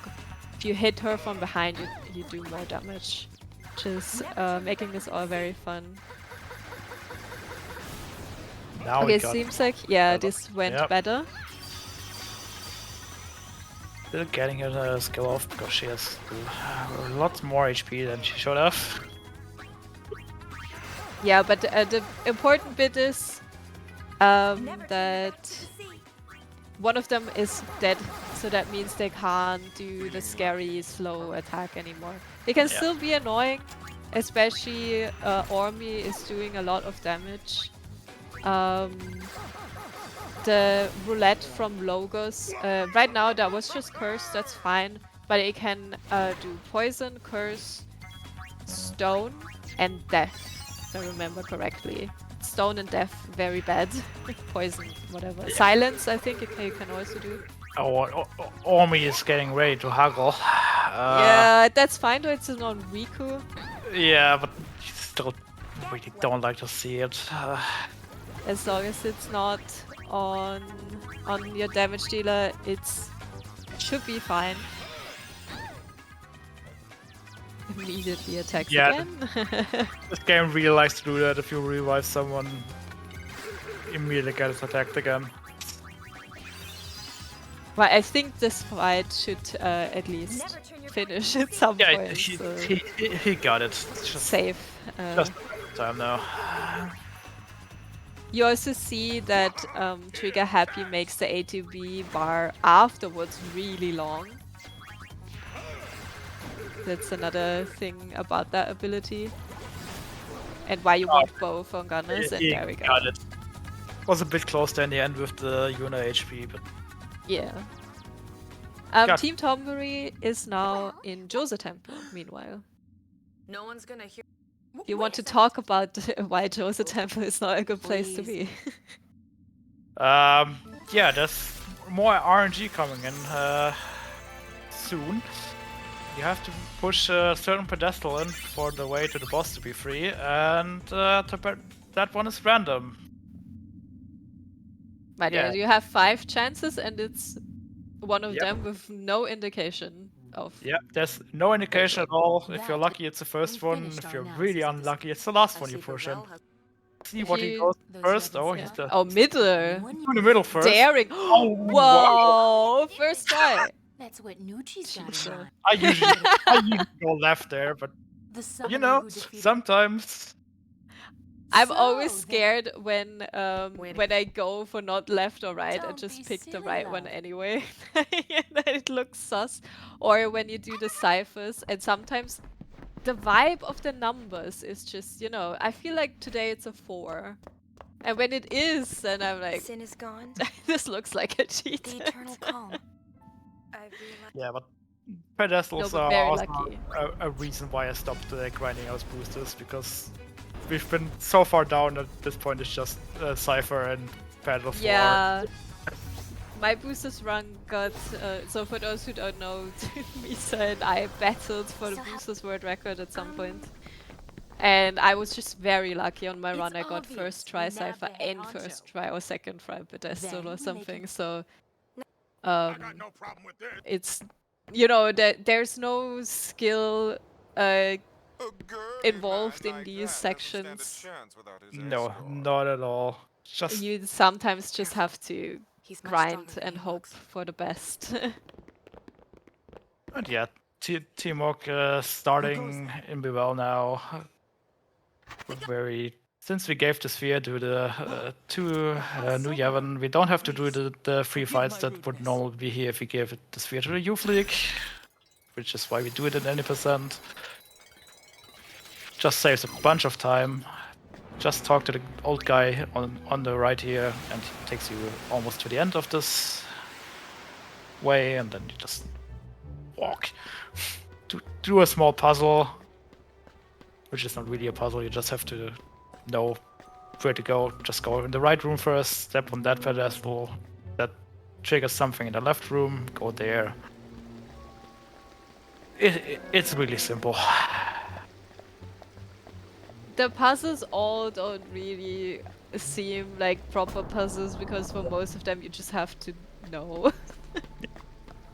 Also, is Buck gonna pick up the Samurai Dress Sphere for smack points? No, he's not. That's where you get the Samurai Dress Sphere. It's once the flames go out, you go down there, pick it up, and then you have it.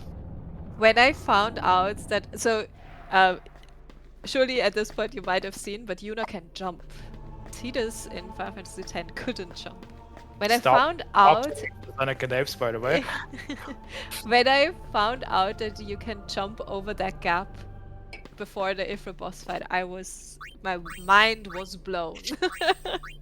Yeah, I didn't know before I started speedrunning this game. So, what do you mean you can jump over this gap? Yeah. I think I ran for months before someone told me, hey, you can jump over this. I was like, what? Forest big going down there. There's some other points as well. We don't see Macalania Woods in this run, but in 100% where there's a lot of shortcuts they implemented, which is very nice for Macalania Woods. Yeah. Also, in the meantime, Tonberry has beaten Dark Ixion, and Yuna fell down a hole. And then there's been cutscenes and skippable FMV that we skipped, and now we have an unskippable one. We can't even bash text, so that's just another break. So Turbo is allowed on a 10-2 leaderboard, so you get even more of a break, because there will be one prompt where you get a sphere and you say, yeah, thanks. It's you get prompt for both spheres because they show up in a row. But yeah. And then just put on Turbo and you can have a short break, go to the toilet or whatever you need to do. Get up, maybe stretch a bit. Because sometimes you've been... Maybe it isn't your first run of the day, and then stretching helps. Team Tonberry is also shortly entering chapter 4, where it really slows down for a while. So. Really slows down. Oh, I don't even want to talk about the chase he told me. I will just get mad about it.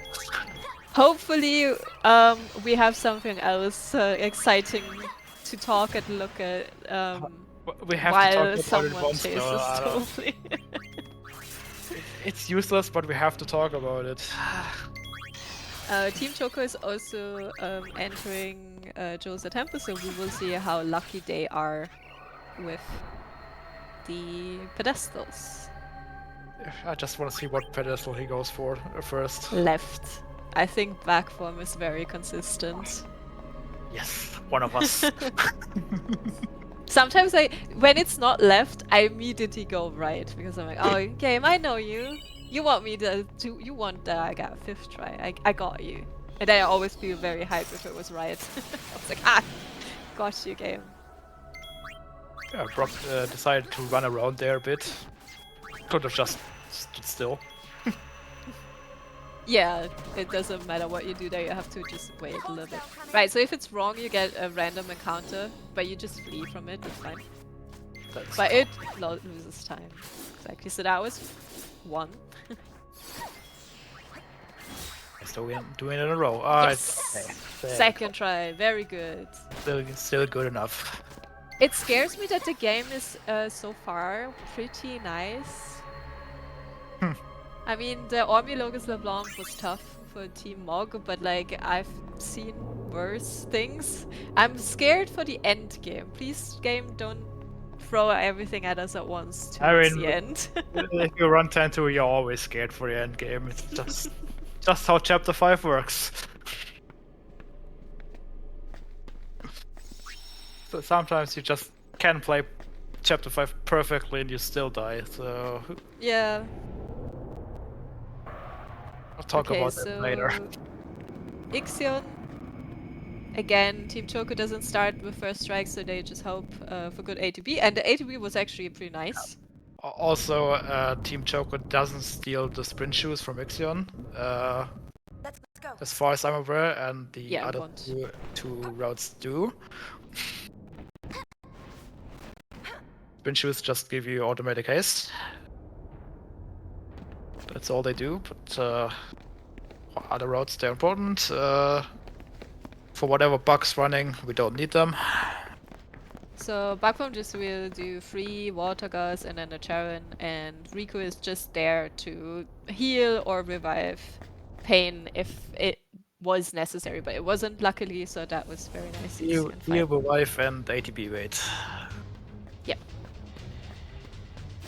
Very important in this fight because Ixion is also very fast. Yeah, and it has some strong attacks, especially the arrow sparks or whatever that's called. Yep. That just depletes pretty much.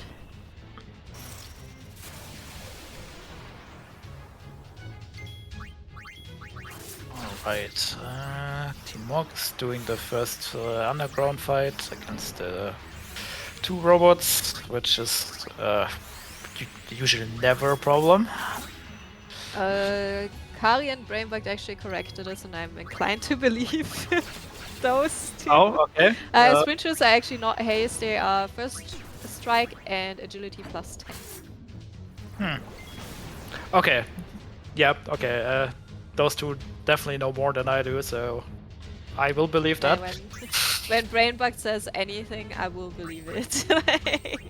Yes. Brainbug is a big Hundo runner. Yeah, Brainbug has done the guides for the Hundo runs that we've been following, so... And routed a lot of it too.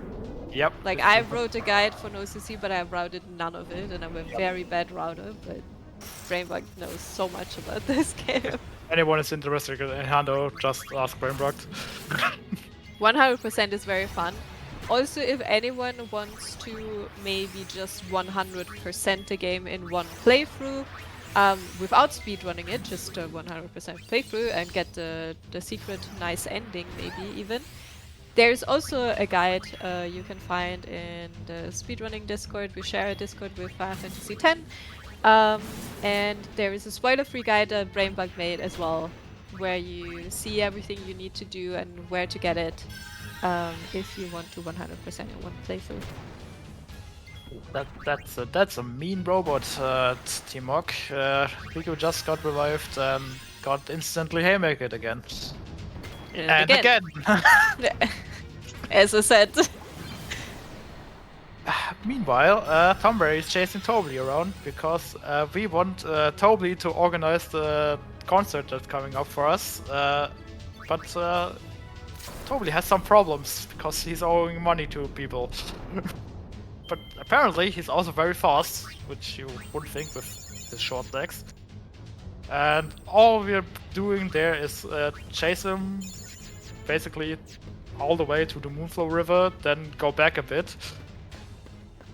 Yeah, I'm not sure how much more exciting this would be if we didn't have the Charmbanger. If we didn't have it in a speedrun, I think I'd wanna die. Yeah, if you don't have the Charmbanger here, you can also get encounters. But luckily we do, so we just... Yeah, so far as it's just running back and forth for 5 minutes. Yep. I mean, some of the scenes there are funny, especially after you've taken the shoe buff. Yeah. Toby can just summon shoe puffs, apparently. Yeah. Alright, Teamwork is on the second robot fight. That one seems to be going better than the first one.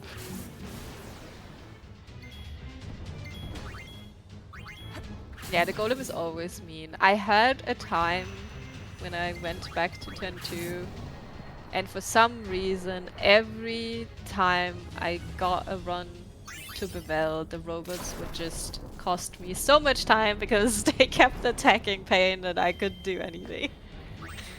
Meanwhile, Team Joker's Yuna is just having a metal breakdown. Totally normal. Yeah, audio some walk, I think. But yeah, basically you can't do anything there, and some point we whistle once. Yeah, you just spam your confirm button until you whistle once, and I usually just lay down my controller on the table and do nothing until the scene finishes. But you can still whistle twice, but it's just slower. Yeah, so this game has, I think, 2 points where you don't know this, but yeah, you can whistle. Like the game doesn't tell you. Doesn't tell you, it never explains it, and it's important for the endings. Yeah, where you can whistle and then it will change the cutscene a little bit. For us, we want to whistle here once because it gets Yuno from being sad, so it gets her up. But then we don't whistle again, so she just leaves, basically. Also, Team Mog just stole the mana tablet from the boss. It's gonna be born later in chapter 5. Need that for one of the newer boss strats.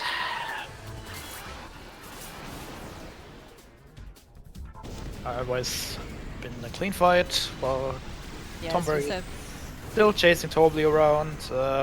Yeah, still. Oh my god, it's like forever since we mentioned this. Right, and then Tobley crashed that machine into whatever that is. And we're still not done. Which is not too good. Yeah. Then we just asked the Hypello, yeah, where's Tobley? Yep, he's across the Moonflow now. Wanna take the shoe buff? Definitely do wanna do that. They're still using the same shoe buff they used in 10, by the way. You can see the scar on the leg. Must be a very old shoe buff now. They look like they could live for ages. Yeah. Oh, Buck's just doing more FMV skip buffer setups. Oh, he's doing that now already. Yeah, is that normally? I don't remember when you do that. I think that's early. Yeah, it's... Comspheres wasn't yet, right? No. So I usually did it... Comspheres is after Tobley. Yeah. Meanwhile, Tobley just fell on this guy's head, and now the other one wants to basically, you know. Oh no, he's doing Comspheres now. Never mind. Huh. It's fine. It's fine. I haven't run this game in a while. So you're forced to do a few Comspheres. Comspheres are like a machine that Shinra invented, and when you go across different places, he just drops them there, and there's a lot more, and in 100% we have to watch a lot. A lot of them. It's like it's for like 45 40 minutes. 40 minutes of watching Comspheres. Easily Um, the boring part of the run. So yeah, and the Killiker one is definitely the longest because we have to wait until we can cancel out. Yeah. The other 3 Comspheres we watch here can just instantly cancel them. Genau, Just need to trigger them. So you're only forced to do Besaid, Killiker, Mushroom Rock Road, and Bevel. It's like the main points, and then you can just ignore it for the rest of the 20% run. Alright, Team Tonberry has finally caught Toby, and now we see his PR team. Bunch of Hypelos. Advertising is our specialty, yes? Yeah, so Yuna wants to do something that is not fighting, to help Spira in this troubling time while Nuge and Gipple chase Barreleye in the void that we've been in to deal with things. And Yuna is like, I think the best thing is we just throw a concert and bring everyone together like the time when everyone sung the Song of the Faith in Final Fantasy X. So now we're preparing to have a big concert, and they choose, for some reason, the Thunder Plains instead of the Calmlands. I don't get it. I don't get it either. But yeah, Buck did set up his FMB skip early because he's doing it now after he caught Toby. Which it's where you usually do it, but it should be fine. It's not a problem as long as his game doesn't crash. Yes. So the prompt stays up until the next FMV, and there is nothing in between. But if the game crashes, you lose it. There is no FMV in between, but I also don't remember an instance where the game crashed in that part of the game, so Buck should be fine. Except if he finds a new crash somehow. Oh yeah, also, do we want to talk about Tonberry? Yeah, minigame. Team Tonberry now, very hard minigame. I think you need 250 points to get Smooth Shaling, an accessory from the Hypelo. You just spam all of your 4 buttons on your controller, triangle, circle, square, and X, and it'll just count, and you will have... It looks like a rhythm game, but it doesn't matter, just mash. To be fair, I think no one really knows how this game works, so we just mash, and it works, and if you get below under 800 points, you just better reset, because that's not a valid one. Yeah. I'm joking. 706 of. Oh. As long as you don't turbo it. Come on, guys. Please. Yes, you use don't, your hands. Don't that. Yeah. No turbo allowed there. Do something for once. Yeah. It used to be, or is a little bit of a kind of, at least for me, it was very important for me. This was like a little side achievement for me to like beat my PB on dance minigame points. I think the highest I got was 1,270 or something. Yeah, that sounds about what I got as well, I think. But that's been a while ago. I'm not that fast anymore. But yeah, you just need over like 250 points. Just if you get under 800, it's a joke that the run is invalid. Of course, it's still valid, but come on. I think if you moderately fast mash one button, you still get 250 points. Yes. Yeah, so Team Choco also chasing Tobly now. For Team Tonberry, the concert is coming up. And before we can do the concert, there is a fight we have to do, because the Thunder Plains, who could have seen that coming, are not very safe. And there is a monster snacking on the spectators. So we gotta deal with that one. I think for Team Tonberry and Team Morco, this should be very easy because, as we explained before, they're using the first strike on everyone, so they should have instant ATB and the boss shouldn't be much of a problem. For Choco, it can be a problem depending on everyone's ATB. The boss is pretty strong, you have to kill it fast enough where it does like a tail swipe that just kills you. And normal attacks can also be pretty strong. You don't want to see him attacking the same person twice. Team Choco has also Sentinel, which should help for at least Pain surviving until the end. So that is one point where Sentinel is used by Team Choco. The other two teams didn't get Sentinel. Also good barrel eye on Morco as far as I've seen. Yes, that was a very good barrel eye. Alright, Team Tonberry coming up to Salamander, yep. Only fight in Chapter 4, by the way. Yeah, Chapter 4 is a lot of with so many things comspheres. Chapter 4 is comspheres, setting up skips, and most of Chapter 4 is chasing Tonberry around. Yeah. Even like if you play casually, aside from Moonflow to chase Tonberry, you're just not allowed to land anywhere. So you can't really do anything. Yeah, that's by far my least favorite chapter in case of doing anything, because you really don't do much.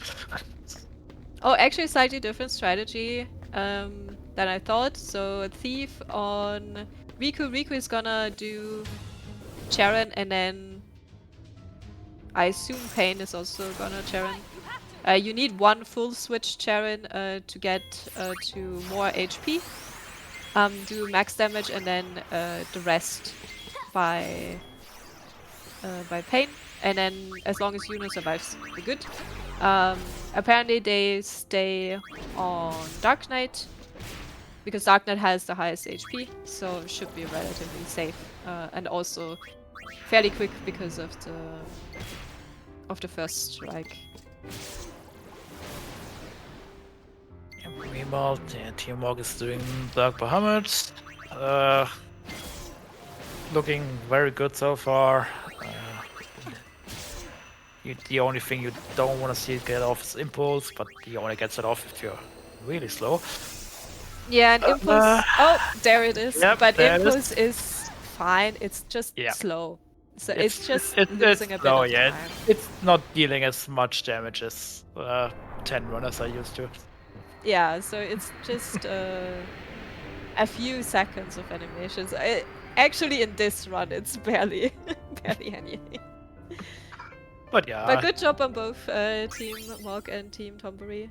I'm just watching Bakvorm do his minigame. I want to see what he gets. I don't actually know how much he tries. I am just a tryhard with this. 882, yep, that's over 800.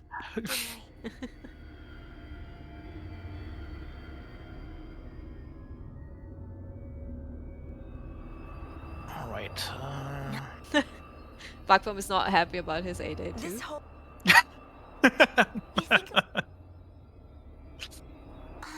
Runners in chat.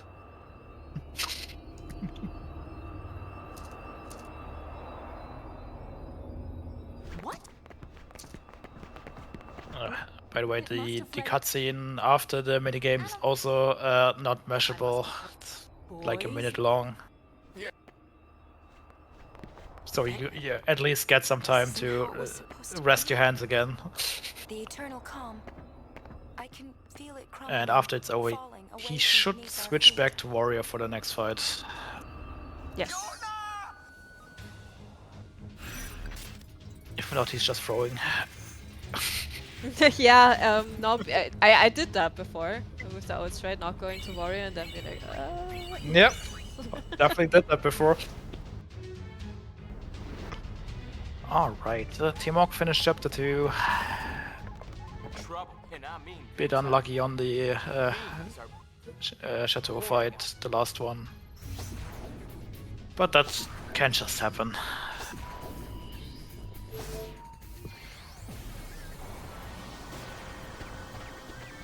Yep, there's the Switch Warrior. Very quick menu.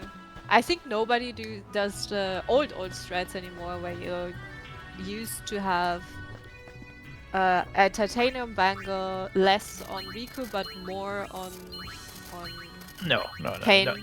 No. Just for safety, but I think nobody does that anymore. That's definitely not used anymore. Safety. You should be fine once you're a warrior and get the Sentinel off.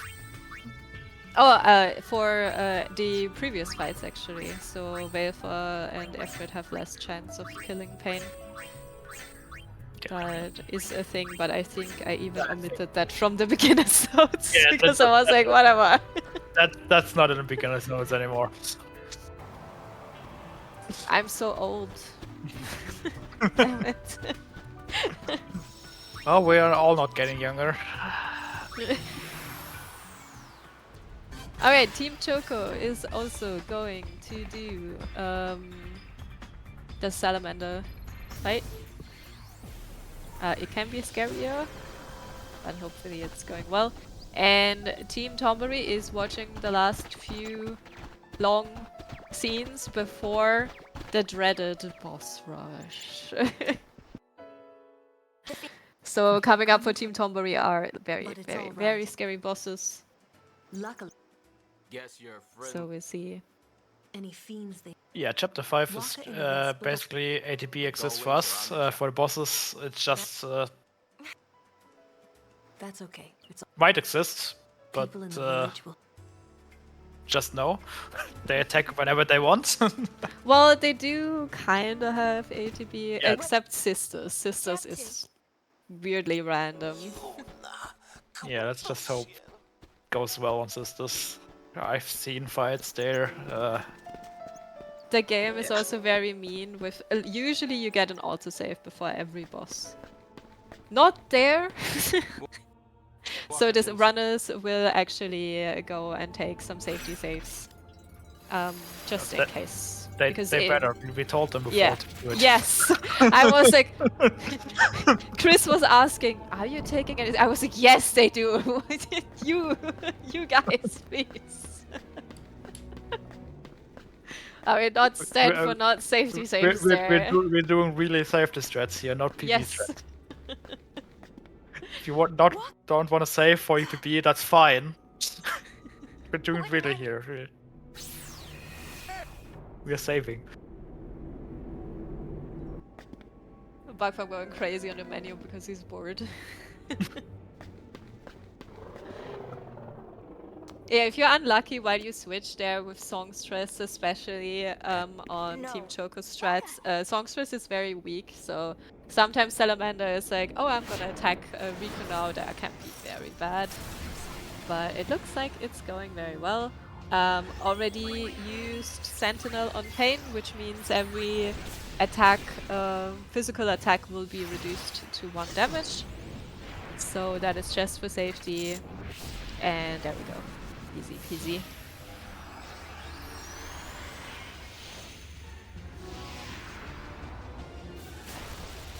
No problems. Right, so for Team Tonberry, the first boss they're gonna face is Shiva. Dark Shiva, actually. Sorry. They're all Dark Aeons, but yes. Yeah. So I actually have to look a little bit at my notes because this is a bit new now for me, and for Misa as well, I think. Yeah, for me as well. These strats are way too new. So what stays the same is that all 3 runners will equip the Crimson Ring. The Crimson Ring drops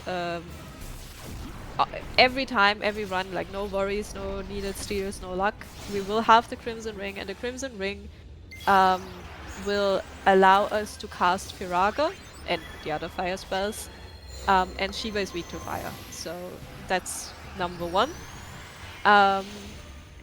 but they will actually switch, instead of using Menace of the Deep, which gives us access to Waterguard, which Team Choco will be doing, they will switch to Black Tabard.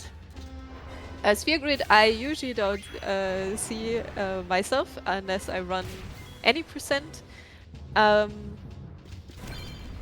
This will also give Turbo Black Magic, which is basically also lowering your cast time, more magic while you switch. And that is the one they will use. Right. Yep, Tonberry, there you can already see Dark Shiva on the screen, and Teamwork just finished Dark Welfor without problems. Again, they always so they start on Thief, so the Charon switches are faster. Memory.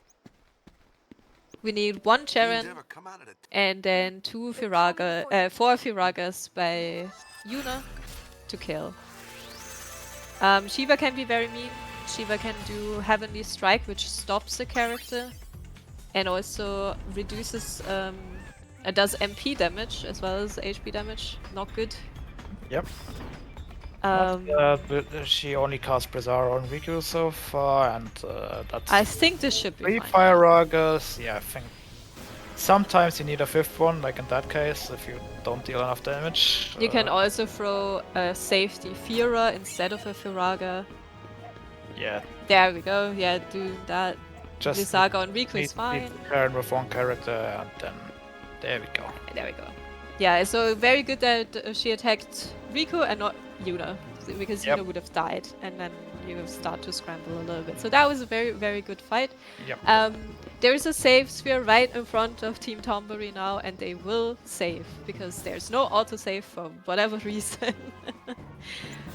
They will also switch immediately before you move. You have to switch back to Charmbag, and we don't want any random encounters. If you do it late, if you just do the 2-3 steps to the save sphere and then do it, you run the chance of getting 1 right before the next boss, because we have to switch out the Charmbanger again. So the Charmbanger is currently on Yuna, and you see on the last jump to the platform to the boss, they will open a menu mid-air, so we change off of the Charmbanger at the latest possible moment.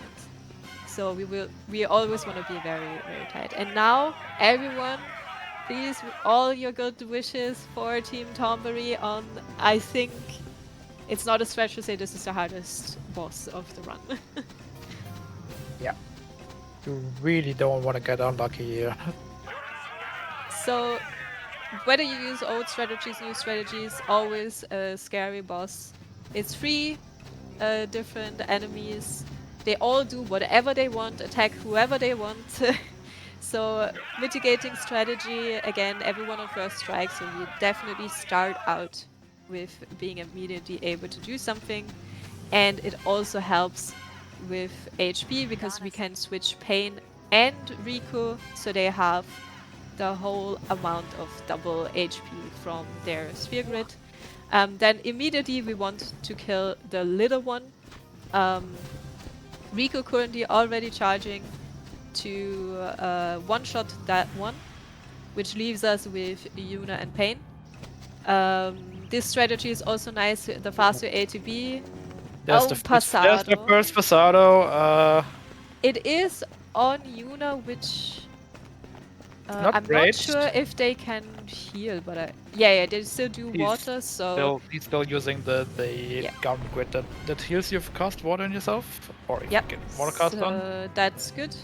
That was the 5th water girl on Sandy already, which is nice, because you want to get as many of those off before Sandy casts her shell spell.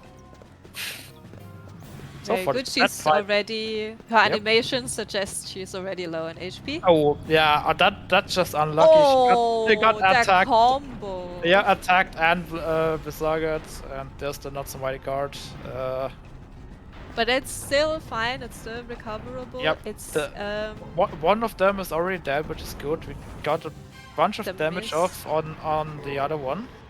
So when someone dies, we have to be lucky to be able to heal Yuna before they decide to attack her again, because from just a Phoenix down HP, it's way too scary, but that looks good. And once Got attacked this again, is so fine, he's gonna heal again. Cause and once this enemy is also dead, Sandy, it's pretty much guaranteed that it will be fine. We do have a low MP. There we go. He already used an Ether on Yuna. Yep. But, So old strats at that Bakvorm will do probably is MP absorb. I'm used to MP absorb. It's still MP absorb. He also okay. MP absorbed. And is he gonna? No, he's not gonna focus, is he? No. Yeah, now it's like 6 water gus and a Charon from Pain, and that should be it. And I think I would maybe throw a heal with Yuna before Charon. Actually, now. Right now. Please heal. Ah! I'm stressed. Because you have to wait out the Charon, and anything can happen if you're lucky. Cast in the water gus first. There's the Charon. He needs 2 more water gus actually. Yeah, not healing. I mean, it's fine. I think it's 160 damage if it does the jump attack. He only casts Regen, which is fine. Yeah. Yeah. That should be good. Yeah. That should be a wrap. Yep, there we go. That was a correct fight. Very nice. And also clean yep. Shiva fight from Team Choco. Also a clean Shiva fight. Very good. Yep. So trust us if we tell you that it is not guaranteed that you live that Sisters fight. And I saw Brocc practice this a lot before the relay, and he had a lot of runs die to Sisters. Yeah. So that is very good. There's no autosave, so the runners will take some time to run back up to where we fought Shiva, just in case. Yeah, because Dark Animal can also be very mean. A lot of stuff can go wrong there. And since there's no autosave, if you're going for safety stretch, you run back here and save again. If you're going for PB, you just go. So but we will we're see safe here, Team so Choco. we run back. Yeah, so we will see Team Choco attempt Sisters as well now. Again, we don't start on first strike there, so we're hoping for good ATB. Yep, Buck is doing really all the strats, yep. And Team Rock is doing the exploding gauntlet right now. In Gillica Temple.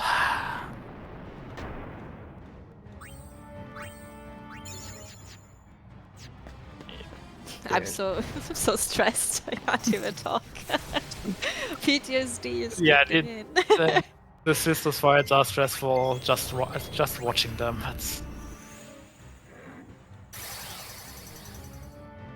Okay, so switching all 3.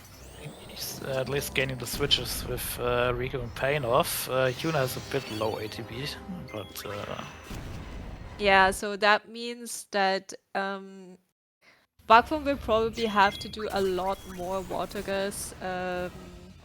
Just from vibes of having played that game a lot, I think Mighty God will go off much earlier than for Pasado. Switching Yuna at the moment, he's just waiting. Yeah, that's fine.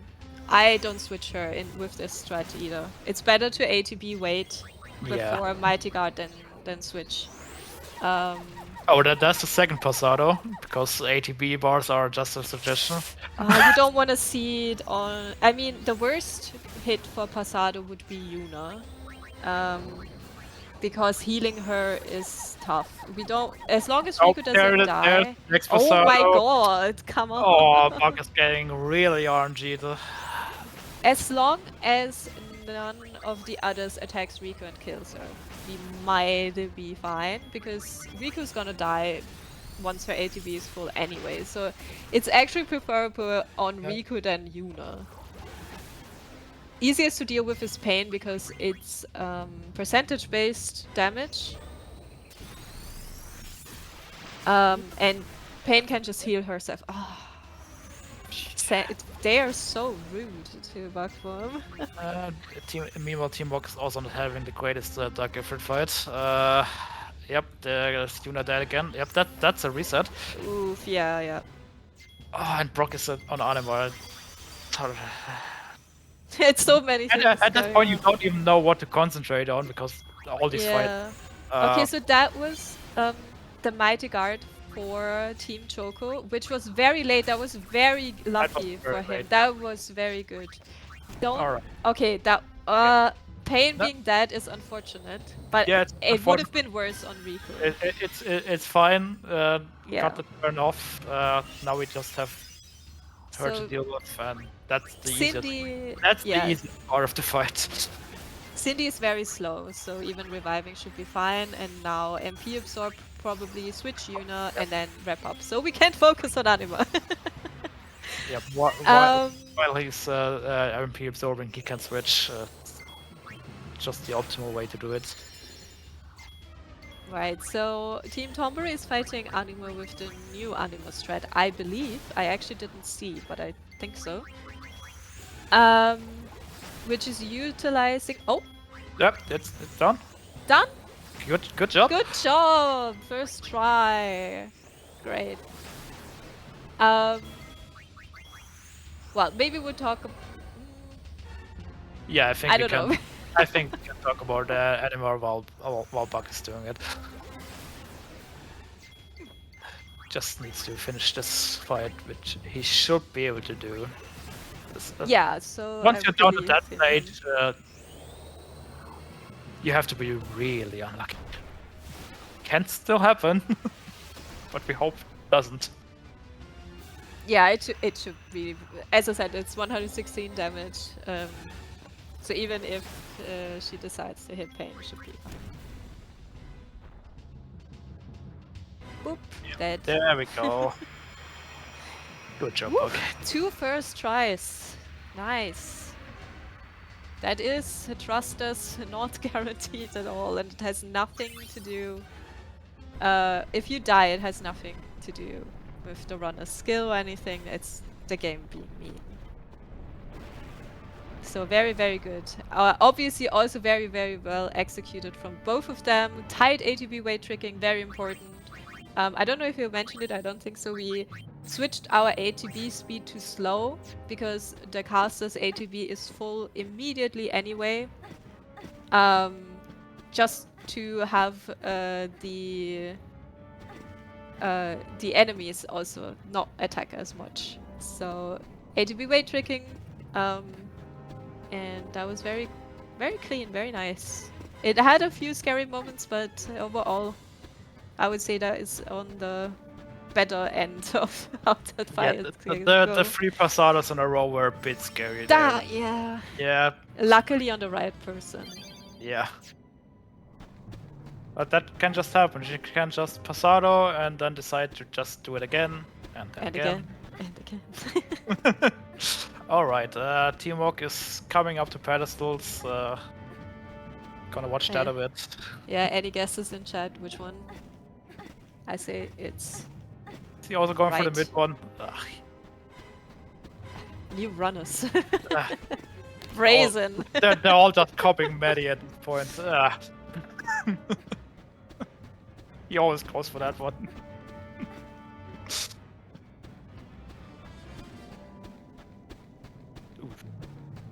Also not the one. Okay. There's a Dark Anima on Team Choco. That's gonna be the old strat. I think actually for this one, both strats are mega valid. If you are a new runner, I would recommend the new strat. But for Bakvorm, the old strat is definitely easier. Because he knows the fight well, he knows the timings, he can vibe out Oblivion, which is the attack we don't want to see. Alright, meanwhile Teamwork got the pedestals done. It was the 4th one all the way to the left.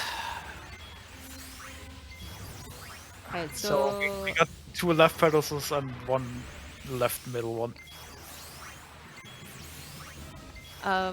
So for Anima, Anima we use Focus for the first time. Focus is an ability of the Black Mage dress sphere that makes following attacks stronger. So we focus 3 times, and if Pain dies, the focus is gone, so we don't want that. Meanwhile, everyone has got to change to get more HP, and Yuna and Riku will just heal Pain if necessary. That's their whole job right now. Hold ATB and heal while Pain focuses up and then does her attacks. With the strategy that Bakvorm uses, and Bakvorm is a very experienced runner, ATB weight tricking has to be on point. We have no time to waste. Aside from skilled ATB weight tricking, Anima can be mean. It can silence Pain, then we have to take time away to throw a remedy. It can itchy Pain, which means she has to change off of her dress sphere to another one, so she would switch to Gunner, then back to Black Mage, which also costs time. And also just generally do damage to Pain, which we also don't want to see. So far, it looked very well. Yeah, we don't care if the others are silenced. You also don't want to get Pain because you have to focus again, because that lowers your focus by 1. Yes, depending on how many water guns you already did, 8 focus instead of the 9 that you would get is still fine. So per focus you get 3, and Pain would remove 1. There was one attack. He has no time to spare to heal anymore, so that's he just has to go 1 more than Charon, then 2 more we done. So hopefully no attacks on Pain now, and then we should be good. Pray. Yes. I think that is a rat. Come on. Come on, get the water go off. It should be fine. Oh yeah, Team Mock finished their X-2 in the meantime. Yep. Good job. I always believed in Good job, Buck. Yep, that's the old strat. We will see Dark Anima again on Team Walk. They're using the new one. Yeah, I hope we get a chance to explain it, but we'll see if we're still allowed to talk back then. Tonberry finished the music puzzle in the meantime, because this game is, for some reason, is all about music. No one understands why, but it's just how it is. Because Wagner Gun is also controlled by music, and it's gonna be a bit slow now. We didn't talk about the gate, but Bakvorm got it first try. Oh yeah, that gate that has also cost booster PBs. Yeah.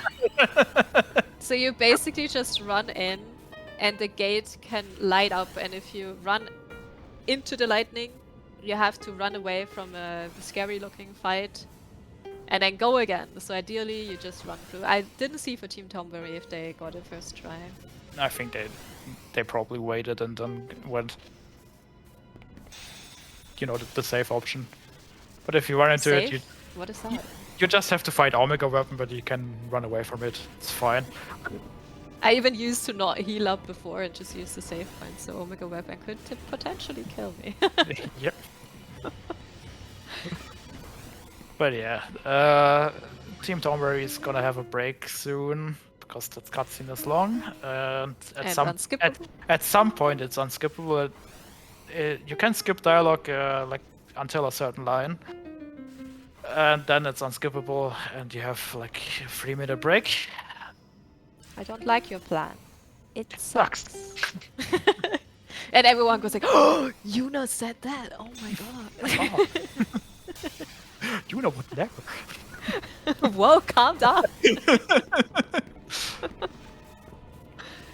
Yeah, so everything's slowing down now a little bit actually, because we have the music puzzle for Team Chocobo, which is boring. We have the long cutscene for Team Tonberry, and we have chapter 4 for Team Mark.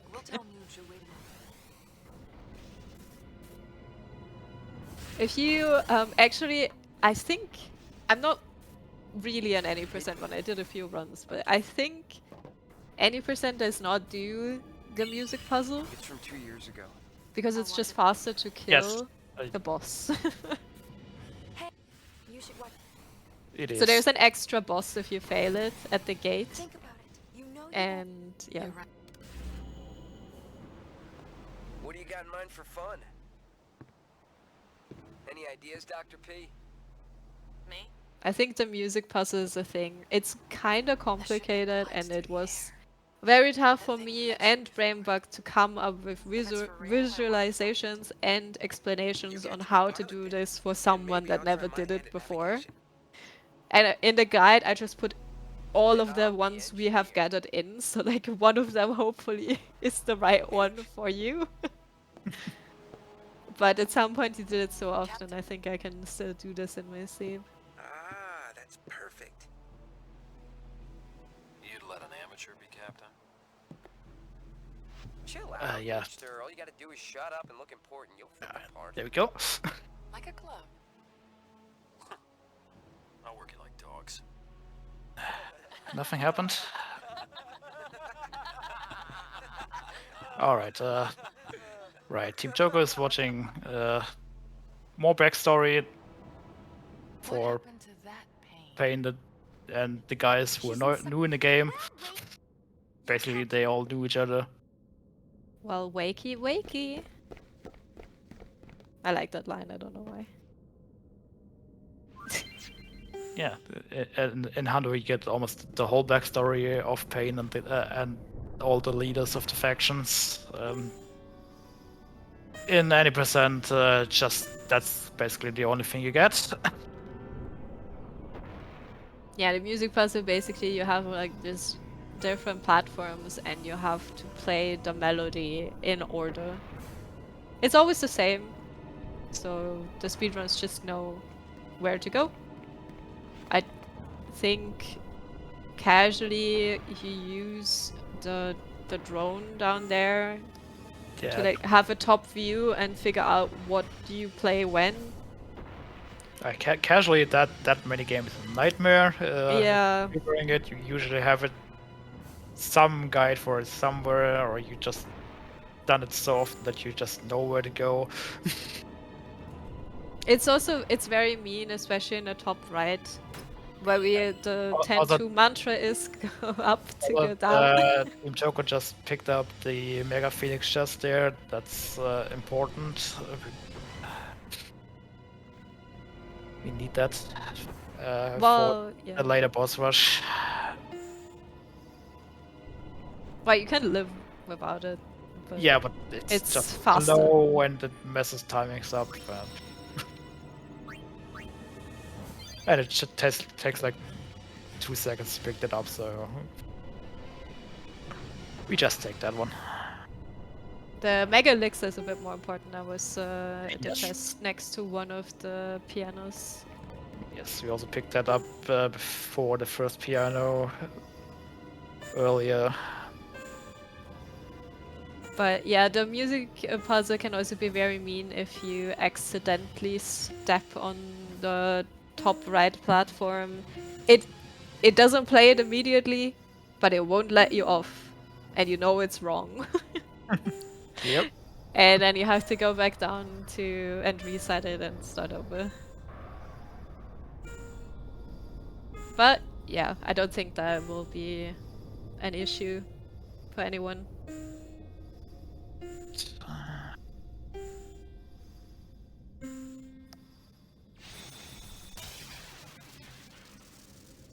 Yes, Teamwork is coming up to the Chasing Toby section. Exciting. Which is very exciting. So much stuff happening there.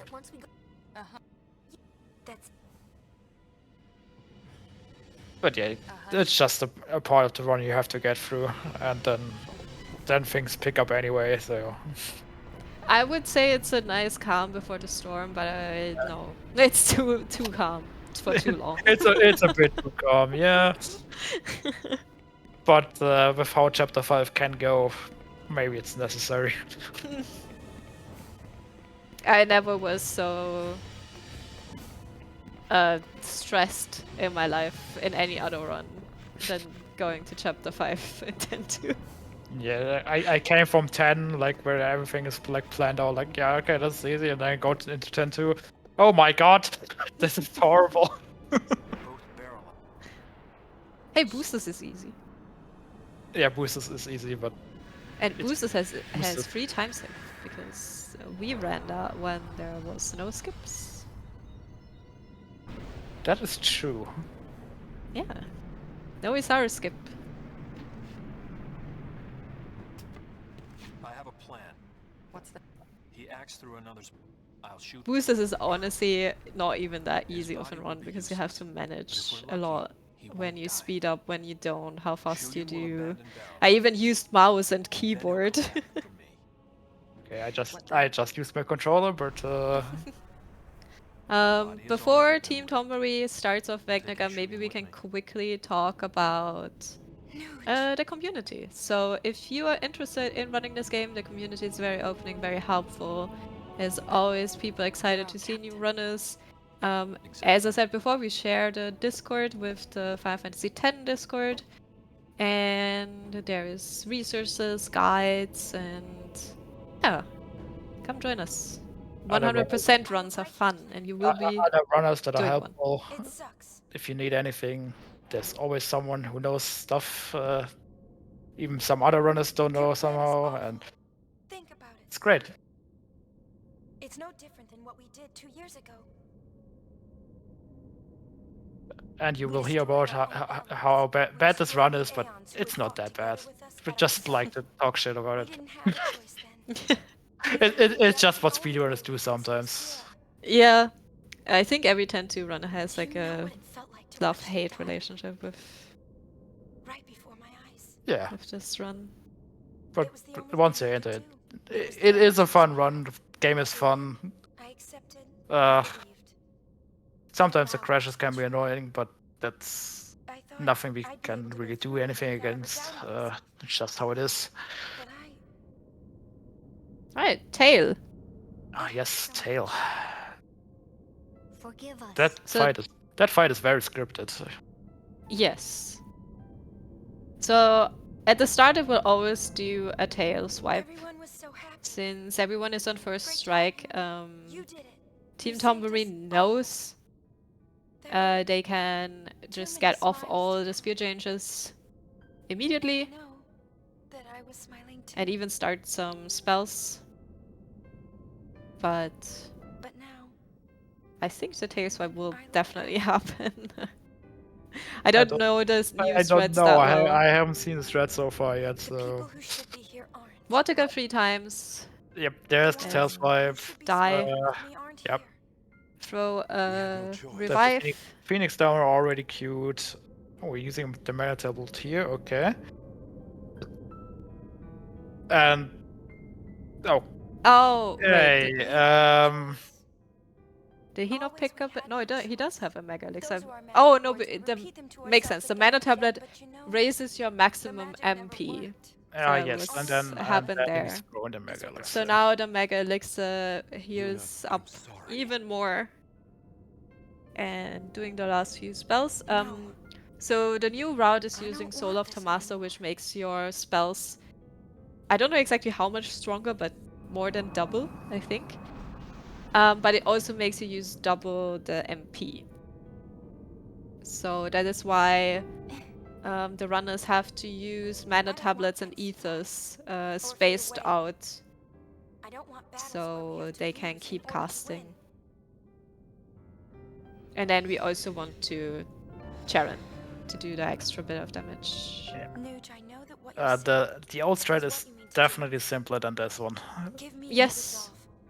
The old strats are very simple in comparison. Yeah, Anima too. All strats on this fight are very scripted. You basically wait until the tail swipe, then you do your changing and revive, and then you just go. I do usually start the changing with Pain anyway if I can, because nothing's lost if you do. And I never was the way That's true. This attack that the laser that is that will never kill instantly. It's HP based. Because yeah, Yuna died this fight with a laser. So after she got revived, but he also learned Firaga now. Good. Which is important. I found out recently that not having Firaga until Shuyin costs you like 2 or 3 minutes. So yeah, it's tough. And it's also the timing on head is annoying if you don't have Firaga yet. I feel like at least. So the next one, we don't need to do any spells or anything, so just getting Yuna to survive, so giving her some a different dress sphere and making sure that she will survive. She also gets auto shell. I think that is what smooth shading gives, or the Moonbracer, one of those. Yeah, I think the Moonbracer gives auto shell. The other thing. It gives you slow plus something.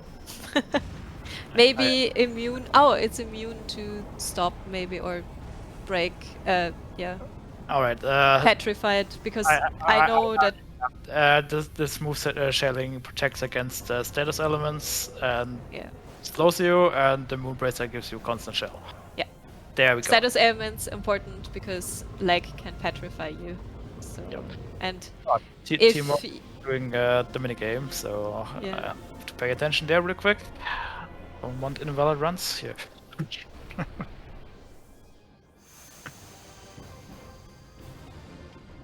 So core again, Pain and Riku starting on first strike, switching all the way around, getting more HP than Charon, that's it. 1006? Nice. We have a winner.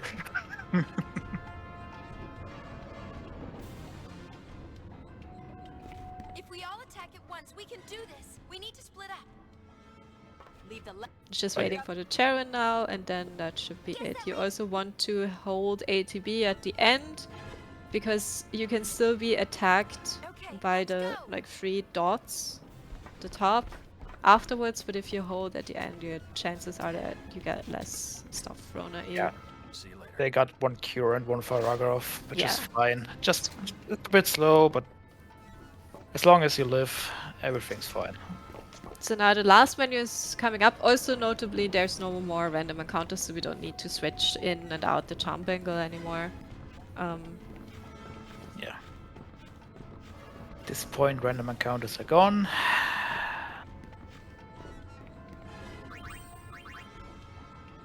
And for core, similarly, core has 2 legs. I think Brocc will have to switch Pain and Yuna. He already did, yeah. In the party order. That is only possible on HD. You can't do that on PS2 because of the creature creator thing. That's possible here. The creature creator existing, not us using it.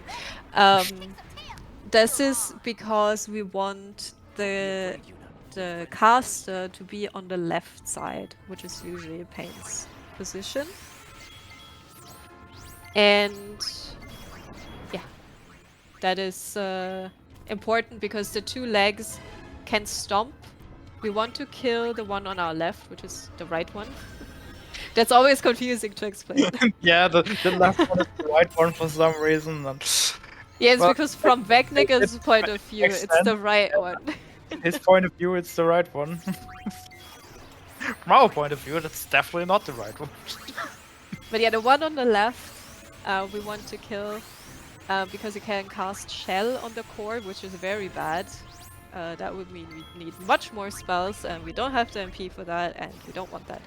So we want to kill that one real quick.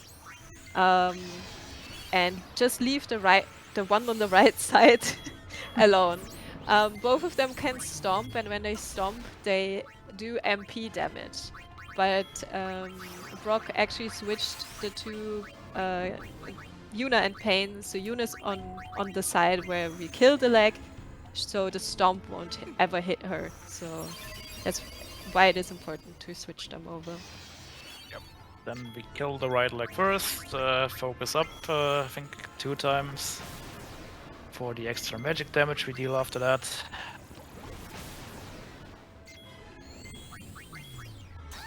Right, now we only need to focus on the core. There's still the possibility of bio, which doesn't matter. There is Doom, which also doesn't matter. It looks scary because I think Doom starts counting from 3. No, Doom counts from 10, but if it is on one of the Dark Knights, you just queue the Charon while it's on 1 and it's still good. It will never go as low. From experience, even on the damage dealer, even on your caster, it's fine because your ATB weighs so much, it won't really do anything. There you saw the stomp, but in the meantime, Bakvorm got his scripted tail fight done, which is with the old strats is easier to do because you just that one is really scripted. So the new strats throw more efforts that you don't need for the old strats. But as long as you get through there, doesn't matter what you're using. Also, Team Choco will still do water gas while the Charon is casting, so they can start the Charon a bit earlier. Team Tonberry and Team Mog can't do that because they want to start the next fight with Yuna on brief. So they actually have to switch off and then wait for the Charon, so they again can start with first strike.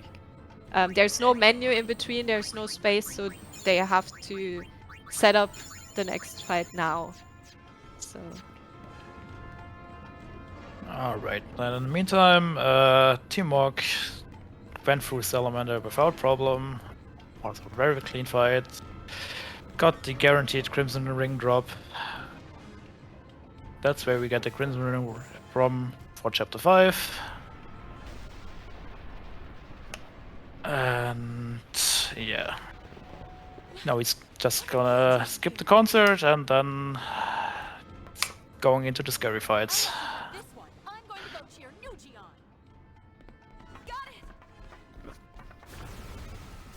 Right, so the next one,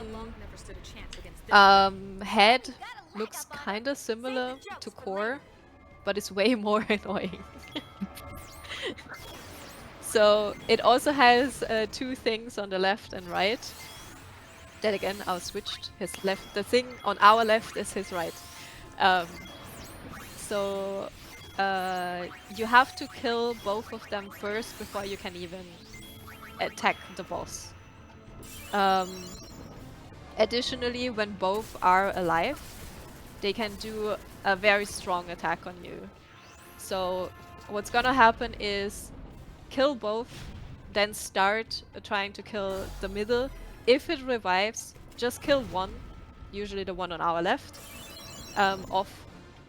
Though runners kind of do that a bit differently, I guess. Some runners, me, will kill it immediately. Yeah. Some wait a little bit because you can be unlucky and it just immediately revives it again.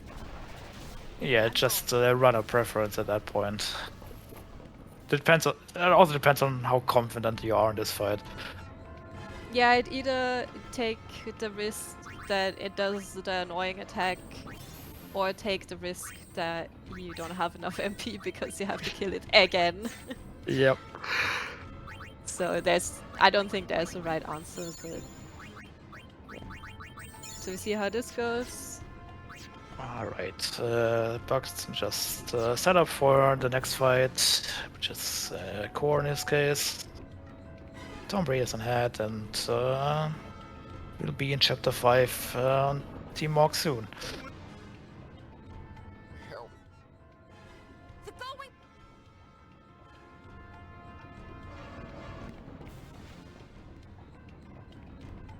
Yeah, switching all of them at once is always nice because you don't have to switch over, don't have to scramble a lot, so I prefer that.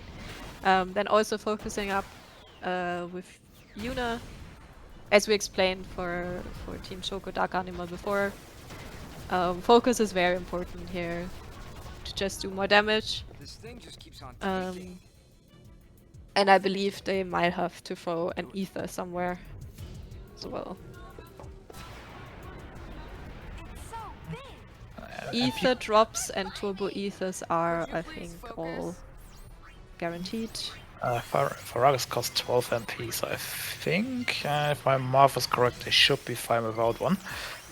Oh, is this old strats? Then never mind. Yeah, I think Brocc is doing a mixture of new and old strats.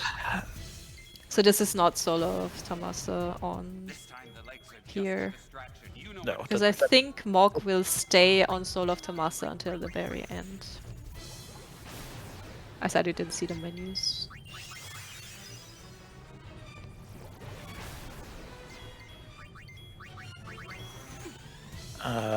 Yeah, I'm looking through notes and there's a lot of mana tablets involved, so yeah, Team Mog is gonna stay on the newest strats. So we have two different approaches to this run at this point, which is nice to see. Yeah, there's a lot of exciting new things, especially from last year to now. A lot of things happened. Japanese runners basically routed a lot and did a lot with this run. And that should be it. Yep, with, that had done for Tonberry. So there's only Shuyin left. So we have left, yep. A bit of a cutscene before Shuyin. If you die on Shuyin, you have to watch it again, which is very annoying. But still, autosave's nice. Yep. Because there's no manual save, so PS2 is very unforgiving. Also on console, there is no autosave. It's very unforgiving here. Yes.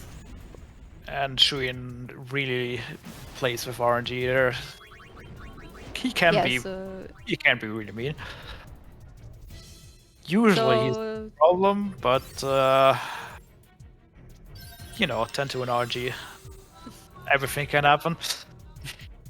Shuyin is scripted in his attacks. He will always do the same attacks in the same order, but it still can kill you. Yeah, sometimes he's just, you have really low ATBs, especially on the old strats, and yeah, then that can just happen. Yeah, and since with Charon at the very end of head, the only person we can have on T for first strike is Yuna, in Team Tonberry's case. So we hope that Pain and Riku have good ATB. We will probably see Terror of Senek and maybe we can skip it, but I hope no one does YOLO strats. Please don't. I mean, we will probably see it, but if they play it correctly, that shouldn't be a problem. Yeah, exactly, but please don't YOLO. So Terror of Senecan is an attack where Shuyin will focus one of the girls. We basically just don't want it on the caster, and then we're fine. Yeah, he can't kill the Dark Knights with it. It's just the caster we don't want it on.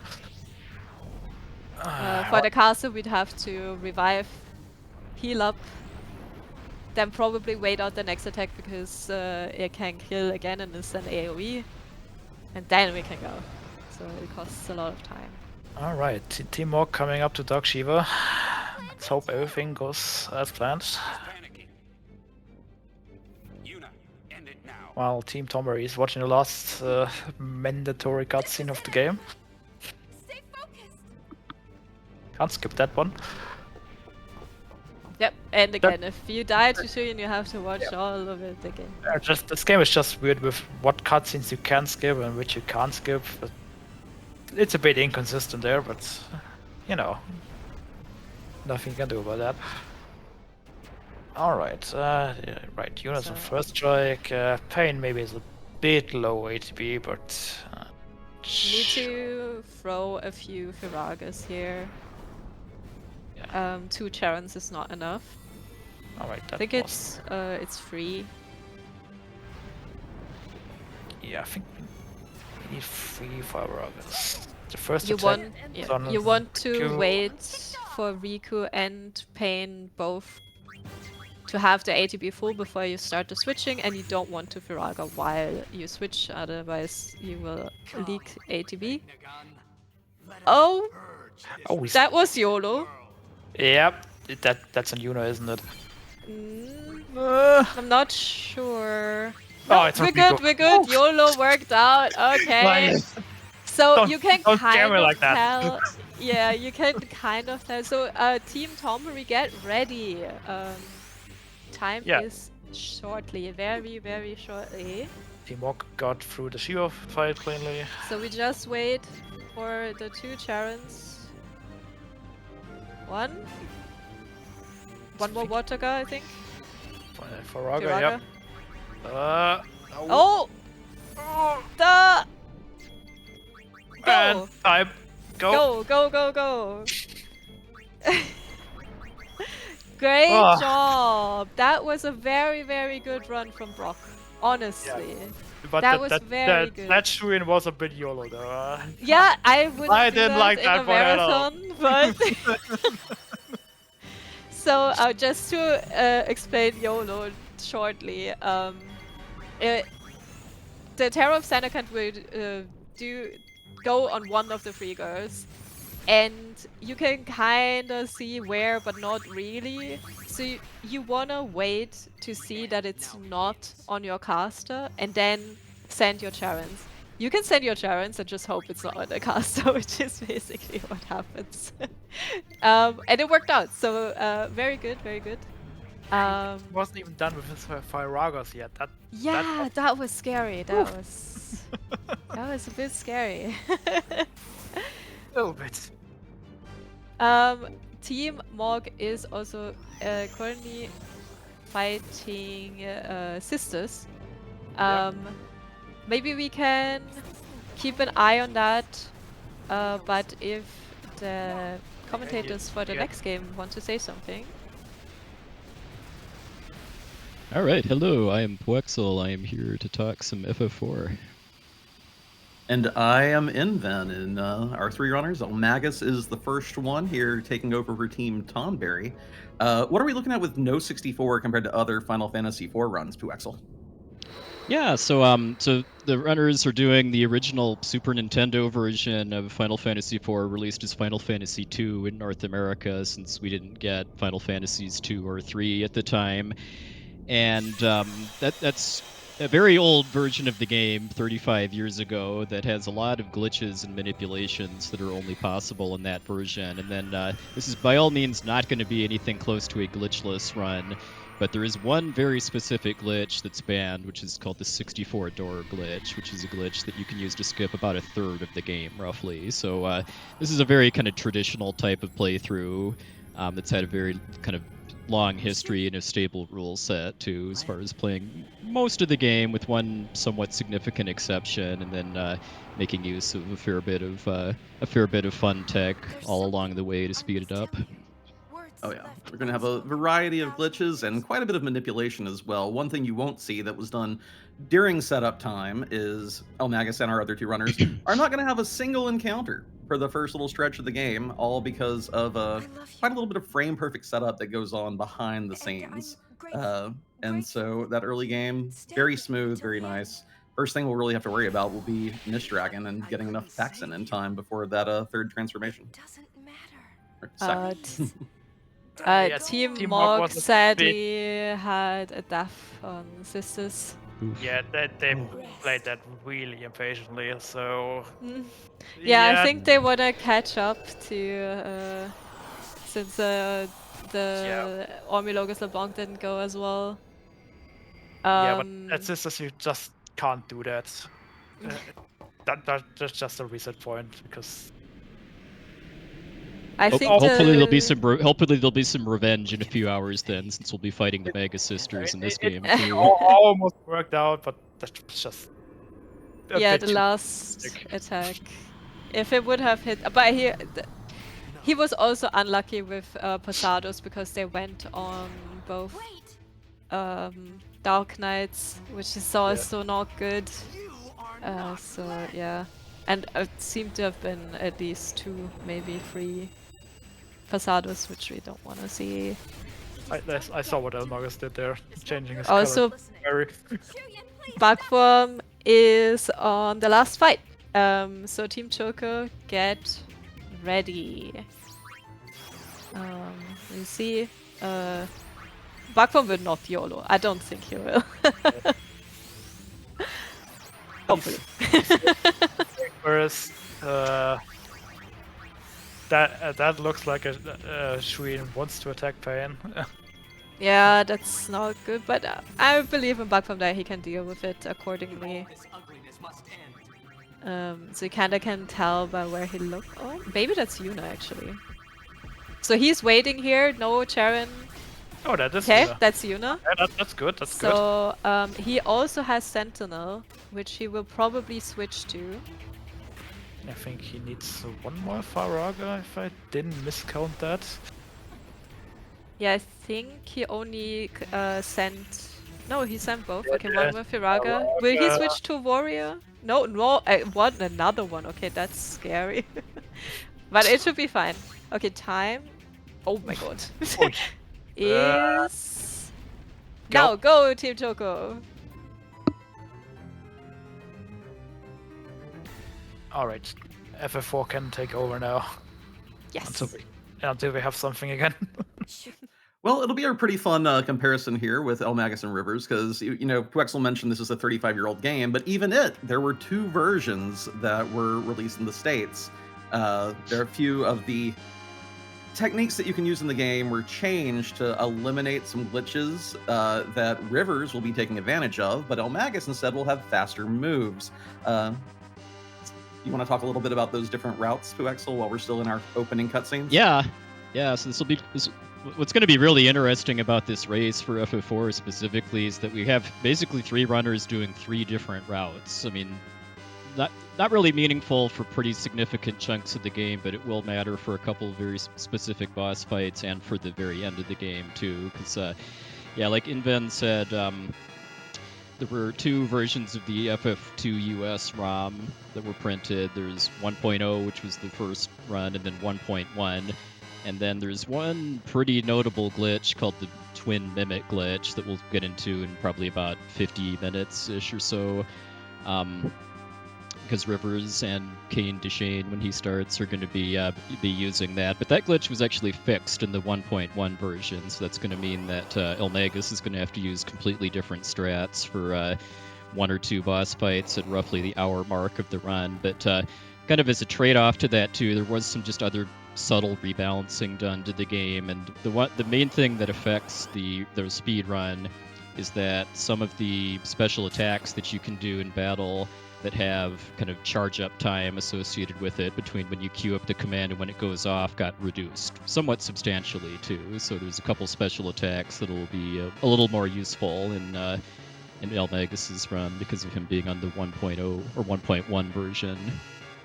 And while we're still in the kind of the long intro before we really start playing too, I think this will also be a great opportunity to start talking about step routing, which is another thing that's kind of unique to the Super Nintendo and Super Famicom versions of FF4, which is that if you play this game normally, you'll definitely notice that the rate that you get random battles and dungeons is very inconsistent. Like sometimes you can walk for like, I don't know, like 80 or more steps without seeing a single battle, and then there's some times where you walk 5 steps and get like 3 or 4 battles in rapid succession.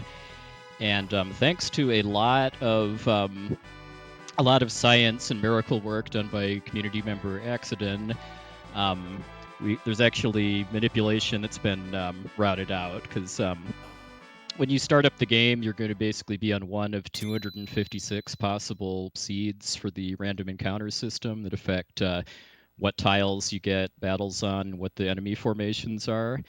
And if just we'll kind of talk more about it later too, but once you figure out what seed you're on, you can then start following a step route where you you'll be in a lot of cases taking some extra steps on specific maps in order to line up, getting fewer encounters in dungeons and getting less chances for really nasty encounters. And then one really big payoff near the end of the game too. So I guess Inven, do you want to talk about the Mist Dragon fight now that Elmagus is getting into it? Sure. So one of your big goals here is to get that cane jump queued up before the first attack comes out. You're going to try to, I believe, jump twice here, get 4 attacks with Cecil. The big thing is doing a little bit of inventory setup. Anytime a dialogue box appears up at the top of the screen, the ATB actually freezes during these. And one of the big glitches we're going to be setting up and using throughout the run is an item duplication glitch. We kind of use it 3 different ways. You can use it just to get a spare copy of a weapon, which we'll do later on in the Tower of Zot. You can do it to create a massive underflowed slot that you sell for all the money you'll need. You'll see that very soon. And the other one, which is of particular interest to the route that Elmagus and Kane are using, is you can make a big old stack of a weapon for throwing X-Cal upon X-Cal upon X-Cal at your final bosses in the game. So if you see weird little inventory movements, just know they're setting this up to do some duplication outside of combat. Yeah. The key to I mean, it'd take a while to really explain it in full, but just kind of the main key to doing the duplication glitch is using empty slots in your inventory that are not the first empty slot as part of taking items in and out of your hands, because all 3 of the Super Nintendo or all 3 of the Final Fantasy games on Super Nintendo let you change your weapons and shields mid-battle, and then that menu functionality has a lot of other uses in these games too, in this case for glitching. So speaking of glitching, Elmagus is about to do our first sequence break of the run, if you want to call it that too, called the Mist Clip. That's why he picked up a tent in Baron Castle before leaving, and he's basically buffering opening the menu while taking a step in the opposite direction and then using his tent, and then he's kind of finishing the item duplication there along with stealing Kane's Iron Gauntlet. But then that act of interrupting the map step with the tent actually kind of changes where the game thinks Cecil's map coordinates on the overworld are. And then he kind of does it again, only this time saving and resetting after taking a buffered menu step instead of using a tent. And then that actually will load him onto the east side of Mist, and then he can walk off and back in. And then I've never really understood why this even exists as far as why there's an east entrance to Mist, because when you play this game normally, there's never a point in the story where you can actually do this. But thanks to that existing... you're able to and get full access to Village Mist before, like, about a third of the game earlier than you should. So Magus was selling his glitched out shadow shields there for a ton of money. Looked like there may have been some issues or so with it. If you're doing the shadow shield, I want to say you normally get 6 million gil out of this, which is way, way, way more than you'll ever need for the rest of the game. And then he spent some of that to get dancing daggers, which are a very nice weapon that's going to make a big difference in pretty much really the whole game, but especially in the first third or so. And then he's looting Rydia's house here too for a tiara, also later known as a gold hairpin, which is a very nice helmet that boosts magic power, and then a change rod, which is a nice rod that also boosts magic power. So you may be wondering, well, if you can just clip through Mist, why even come in? Why not just skip ahead and go towards Dampsian to progress the story? And that's because if you do that, you'll soft lock the game eventually, unfortunately. So we're doing this clip in order to kind of get early access to some stuff that's going to help a lot, and then we're going to get on with the story as normal. I am curious though, because again, there was a minor error on that duplication glitch, because normally you have no problems buying 10 dancing daggers there, and Elmagus had to only buy 5, and he's low on money. This route does involve buying a lot of elixirs later in the game. There's a lot of other gear we want to buy in Mysidia and Baron and Dwarf Castle. So he's going to need to recover that at some point and probably set up another glitch to get his money. That was my thought too, that maybe he'll try to just duplicate like a sword or shield or something later to try to make that up. Because for doing the route that the end game route Elmagus is going to be doing, which is the Edge plus Excalibur route, he's going to need about 5 million gil to buy elixirs eventually. And Rivers accidentally released his Chocobo 1 tile short, and I'm wondering if the Seed 92 that we're on here for our start, I wonder if that's going to cause him to get an encounter. I don't think it will, because I think like I know I've heard accidents say that like the trick that, because one thing that that happened during the prologue too was burning a step in Baron Castle, and kind of the swaggy way to do that is to step on and off the chair in Cecil's bedroom, because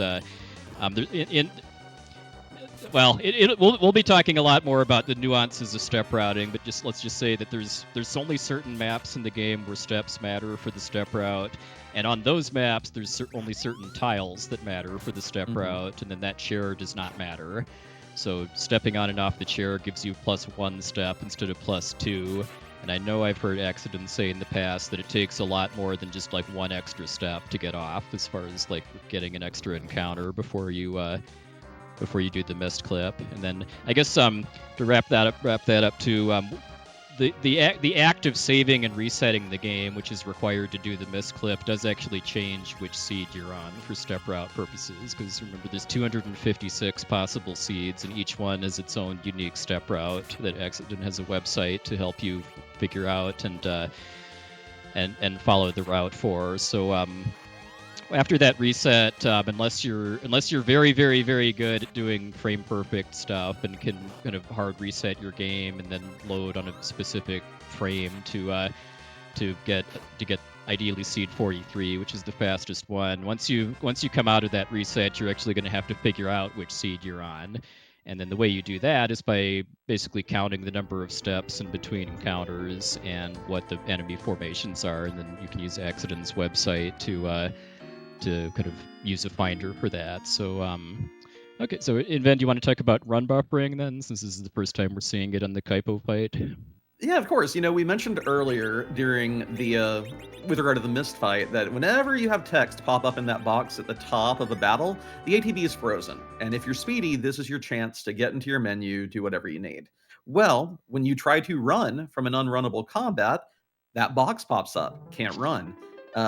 You have your action, the enemy's ATB is frozen. And by carefully timing this throughout the run, we can actually get quite a few extra turns. I mean, sometimes because some enemy ATBs are random, all the run buffering in the world is not going to save you. But if you do it right, you can get things like a retreat from this guard captain on his first turn instead of a charge. And other fights will also go more swimmingly if you nail it. Yeah, because if you have really good run buffering, then you can kill all 3 of the regular soldiers before any of them attack too, which saves a couple seconds. And another thing worth pointing out too is that with a couple very minor exceptions here and there, we are going to be doing this entire run on battle speed 1, the fastest battle speed. Like unlike Final Fantasies 5 and 6, which where the battle speed has very different effects, and in Final Fantasy IV, it kind of does what's advertised. It's just how fast the active time battle system progresses as far as you and the enemies getting turns. So yeah, we might see... doing it. Oh god. I just said Elmagus doing a sidestep right before he leaves Kaipo too, because then he exits Kaipo on the east side and saves 2 steps of overworld movement, which matters for the step route. Yeah, it's very subtle there that, you know, as we were all used playing the game, may not have realized that, but when you're trying to speedrun optimally, it does matter. And and I think that Rivers mentioned he does change his battle speed a little bit for marathon safety, so we'll keep an eye out for those battles later to see when he actually turns his down. Yeah, like I expect all 3 runners are probably going to do my probably biggest and proudest contribution to this run, which is the battle speed 2 grind fight. Okay, but I know something we might see it on Rubicante and maybe like 1 or 2 other fights too, as far as reducing the battle speed to make it a lot more consistent.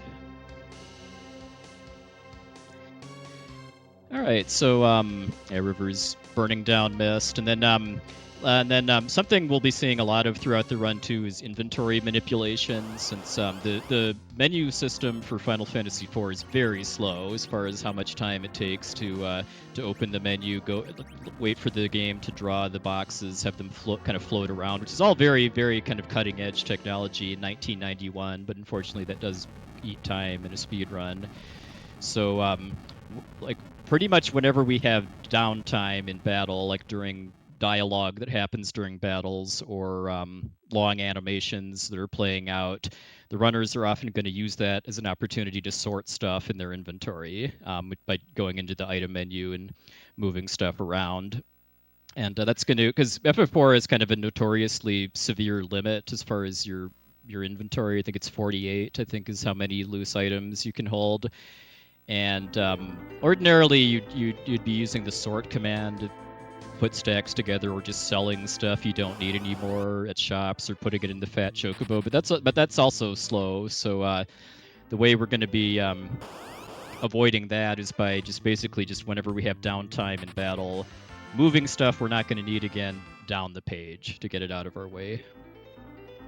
And likewise, stuff that you intend to equip imminently because of knowing which party members are going to join. We're going to try to put those in convenient slots as well. And for our runners on the 1.0 version, Rivers and Kain, we're actually going to see the trash can being moved up for a very fun use later. Needless to say, we will not be using it to empty our inventory, not in the usual way. Yeah, we will be taking out the trash, just a different type of trash.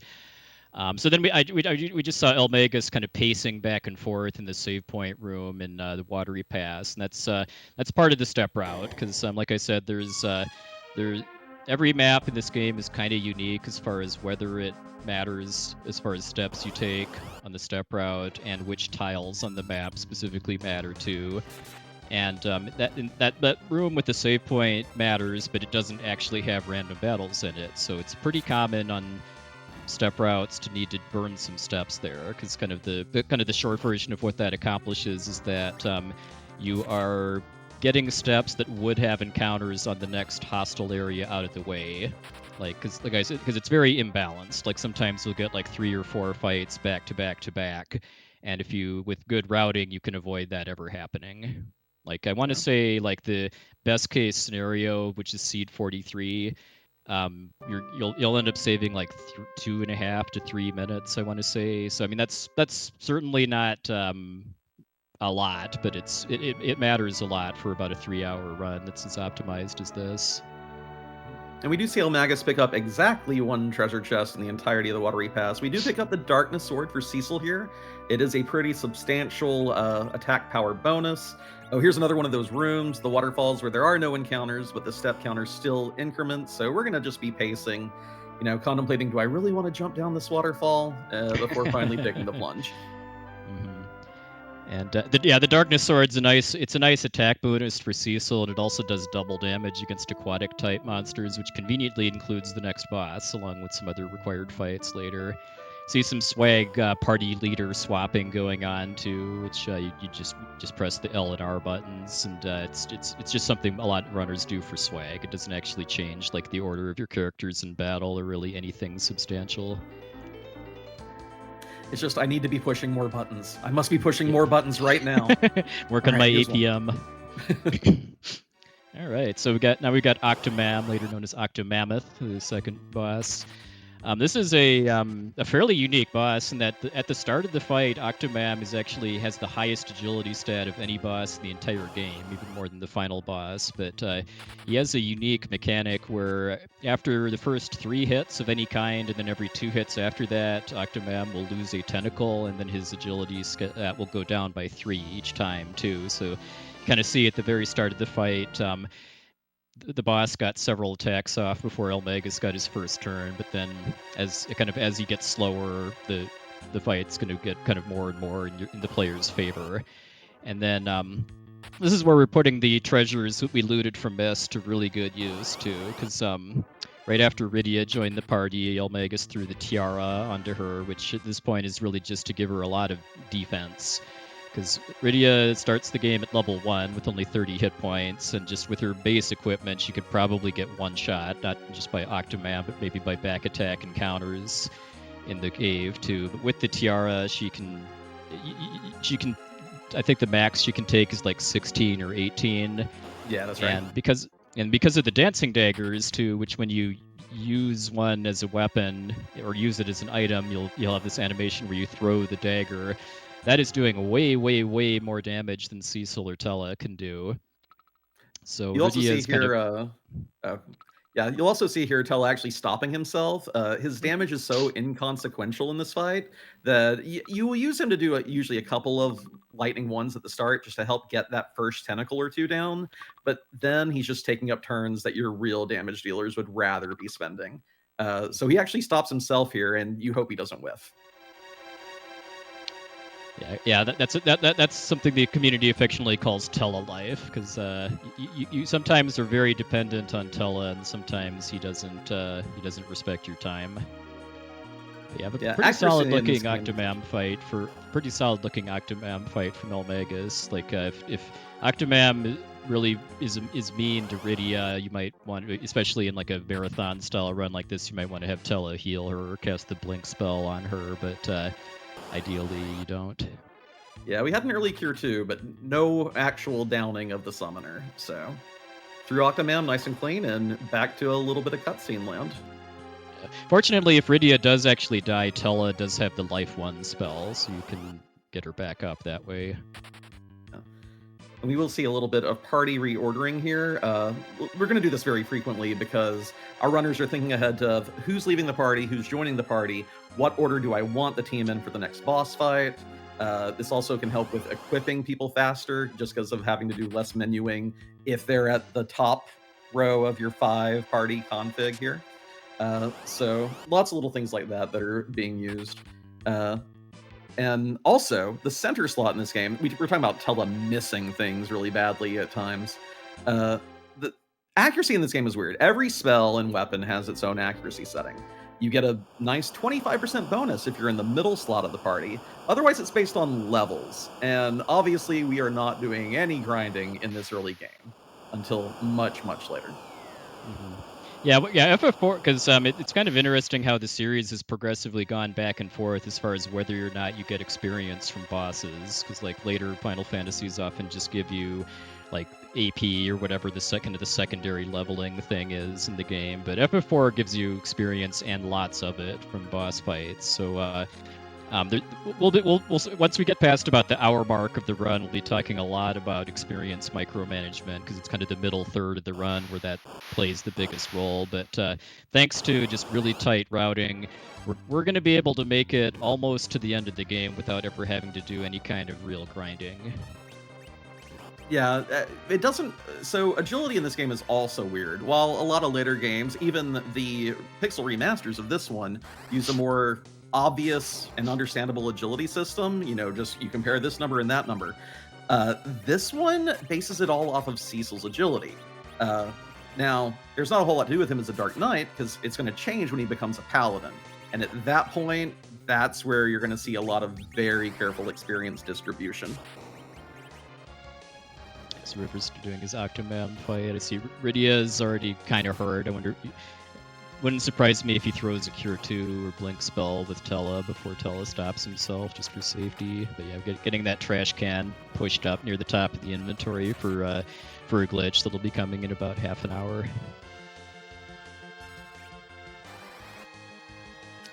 Oh yeah, shoutouts to Spoony Bard, by the way, too. This game has kind of a notorious localization too. Like if you look at the credits too, I think it's kind of obvious that this game was translated by people for whom English was a secondary language. So few bits of the translation are a little rough and tumble at times, but I think that's kind of part of the charm to very old RPGs like this. And probably the most famous is this 1v1 fight here too, where Tella calls Edward a Spoony Bard. Yeah. And Rivers is playing a little dangerously. Octomammoth is able to one-shot this Rydia at her current HP total, so going in with confidence. Yeah, like because that wouldn't be a run over type thing, but it would eat a fair bit of time because especially if it happens while Tella is stopped, you'd have to wait for Tella to get unstopped so that he can life Rydia. I see. Yeah, he busted out the cure after that. Yeah. Alright, I'll make us an Antlion's Cave here. The first section of this, there's two forks you can take, or forked path you can take that are the exact same number of steps, so it's kind of runner preference. Like, I usually take the bottom route to when I'm coming in, and the top route when I'm leaving. Thank you. I have, that is probably the most divisive topic I've had with anyone in any of the Final Fantasy IV SNES speedruns. People are very intent on choosing one over the other. I'm like, no, I make a lovely little loop. I go down on the way in, right on the way out. So I'm in good company. Mm-hmm. That's what I like to hear.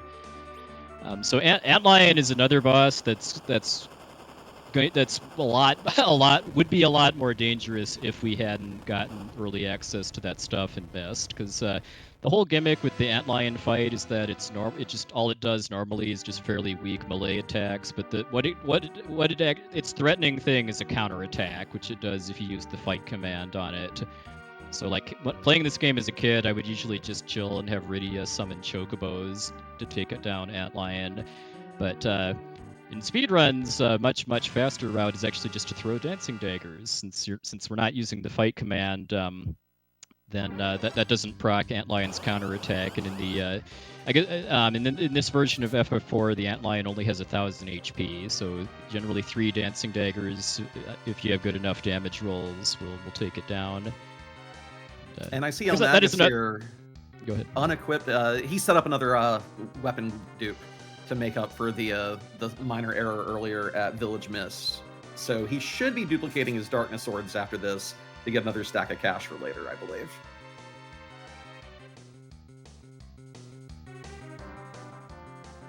Alright, getting the first split for Team Tonberry here. Alright, so then maybe just also in this version of FF4, this has a number of version differences, even from the Japanese version that came right before it too, which is that bosses have less health in this version, it matters progressively more the deeper you get into the game. Like I think Antlion, I want to say, is the first boss to have less health. It's only like 100 or 200 HP or so, but then when we get to CPU near the end of the game, it's 10,000 difference. And there's also a fair number of special abilities and items that cast spells that were removed from the game for this release of FF4, just to kind of try to make it simpler for an audience that hadn't had a ton of exposure to console JRPGs at the time. And it's a shame too, because some of those items that are used in the Famicom, Super Famicom version of the speedrun can really make some of your later fights easier. One notorious fight that will have in Dwarf Castle versus the Calbrina dolls, if you can just one-shot that with, any number of items in the Japanese Antarctic Wind, or Yeah. Hourglass, just trivialize that fight. Whereas we always hope to see, those of us who want to curse our runners are always looking forward to seeing a big doll appear because of bad damage rolls.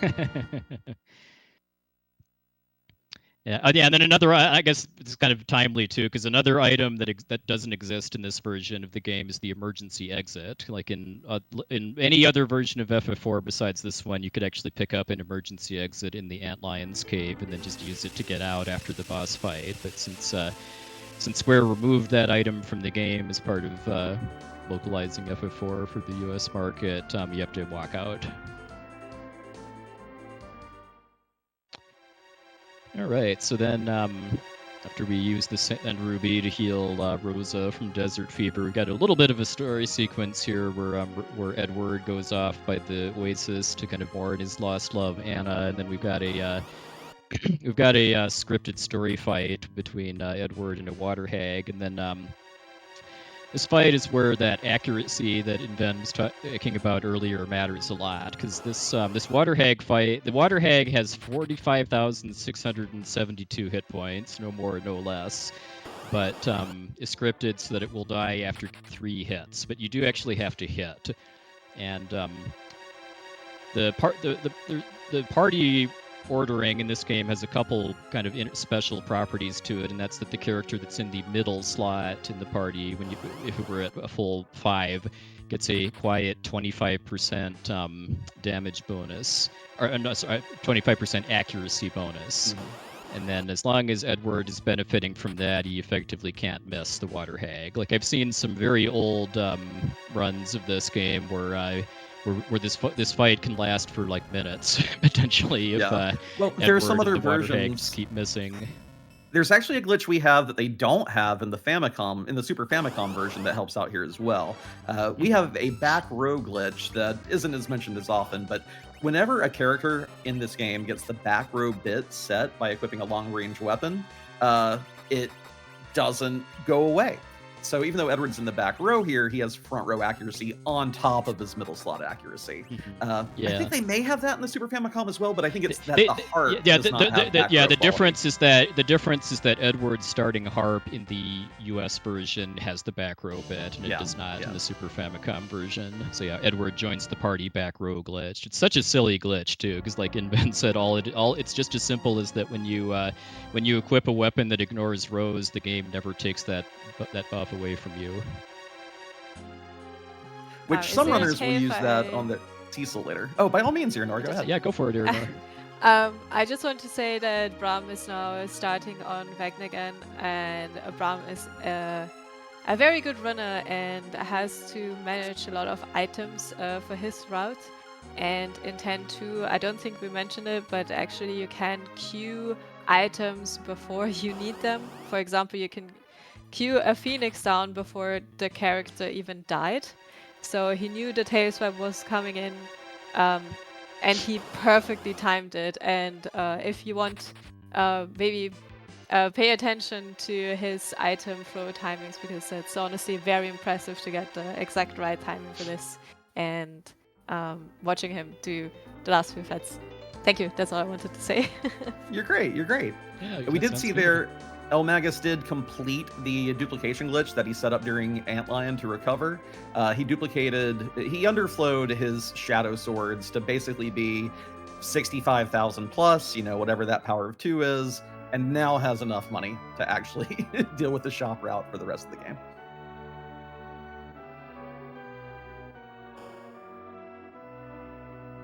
Good save, Elmagus. Good save. Yeah, it's fortunate that because like FF5 Super Nintendo has a duplication glitch too, but that's a lot more specific as far as the setup for it and especially in a speed run, the situations where you can actually do it. But in FF4, it's really just as easy as just moving equipment in and out of your hands and non-first empty slots in your inventory in a specific way too. So yeah, it was a nice recovery. Rydia here overcoming the fear of fire from when, someone burned down her village. Yeah, we won't say who. And up on the mountain, there's another subtle manipulation that I don't know if our runners will take advantage of it today, but we are going to get Yang up here. And in the first fight versus the Dark Imps, if you're really lucky, you will have good kick rolls, and you will complete it in, I believe, 2 kicks total. If your first damage roll is really bad, you can actually pause your game and wait for, the RNG to rotate a little bit to try to save what would otherwise be a multi-turn fight that also eats into his health pool quite a bit.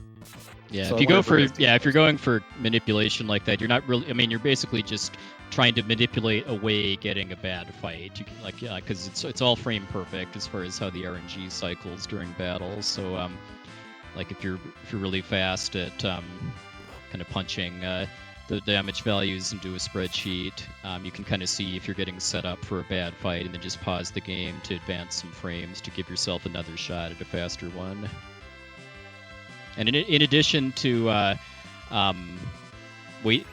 bad fight wasting time here, that it can also mean that Yang takes more damage going into the real boss here too. Okay, that was 2 kicks, so that was a very fast fight for Magus.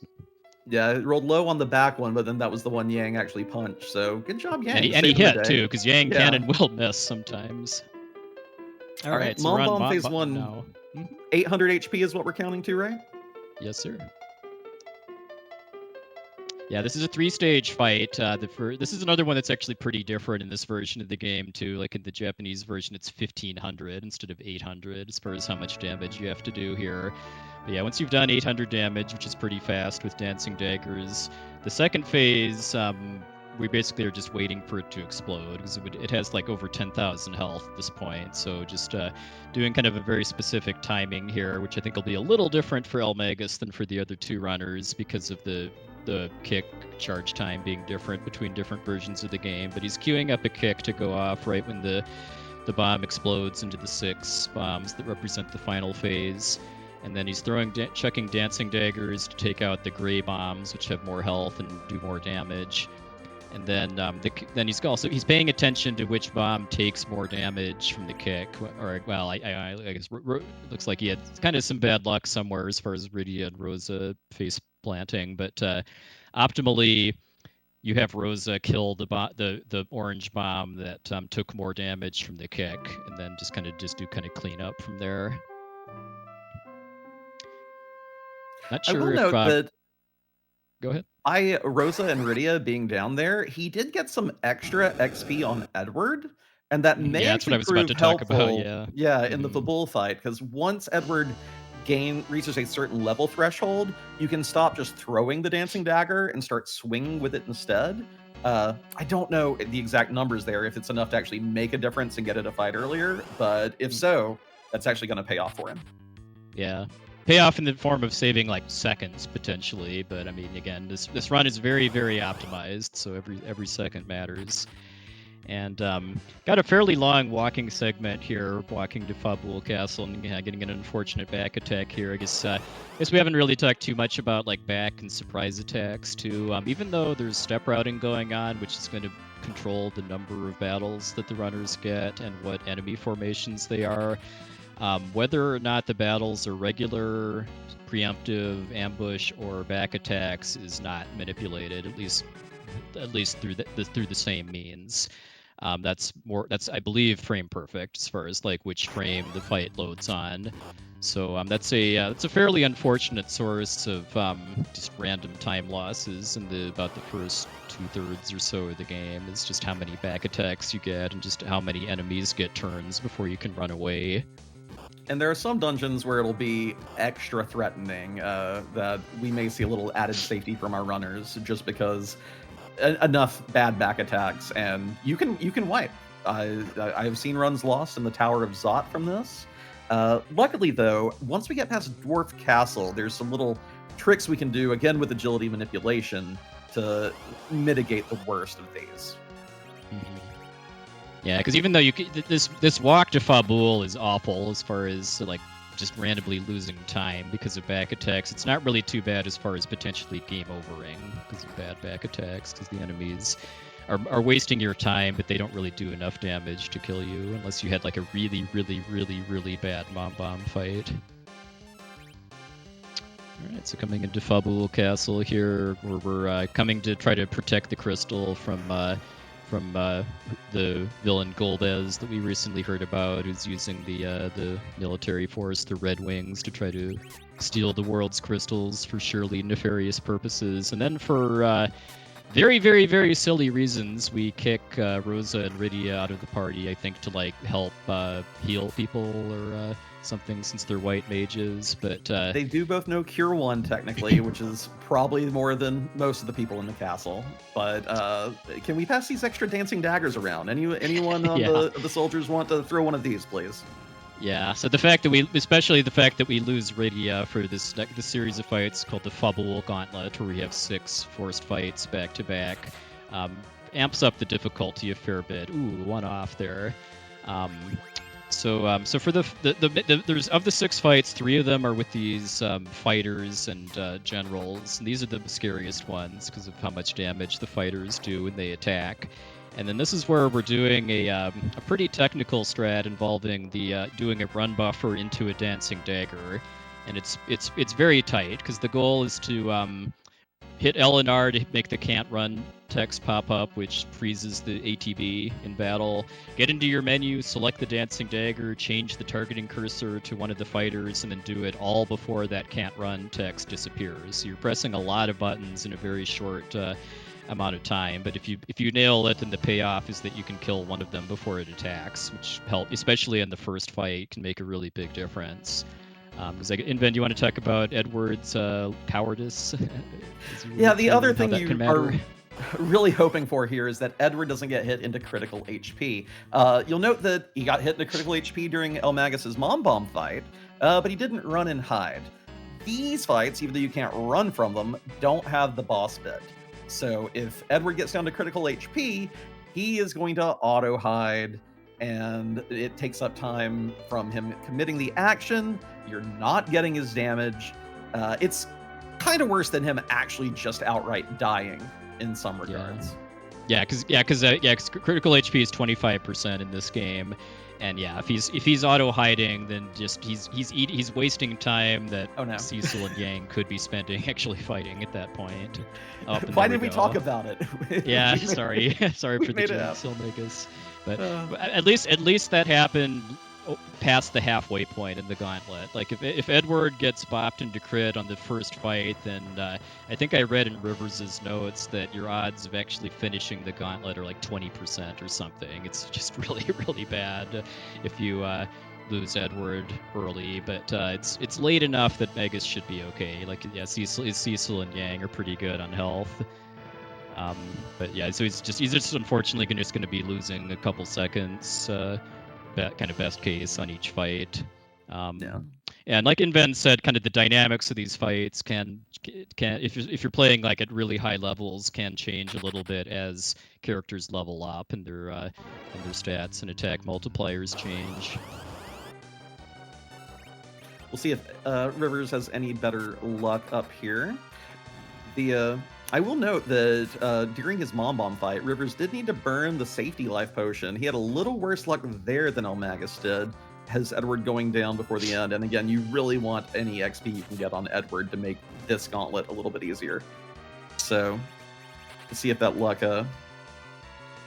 I do also see that Rivers took off Rosa's bow and arrow during the Mom Bomb fight too, which is that's actually setting up for that back row glitch that we talked about during the Water Hag fight too, because any back row ignoring weapon can let you set up that glitch, and stealing Rosa's bow and arrow can let you give it to, in particular, Cecil after he becomes a paladin. Little spicy last fight from Elmagus. You see Cecil is pretty low on health, but he made it. No resets here today. Mm-hmm. Yeah, I guess one kind of dynamic too about these fights too is that for the 3 enemy fight that has the Weeper, Imp Captain, and Water Hag too.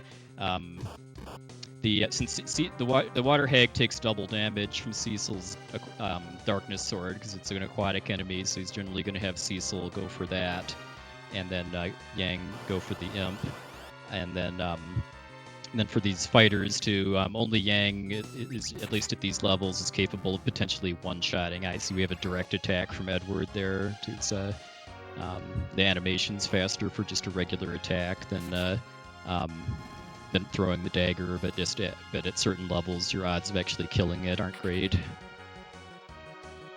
And I do believe we're coming up on our third runner's ability to start. How are we looking at in this for this final Shu Yen fight over here? We're just finishing the last cutscene, and then we have that last fight left, and that's it. Also, interestingly, Bram actually only challenged with one person, only with Pain. So he has Riku and Yuna on Thief, I believe. So he should start with 2 people on first strike, and I think that should mean that he can get off his 3 mandatory water gus immediately. And that should help a little bit with this, making this a bit more safe and fast, and hopefully it works out. He also learned initiative on Riku, which we normally never see in this run. I think initiative only makes it so you can't be ambushed, but Or Yeah, you get first strike more I often. really never use it. I'm not even sure what it does. It's a passive ability on Thief. I don't think it helps with bosses. I don't know if it's just for back attacks or if we just start with full ATB on everyone. That's an ability that's just not used. So yeah, that's the last bit of the cutscene where Shuyin finally lets go of Barreleye and doesn't control him anymore. And realizes, oh no, that's not Len, that's Yuna. Oh my god, like we've been telling him this whole game, we're not Len. Yuna even yells at one cutscene, I'm not Len. He's like, oh, wait a minute. Now I get it. No, wait. And You're not Len. There we go, he finally realized it. Alright, fight starting. So, yeah. we'll see. Hopefully, Terra and Seitengrat. Maybe full ATBs on everyone. Everyone. Perfect. No, I'm telling you, that's the initiative. Yeah, okay, cool. That's nice. Alright, we'll go on.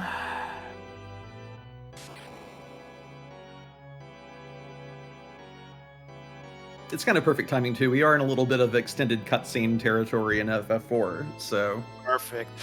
Here's rooting for Braum. I'm a bit scared because I was taught by other runners to never do the Morticus while doing the switching. Yeah. I'm scared.